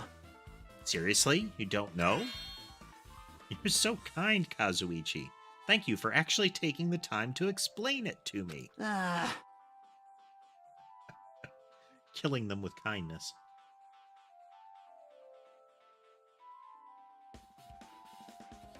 Huh? So that's how it is. Fine, I'll tell you. It happened last night. I was sleeping peacefully in my room when all of a sudden I heard this huge sound.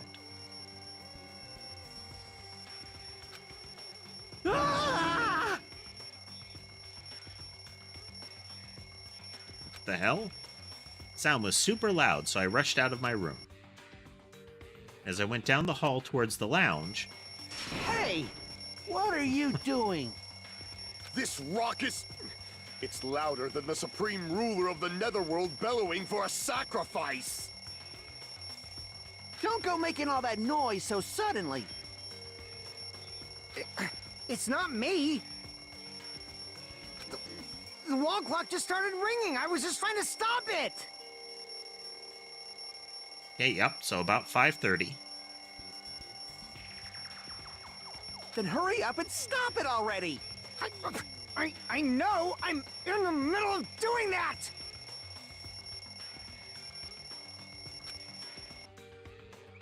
That's when the sound finally stopped. Totally freaked me out. Well, I'm definitely wide awake now. What did you do to me? My mental defenses were bombarded with sonic resonance. You! Hiko, was this not your doing just now? Shut up! Why would anyone do something so childish? Huh? You must have rushed over after hearing that sound, but you sure seemed to get here pretty fast. Well, yeah. Well, I didn't rush over here. I was at the lounge by coincidence. You fiend. Coincidence, Huh? Do you doubt me? Hey. You dare? Whatever, I don't really care, but it's 5:30 a.m. Aw, man. Thanks to Fuyuhiko, I woke up early for no reason. I should go back to sleep. Blam. Huh? I'll have to check Akane's truth bullet, but they're saying it about 5:30. I can't recall if that's about when she thought the, what she saw on the clock. What's going on? This pressure. Was this an earthquake? Did not feel like it shook. Hey! No way this building is gonna collapse, right? Hey. Kazuichi, stop clinging to me. Hmm. And that's what happened. I see, so you're the one who was clinging to Fuyuhiko? That's obviously wrong. It's not the important part. And what happened afterward? Did you guys just separate? Hey. We decided to wait things out, but in the end, nothing else happened. Also, And not just that, we all felt really weak, so we decided to just go back to our rooms for a while. I see.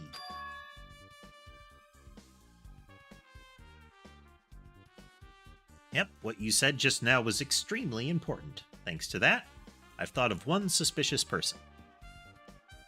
I wonder if camera 1 is going to behave here. Come on, camera 1. You can do it. There we go. There's Sammy. What? Who are you talking about? Me, of course. huh? What now?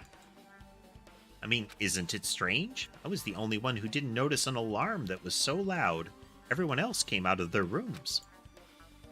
Well, the same goes for the rumbling noise that you guys heard after that. Why, you... Better not be trying to confuse us. Of course I'm not. For now. Hey! That for now line is what's making us even more worried. Anyway, it seems there's no doubt that what you guys just told me is a very important clue. The wall clock alarm you heard first, and the rumbling noise that came right after. So what's been happening, Dacetopia, is Nekomaru's been killed in the Green Tower, the Grape Tower. And everybody is stuck in the opposite towers. So Hajime and the girls are over there in Grape Tower, and all of the other guys are over here in Strawberry Tower. the elevator is damaged, and the door to Strawberry Tower is both chained shut on the tower side, and apparently the button is broken. So we have hopped into the perspective of Nagito for this period. It's actually kind of interesting. I was wondering about it, and we even have a different internal monologue. Like, he clearly thinks differently. It's neat. Now then, how do these noises relate to this case? Okay, let's...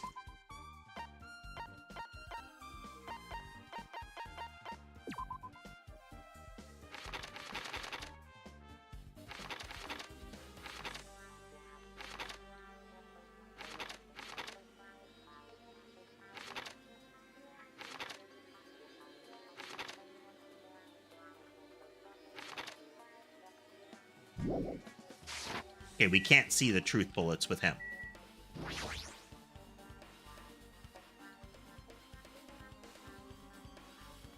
You said that you witnessed Nekomaru at sunrise, right? Can you explain that to me in a little more detail? I was so hungry yesterday that I couldn't sleep. I figured it was nearly morning, so I went to go check the clock in the lounge. Turns out I was totally off. It was still around 5 a.m. Hey! And that's when it happened. I heard the sound of the door closing off in the distance. When I stuck my head out from the lounge, I saw Nekomaru's back. He was about to go down to the first floor. I thought about running after him, but I didn't have the energy or willpower to do it. If I knew something like this would have happened, I would have mustered the strength to follow him. Hey! Why would Nekomaru wander off so early in the morning? I was wondering about that, too. I mean, I already knew I wasn't going to get any sleep. So I just sat in the lounge and stared into space for no real reason. Waited for him to come back. Jeez. And that's when the clock in the lounge started ringing. Thanks to that loud alarm, I completely forgot about Nekomaru. Until just now. Then, from the time you saw Nekomaru until the alarm rang, you were at the lounge the whole time?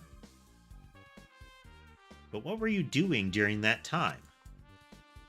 By chance, were you thinking about everything that's happened so far and getting choked up? What? Huh? Was I right? You... Of course not. You're completely wrong. I'm sorry. You're absolutely right. I thought you were reminiscing about Peko or something. But that can't be right. After all, you already know how pointless it is to cling to memories of the dead.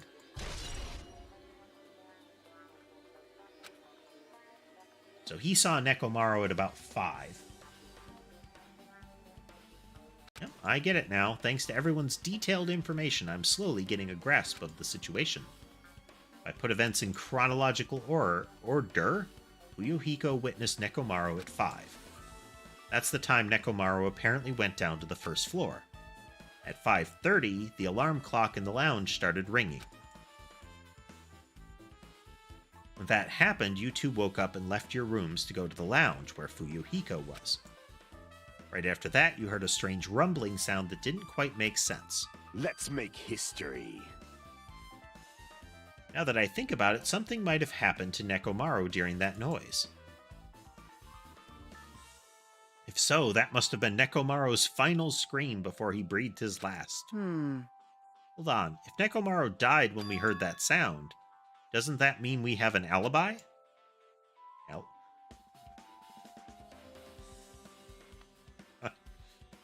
Very loudly and stiltedly, oh, that's interesting. Doesn't that mean that we couldn't possibly have killed him, if this is true as we have said it just now?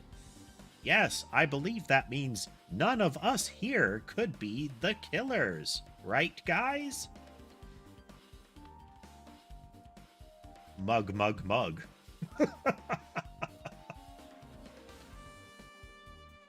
Alibi? I mean... When we heard the rumbling, that rumbling noise, we were at the lounge, you know? And if that's when the killer murdered Nekomaru, then we have a solid alibi. I get it. I kind of don't want Kazuichi to be the killer right now, because everybody in the room should be staring daggers at him right now. Like, that is the most sus thing that has been said in this game.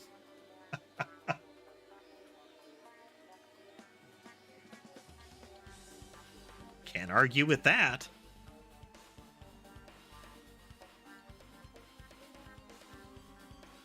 Like, one of them just, spitballing said, could that have been when he died? And Kazuichi pounces on that as a, oh, that means we have an alibi, doesn't it? Right, guys? Like, you don't know that that's true.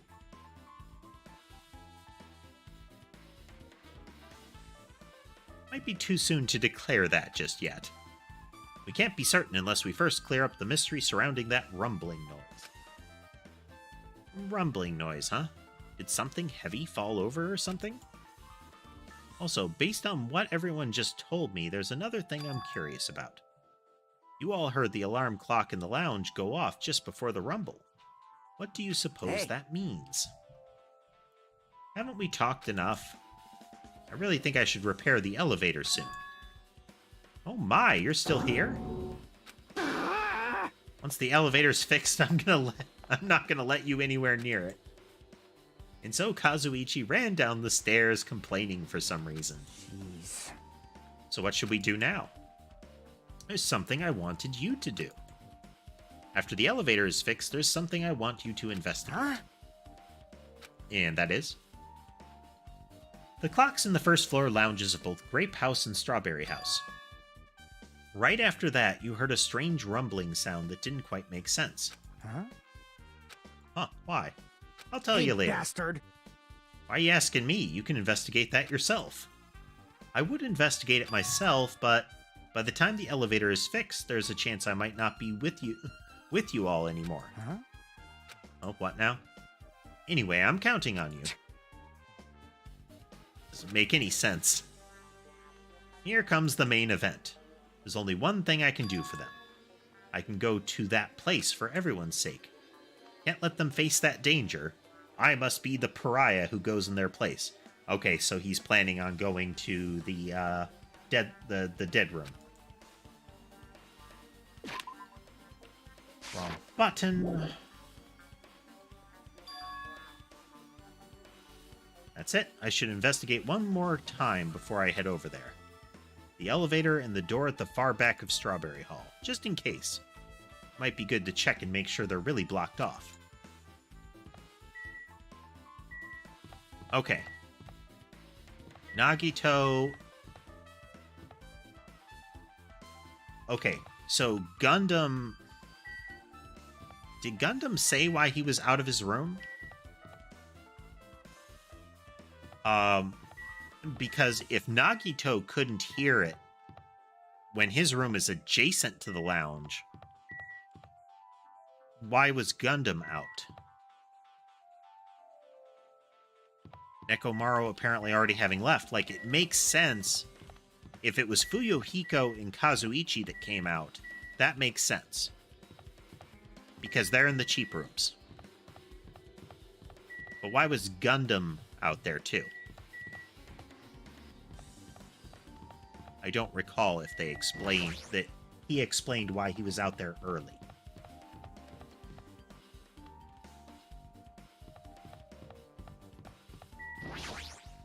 This, too, must be the will of causality. Can think of only one reason why the killer barred the door to Strawberry Hall. They wish to prevent me from going to the crime scene. Judgment! Which means the killer was afraid. Afraid of the conclusion promised by my assumptions.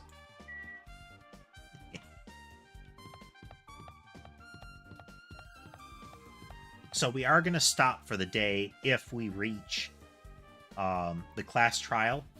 And if not, we're going to be aiming to stop right at about 9. So as soon as I can get through whatever, like, conversation point we're at. Just a heads up. Okay, so they totally did smash it good. It's a Strawberry Hall door that leads to the tower. The button is broken. There's no way it'll open. So recall, based on what Fuyuhiko told Hajime over the phone, the other side of this door is also barred with chains. They must have been really cautious to go to the trouble of barring the door from both sides. Something about that seems a little suspicious. Make history. Killer's intent. I can think of only one explanation. Ah, Gundam. Perhaps they intended to keep me from entering the scene of the crime. Listen well. Which means the killer was afraid. Okay, it's a repeat of what he said if you talk to him before you go down the hall. Yeah, that was probably it.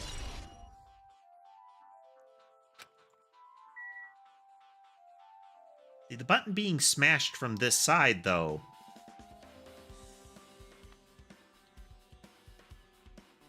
is this again to indicate that it's supposed to be suspicious of somebody from Grape? Because the way this is laid out, the assumption would be they could damage the button, cross over the elevator, do something on the Grape side, and go through that. But alternately, if it's supposed to be somebody that's in the Grape side that did it, they would have had to come over here to break the button. Like, they can't go through without that.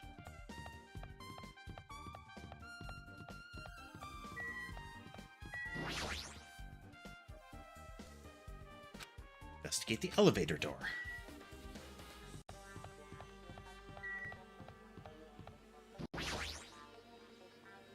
Press the button, the door should open, but nothing happens. It's like it definitely broke. What are you doing? You're getting in the way of my repairs. Why did the elevator break in the first place? Man. The killer malfunctioned the safety device. Look, you see that silver cover under the button? Looks like that's the elevator's control panel. They probably opened it up and messed with the settings. But the cover is locked, so they wouldn't have been able to open it unless they had some kind of tool. Are there any tools in this building?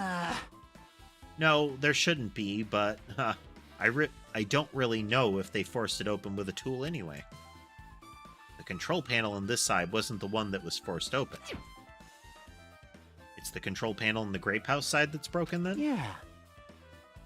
If the one on this side isn't broken, that's the only thing I can think of. I'm pretty sure there should be a control panel over there, too.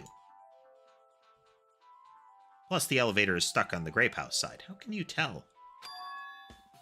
Wouldn't that mean the last person who used this elevator went to Grape House? Yep, it's official. The elevator was disabled on the other side. Hey! I don't have time to talk to you. Hurry up and go away. You... I'm trying to do repairs without any tools. No matter how much time I get, it won't be enough. If you don't have any tools, why don't you use this? Huh? Whoa! Is this a multi-tool? Where'd you get something like this? It's a Swiss Army knife, but sure. I mean, that's in the same domain as a multi-tool. Same general thingy. I had it with me before I even arrived at the 4th island. If we're going to explore a new island, it's essential to bring this kind of equipment, right? You serious? A guy like you has been walking around with a dangerous tool this whole time? Is there something wrong? It's nothing. Then I'll let you have this. Your repairs might go faster now, right? But in exchange, I want you to do something. That multi-tool has a compass. After the elevator is fixed, I want you to ride the elevator and see how the compass reacts. Okay, this is... One of the things they did at the beginning of this was Sonya asking, like, Grape Tower and Strawberry Tower are the same place, right? You to ride the elevator and see how the compass reacts. What for? Well, to be honest, there's something I still don't understand regarding the structure of this building. So please, I really need this information to find out the relationship between the building and the elevator. Huh? I don't really get it, but, well, as long as I'm just checking the compass, I don't mind. I'm glad, then I'll leave the rest to you.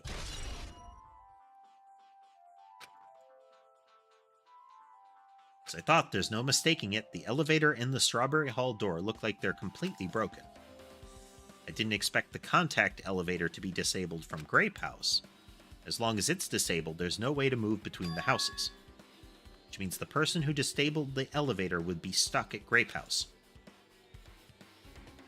That person, they should still be at Grape House, but it's too soon to form an answer. But I won't be too late to find the answer, even after I finish investigating that room.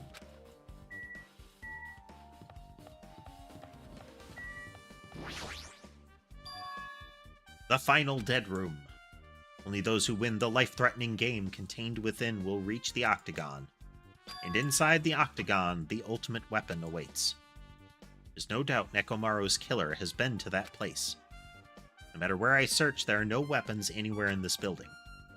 Regardless of the weapon used to kill Nekomaru, the killer must have obtained it here. If that's the case, I should get going. So unlike everyone else, I don't mind dying at all. That's all the more reason why I should go.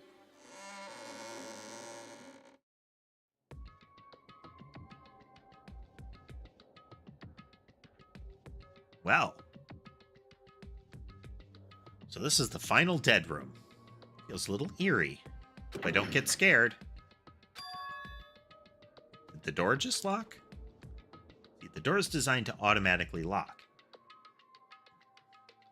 It's not like I would have turned back if it stayed unlocked. Thought the door finally opened. Now it's locked again. I figured you'd turn up since I haven't seen you in a while, but I never expected you here. Nagito? Why are you in such a dangerous place? Same to you. Why are you here? I heard the body discovery announcement, and I thought something happened in this room. And you got locked in when you came inside? You're a fool from head to toe. I am truly ashamed. Well, not that I care. Just make sure you don't get in my way. Get in your way? The life-threatening game is about to start soon, right? It'd be annoying if you got in my way. Could it be? Are you planning to do it? Well, if I don't, I can't get out of here, right?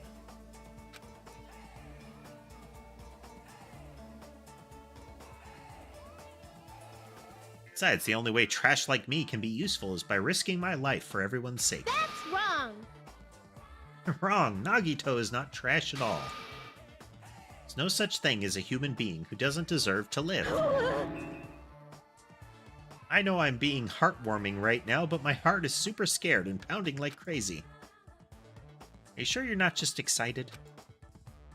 You know, isn't it exciting to think that I can finally be useful for the sake of those who shoulder hope?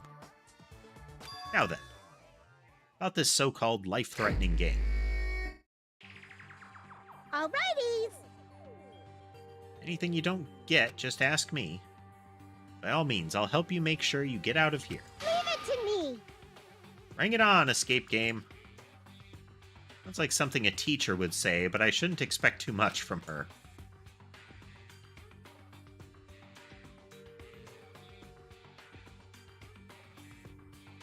Watch the news.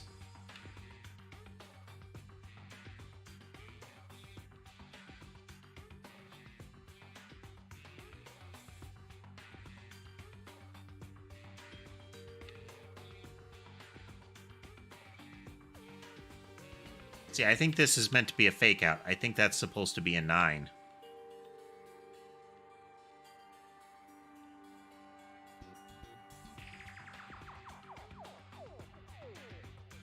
So we have 3 and 4. That could be other things too. Something written on the in blood on the floor. It's the number 4, right? Number, huh? It's like a different symbol to me.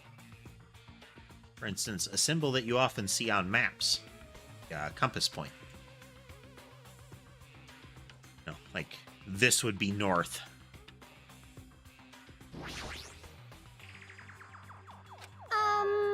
The number 6?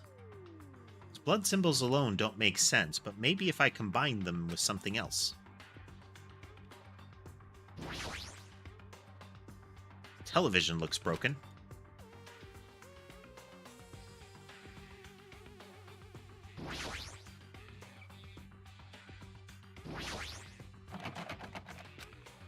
Locked. Wires? Uncompressed password.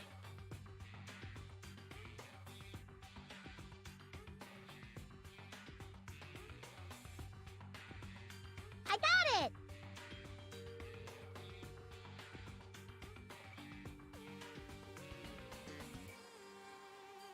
First letters of the days of the week. Doubt it's that simple.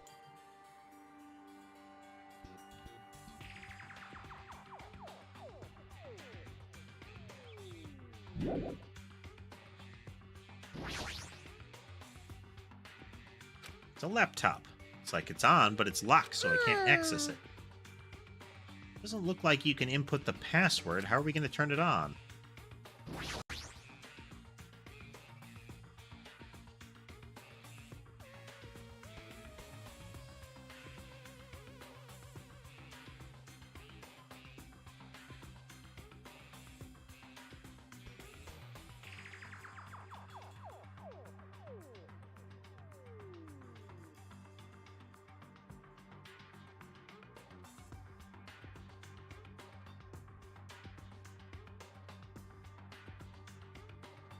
Thirteen, 4, 12, 3.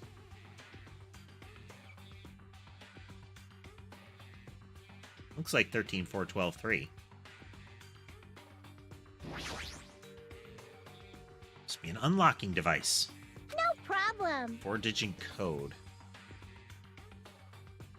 If you input 9,999 combinations, it'll open eventually.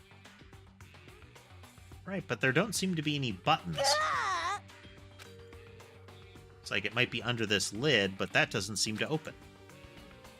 Not just that, what's this red light on top of the device?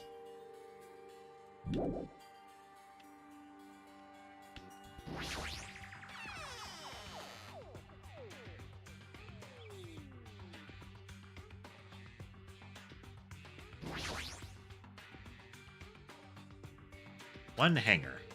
Might be useful for something.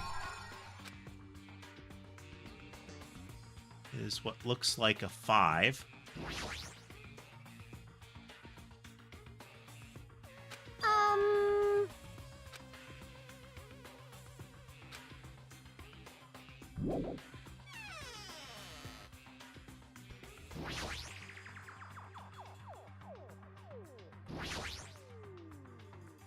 Four-digit code, but it looks like you can change the numbers on this one. This time, let's try 9,999 combinations. I'll leave the mindless work to you, Monomi.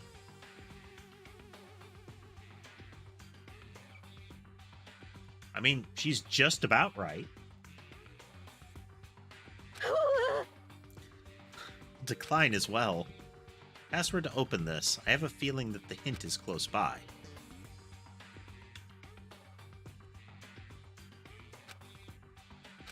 It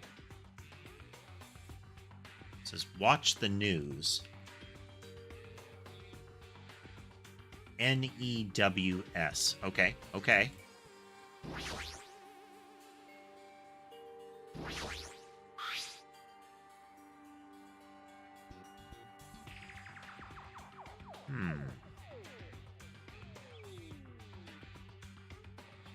WS we could definitely use.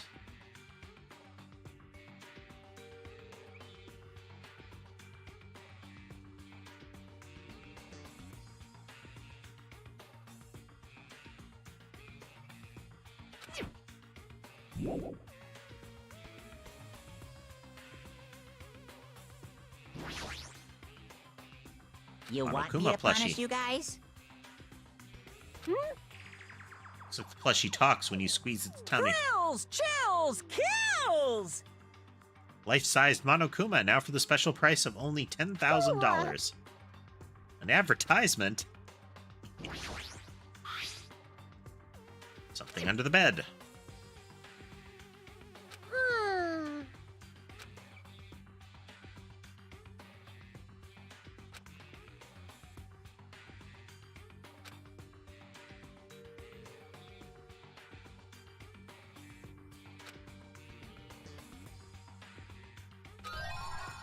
Use pliers on hanger. Thin wire. Frickin' King's Quest style nonsense here.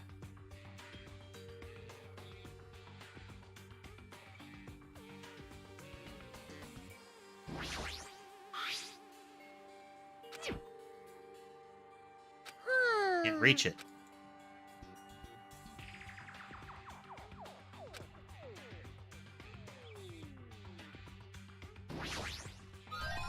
There we go. Alrighty. Desk key.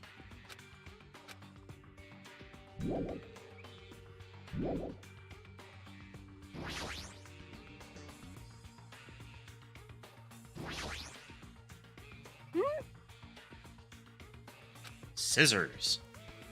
You could cut the iron bars. You're joking, right? Or is that supposed to be an indirect hint? Sorry.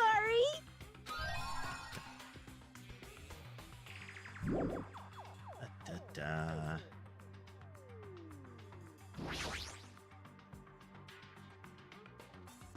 Plushie, if it's talking, it might be powered by a battery. Enough Let's try cutting it already. open. I didn't need any grannies. Little Red Riding Hood. A loud thing. Cut it open right away. You obtain batteries. Oh, wow. Bisected the sucker.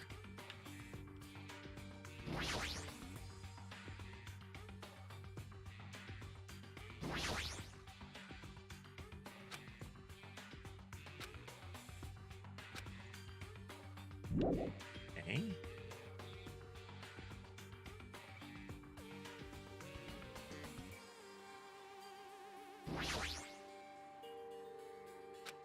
Looks like it's broken. Gonna give it an antenna? No.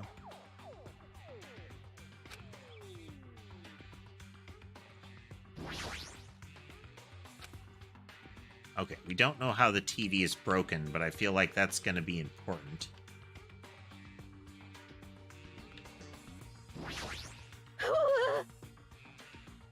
Iron bars are completely blocking the door. For those of you who have no interest in playing the escape game, I have prepared a shortcut. What would you like to do? No, we don't want to bypass it. That is hilarious, though. Oh, wait. North, east, west, south. So, north is 3. I think that's supposed to be a 9, isn't it? Don't you put the... You put the line up or down when you're indicating which orientation it has. So I think 3, 9, 5, 7.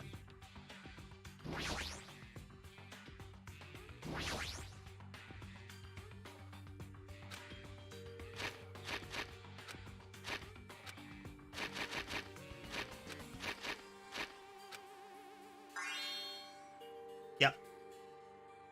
Camera and thumb drive? Yep.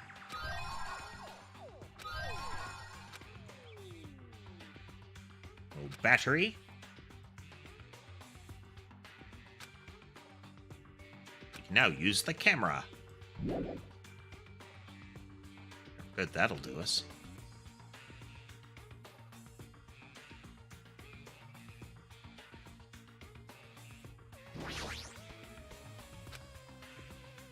Top, but it's locked. We'll use the thumb drive shaped like a key. Looks like I was able to unlock the lock with this USB stick. Input the password. The memo that was inside the desk drawer might be the laptop's password.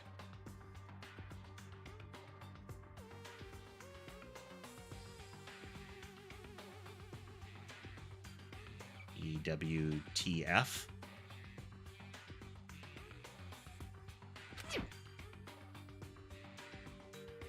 Oh, okay. The whole thing? Huh? God, it's that simple.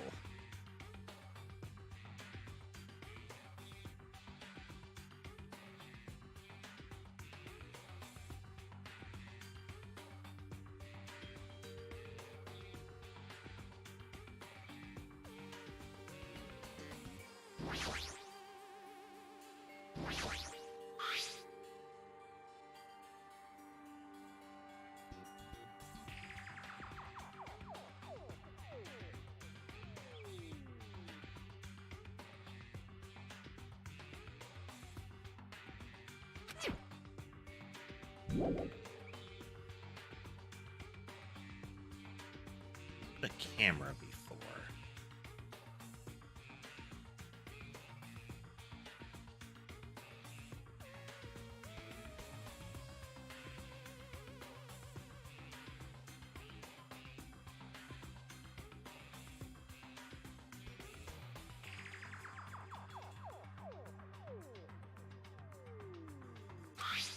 There we go. Oh. It's not days of the week, it's planets. So it'd be SMVEMJS.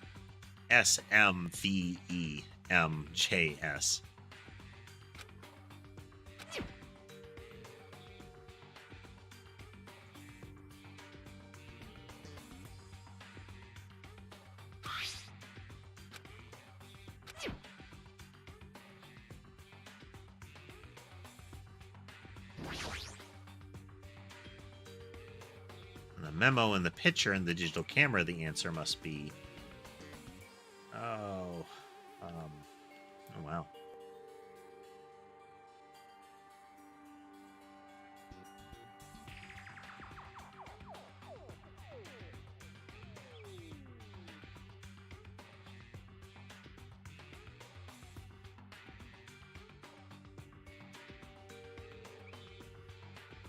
No, I have to recheck here.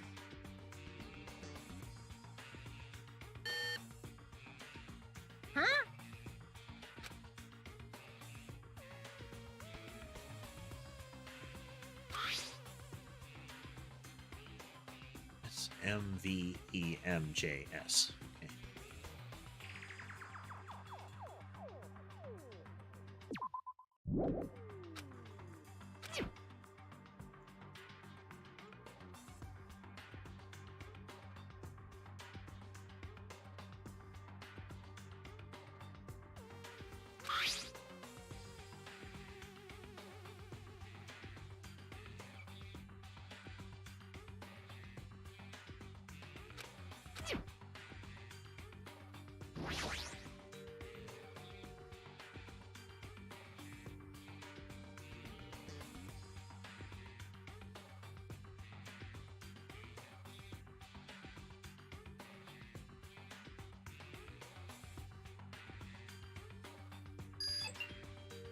There we go.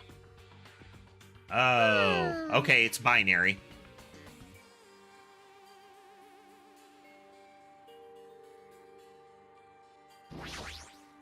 Huh.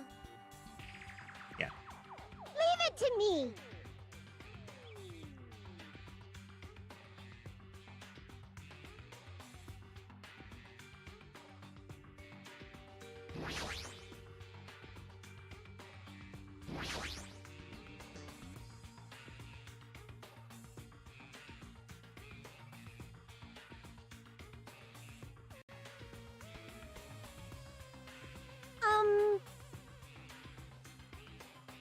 Oh, you'd be able to input it.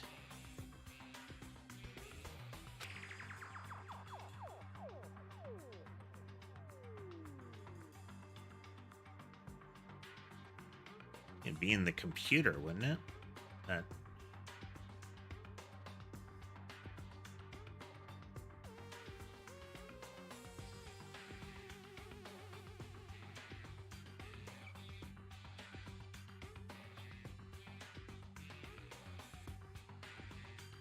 There's multiple digits here, though. 13, 4, 12, 3. Leave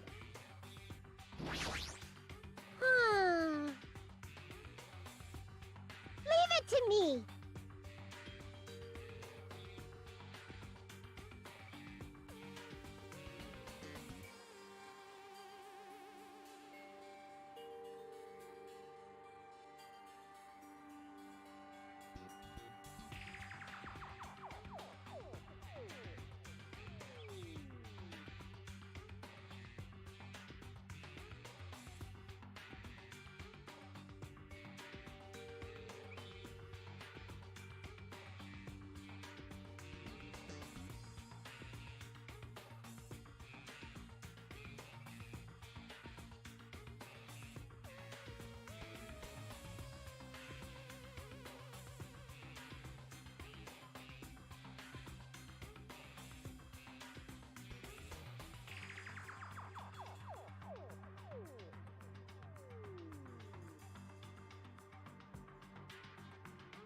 Oh, it's right to left. Okay, let's count for that then.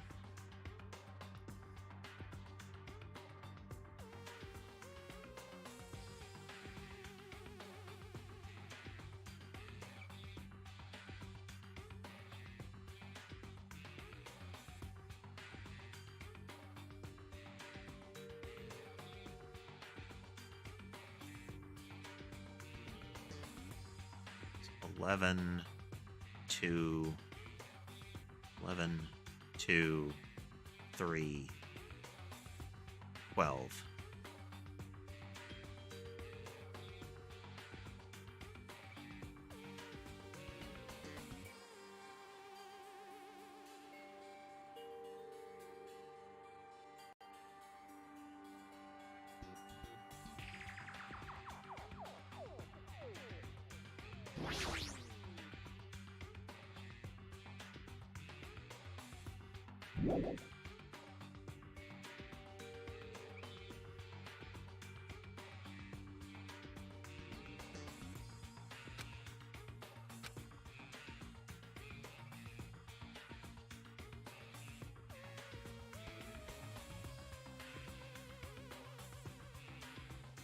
We can't enter it there, of course.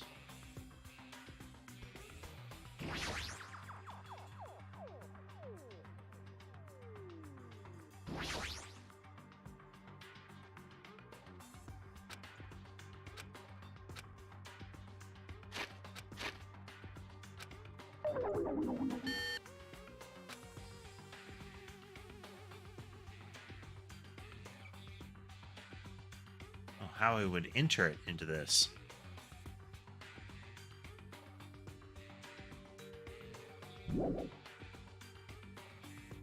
We're gonna try to get through this sequence quickly here.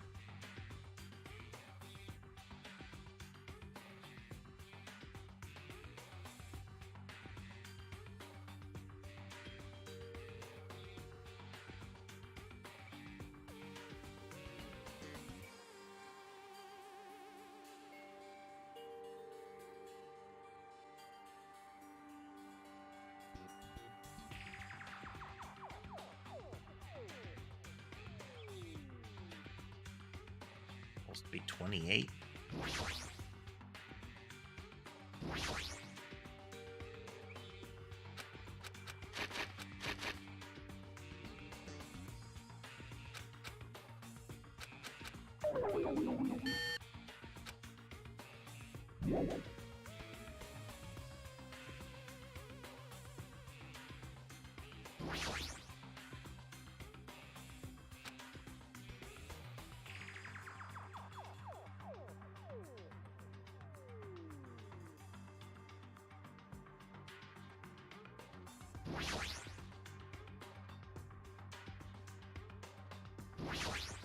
Huh.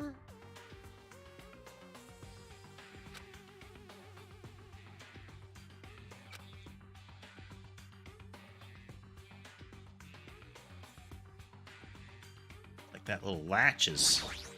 Huh.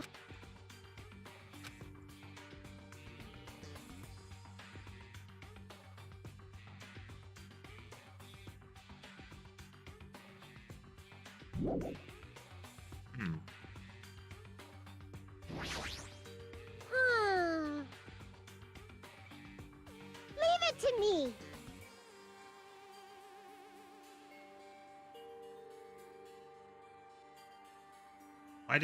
Why does it keep popping away from it? Huh. Leave it to me. Oh, that's why.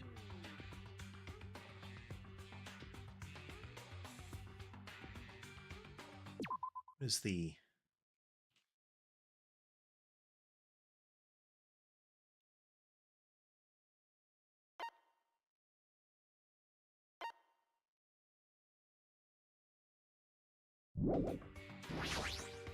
Huh.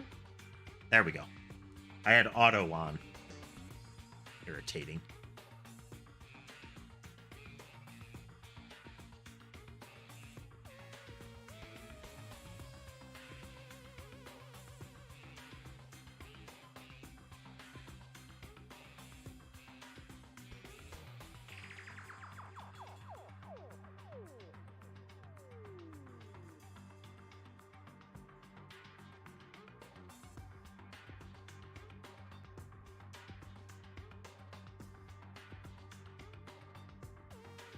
Leave it to me.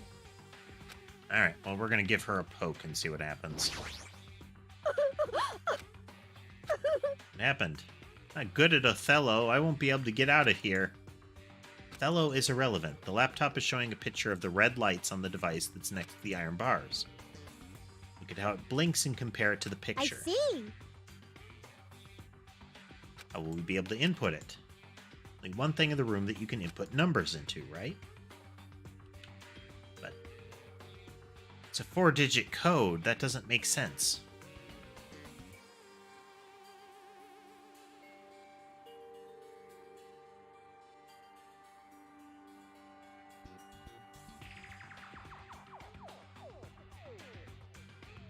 Give camera 1 a kick here.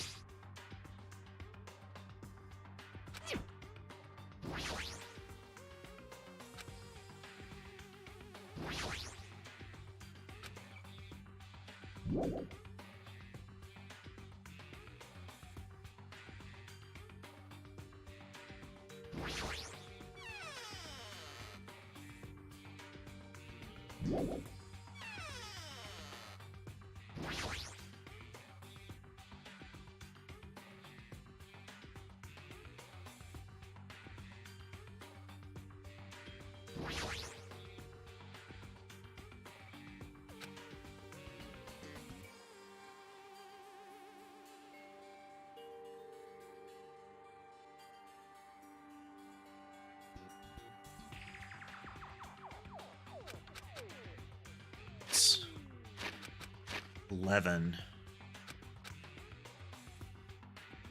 It's 2. It's 3.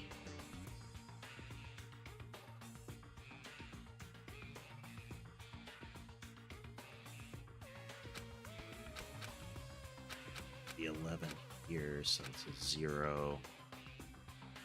0. It's 0.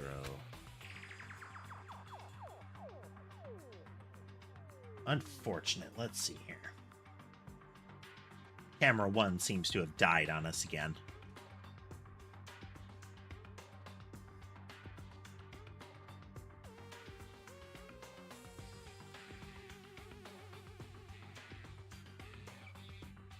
Because the numbers can only go up to 15. So 0 through 15 can be represented here if we're dealing with binary.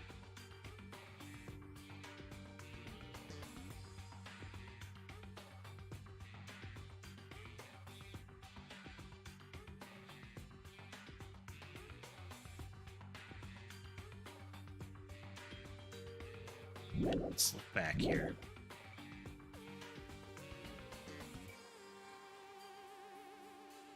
Eleven, 2.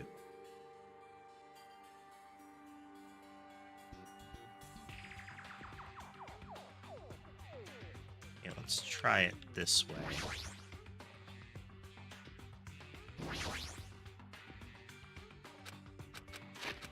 11, 2. Nope.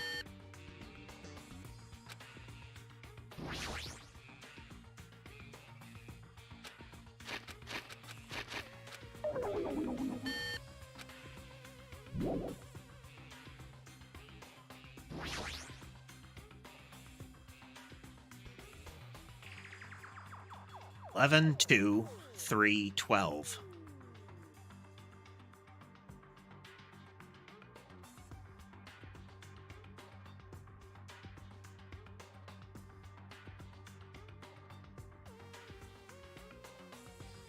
See, I thought that maybe it was saying the 11 and 2 and then right side, left side. So 11 and then 2.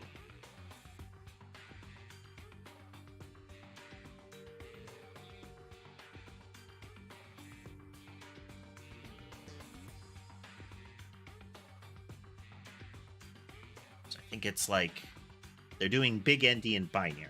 I think it's big endian with the larger numbers on the left.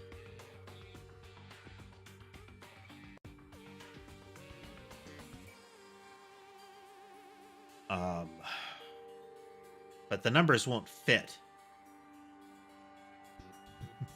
So they've demonstrated that this is right to left binary, Tess. The blinking light. So we look at this and it shows us the pattern.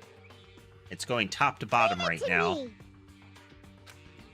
But if we look at the picture, it's showing it that it's right to left. So, 0 is no lights. 1 is the rightmost light.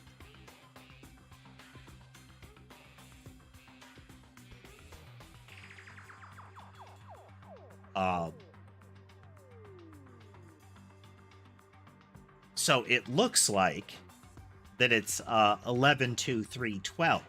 But the problem is we have to enter it as a 4-digit code.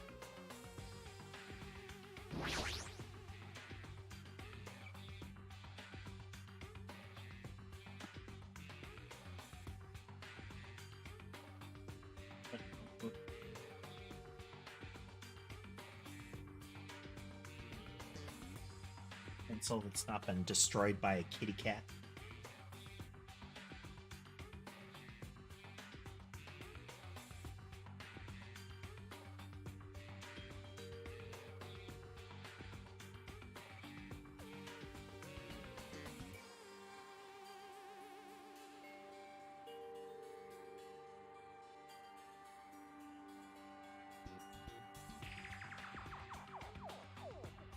It's like, oh my god, you opened the box where you keep all the stuff I'm not supposed to have.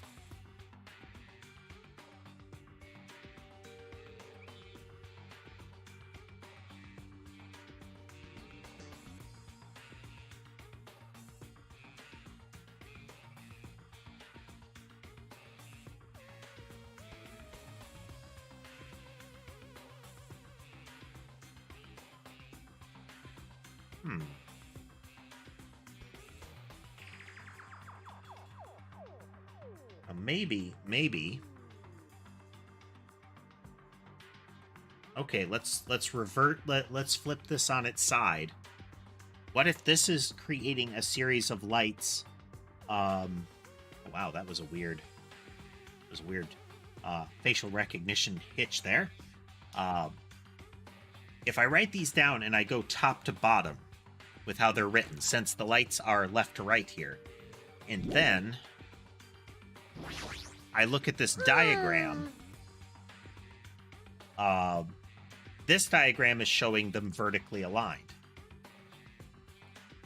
So maybe if I write them the way that they're listed on the panel and then go back through them that way, then we would have... So I've written them vertically, the 11 to 312. And I've written them stacked on top of each other, top to bottom. But if I then read that stack left to right, I have, let's see, 9, 8, 7, 5. Leave it to me. Is it going to be that? Is it going to be as brutal as that?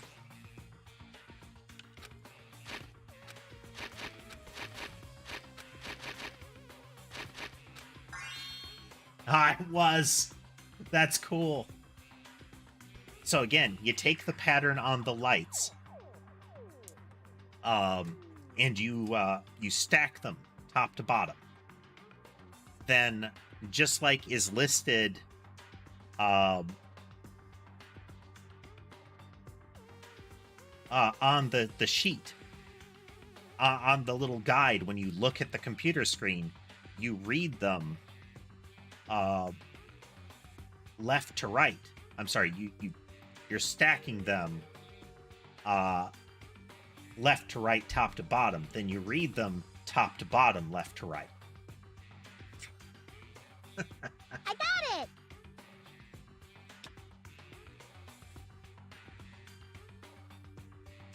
This notepad over here. Okay, good on them for this puzzle.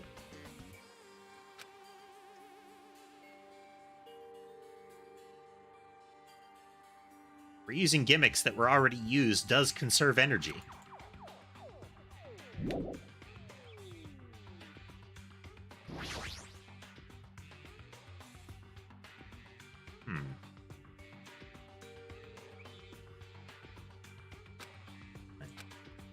Now let's click it first. Huh? Keyhole. We ever get a key? I believe we've already searched this room from top to bottom. I use the USB stick. Yep.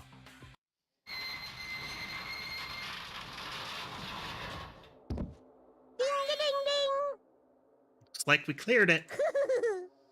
With our powers combined, we were able to clear the life-threatening game. Who cares about clearing it? Why does the exit feel like it's not opening? What do you mean it won't open? Oh, Are you serious? It's not opening? Didn't I just tell you that? that's... It's not just the exit, even the door we entered from isn't opening. Maybe the game isn't over yet. Could it be? Is there a chance that thing I found earlier was just joking around? Seems like you have something on your mind. When I first arrived in this room, I received a letter. A letter? I'm sorry. Thought it was just a prank, so I didn't have a chance to tell you. Enough with the excuses. Hurry up and show it to me. Yes, it's this. Solve the mystery of the dead room, and you will obtain the right to play the life-threatening game. About the life-threatening game. It's life-threatening roulette. P.S. You are held liable for setting the roulette's difficulty. Depending on the difficulty, I've prepared special prizes, but make sure you don't overdo yourself. That's what it meant. What does it mean? It means the games up till now were just the opening act. From this point on, it's the real performance. Life-threatening roulette. That's probably like Russian roulette. I mean, that do be how it look.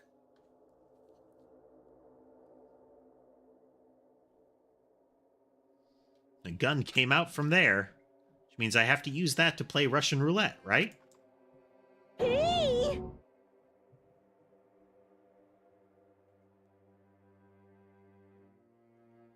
Russian roulette? Then allow me. Can't. No matter what, that's too dangerous. Hey, Monomi, there's something I wanted to ask you. In all honesty, I don't really understand the rules of Russian roulette. Hey!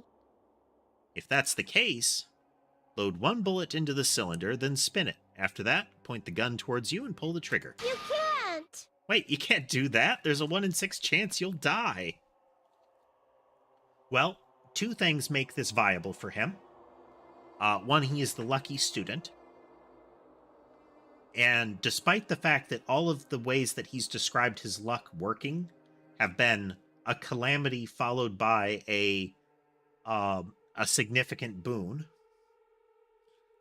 I don't think him dying to a shot to the head would work with the way his luck has been rolling, because he always survives the calamity too.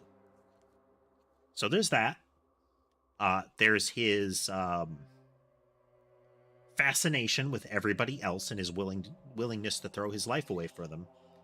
And additionally, the fact that he's aware that he has some sort of rapid terminal disease.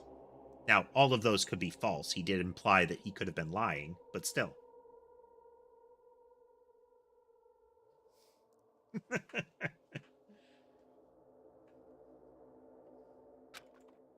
1 in 6 chance of death, which means the failure rate is only 1/6.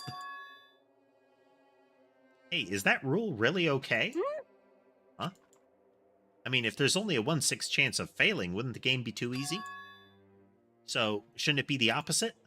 Remove 1 bullet from the gun and then use it while there are still 5 bullets loaded? If you do that, there will be a 1/6 chance of success. Yep, that would definitely make it a more thrilling game. I still love how Nagito has the little fairy bells whenever he thinks something is neat. That's... What are you saying? Let's give it a go. Hold on, Nagito! What are you doing? Well, belated, but, trigger warning, folks. Bail out now, I guess.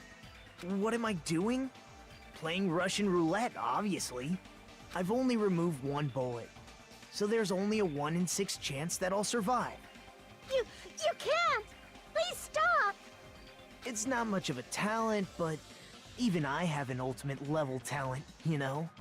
I'm the ultimate lucky student. But if I can't win when there's only a 1 in 6 chance of success, then what kind of ultimate talent is that? I mean, if my luck gets me killed like this, there's no way you can really call that talent. If I'm truly the ultimate lucky student, I need to survive here. Isn't that right? Please stop!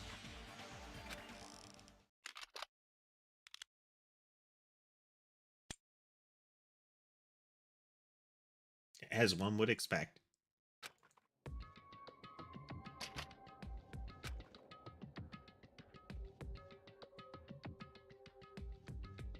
It's the door unlocking. Looks like we finally cleared the final dead room. I'm scared of you, Nagito. Really? Oh well, let's go. The octagon should be just beyond that door.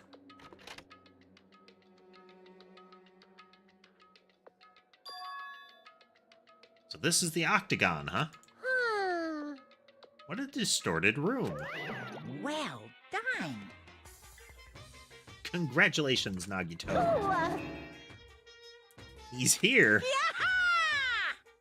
Congratulations on clearing the final dead room. And you even challenged yourself at the highest difficulty with only a 1/6 chance of success. Here! I have a modest present for someone like you. Therapy.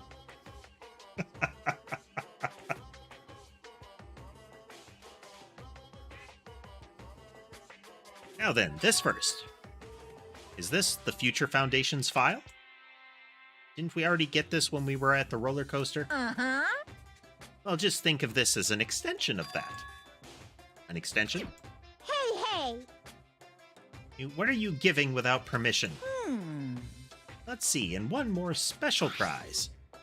Here you go. This crest, is this Hope's Peak Academies?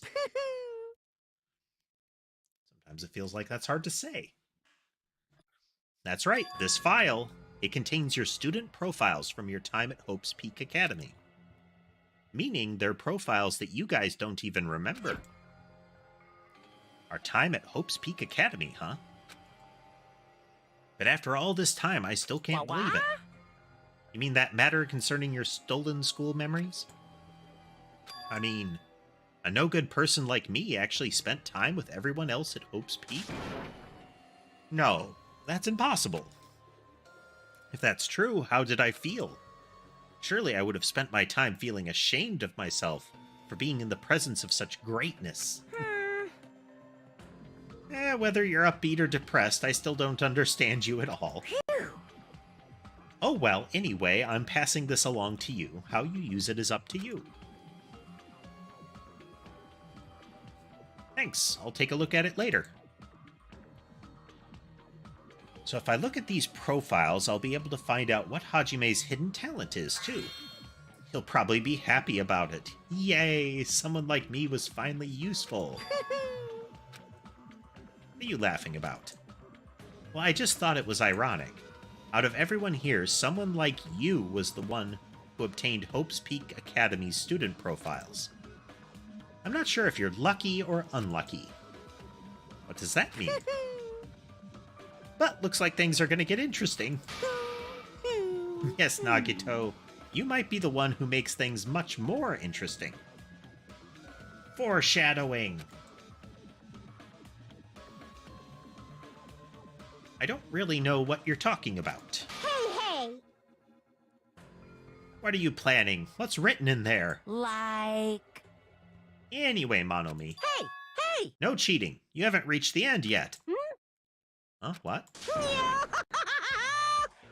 I mean, you haven't played Russian roulette yet. But Nagito already did it. What are you saying? No. No. Damn it! Get over here. Revenge of the Final Dead Room. No! Coercion. Oh dear. Jeez, they're gone. In the end, I still don't understand what Monokuma was talking about. But for now, I'll leave this file for later. First, I need to investigate this room. It's not like I know how to get out of here. And with that, we're wrapping up, folks.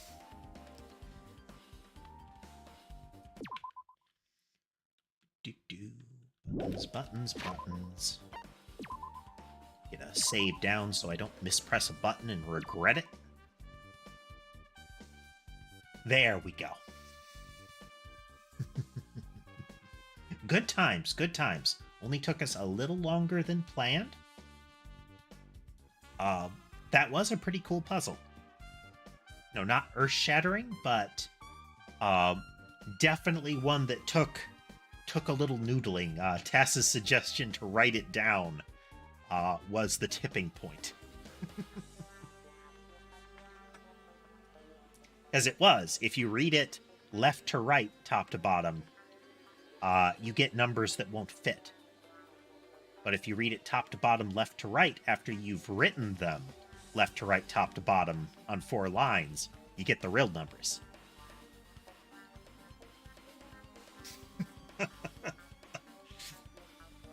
Yeah, I think this is another moment demonstrating not only how hardcore Nagito is into his convictions, but how effective his power is. Like, of all of them, he has a power.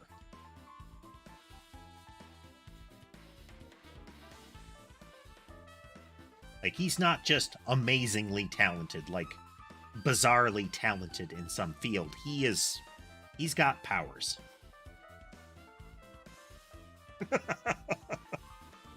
Yes, he also has issues.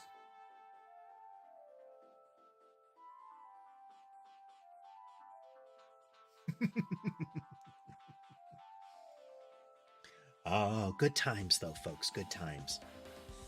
Tomorrow, we are going to be playing Your Turn to Die. which is supposed to be a game in this vein. A kids in a death game kind of thing. I don't know a lot about it otherwise.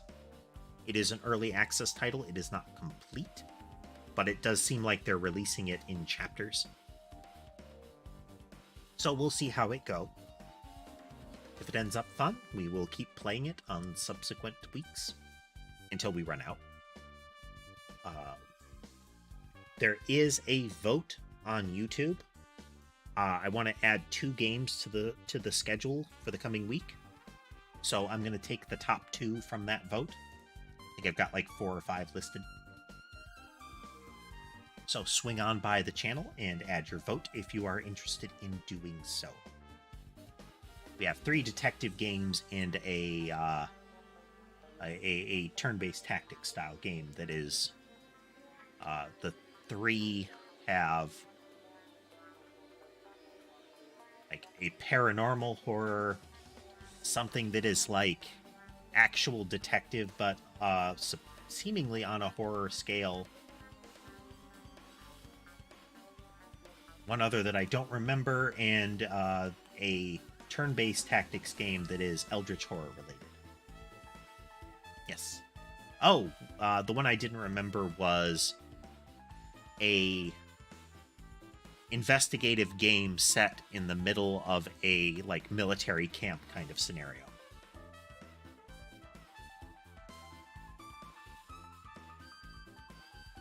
If you're curious, casemate, that one is Stygian on the list.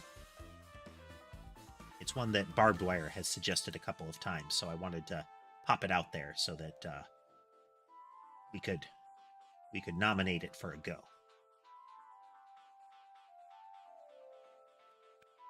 But yeah, tomorrow is your turn to die, and then I will get fun phrasing. Then I will get the schedule I will start to get the schedule set up for the coming week. In any event, folks, thank you for joining me tonight. I hope you had a good time, and I hope to see you tomorrow.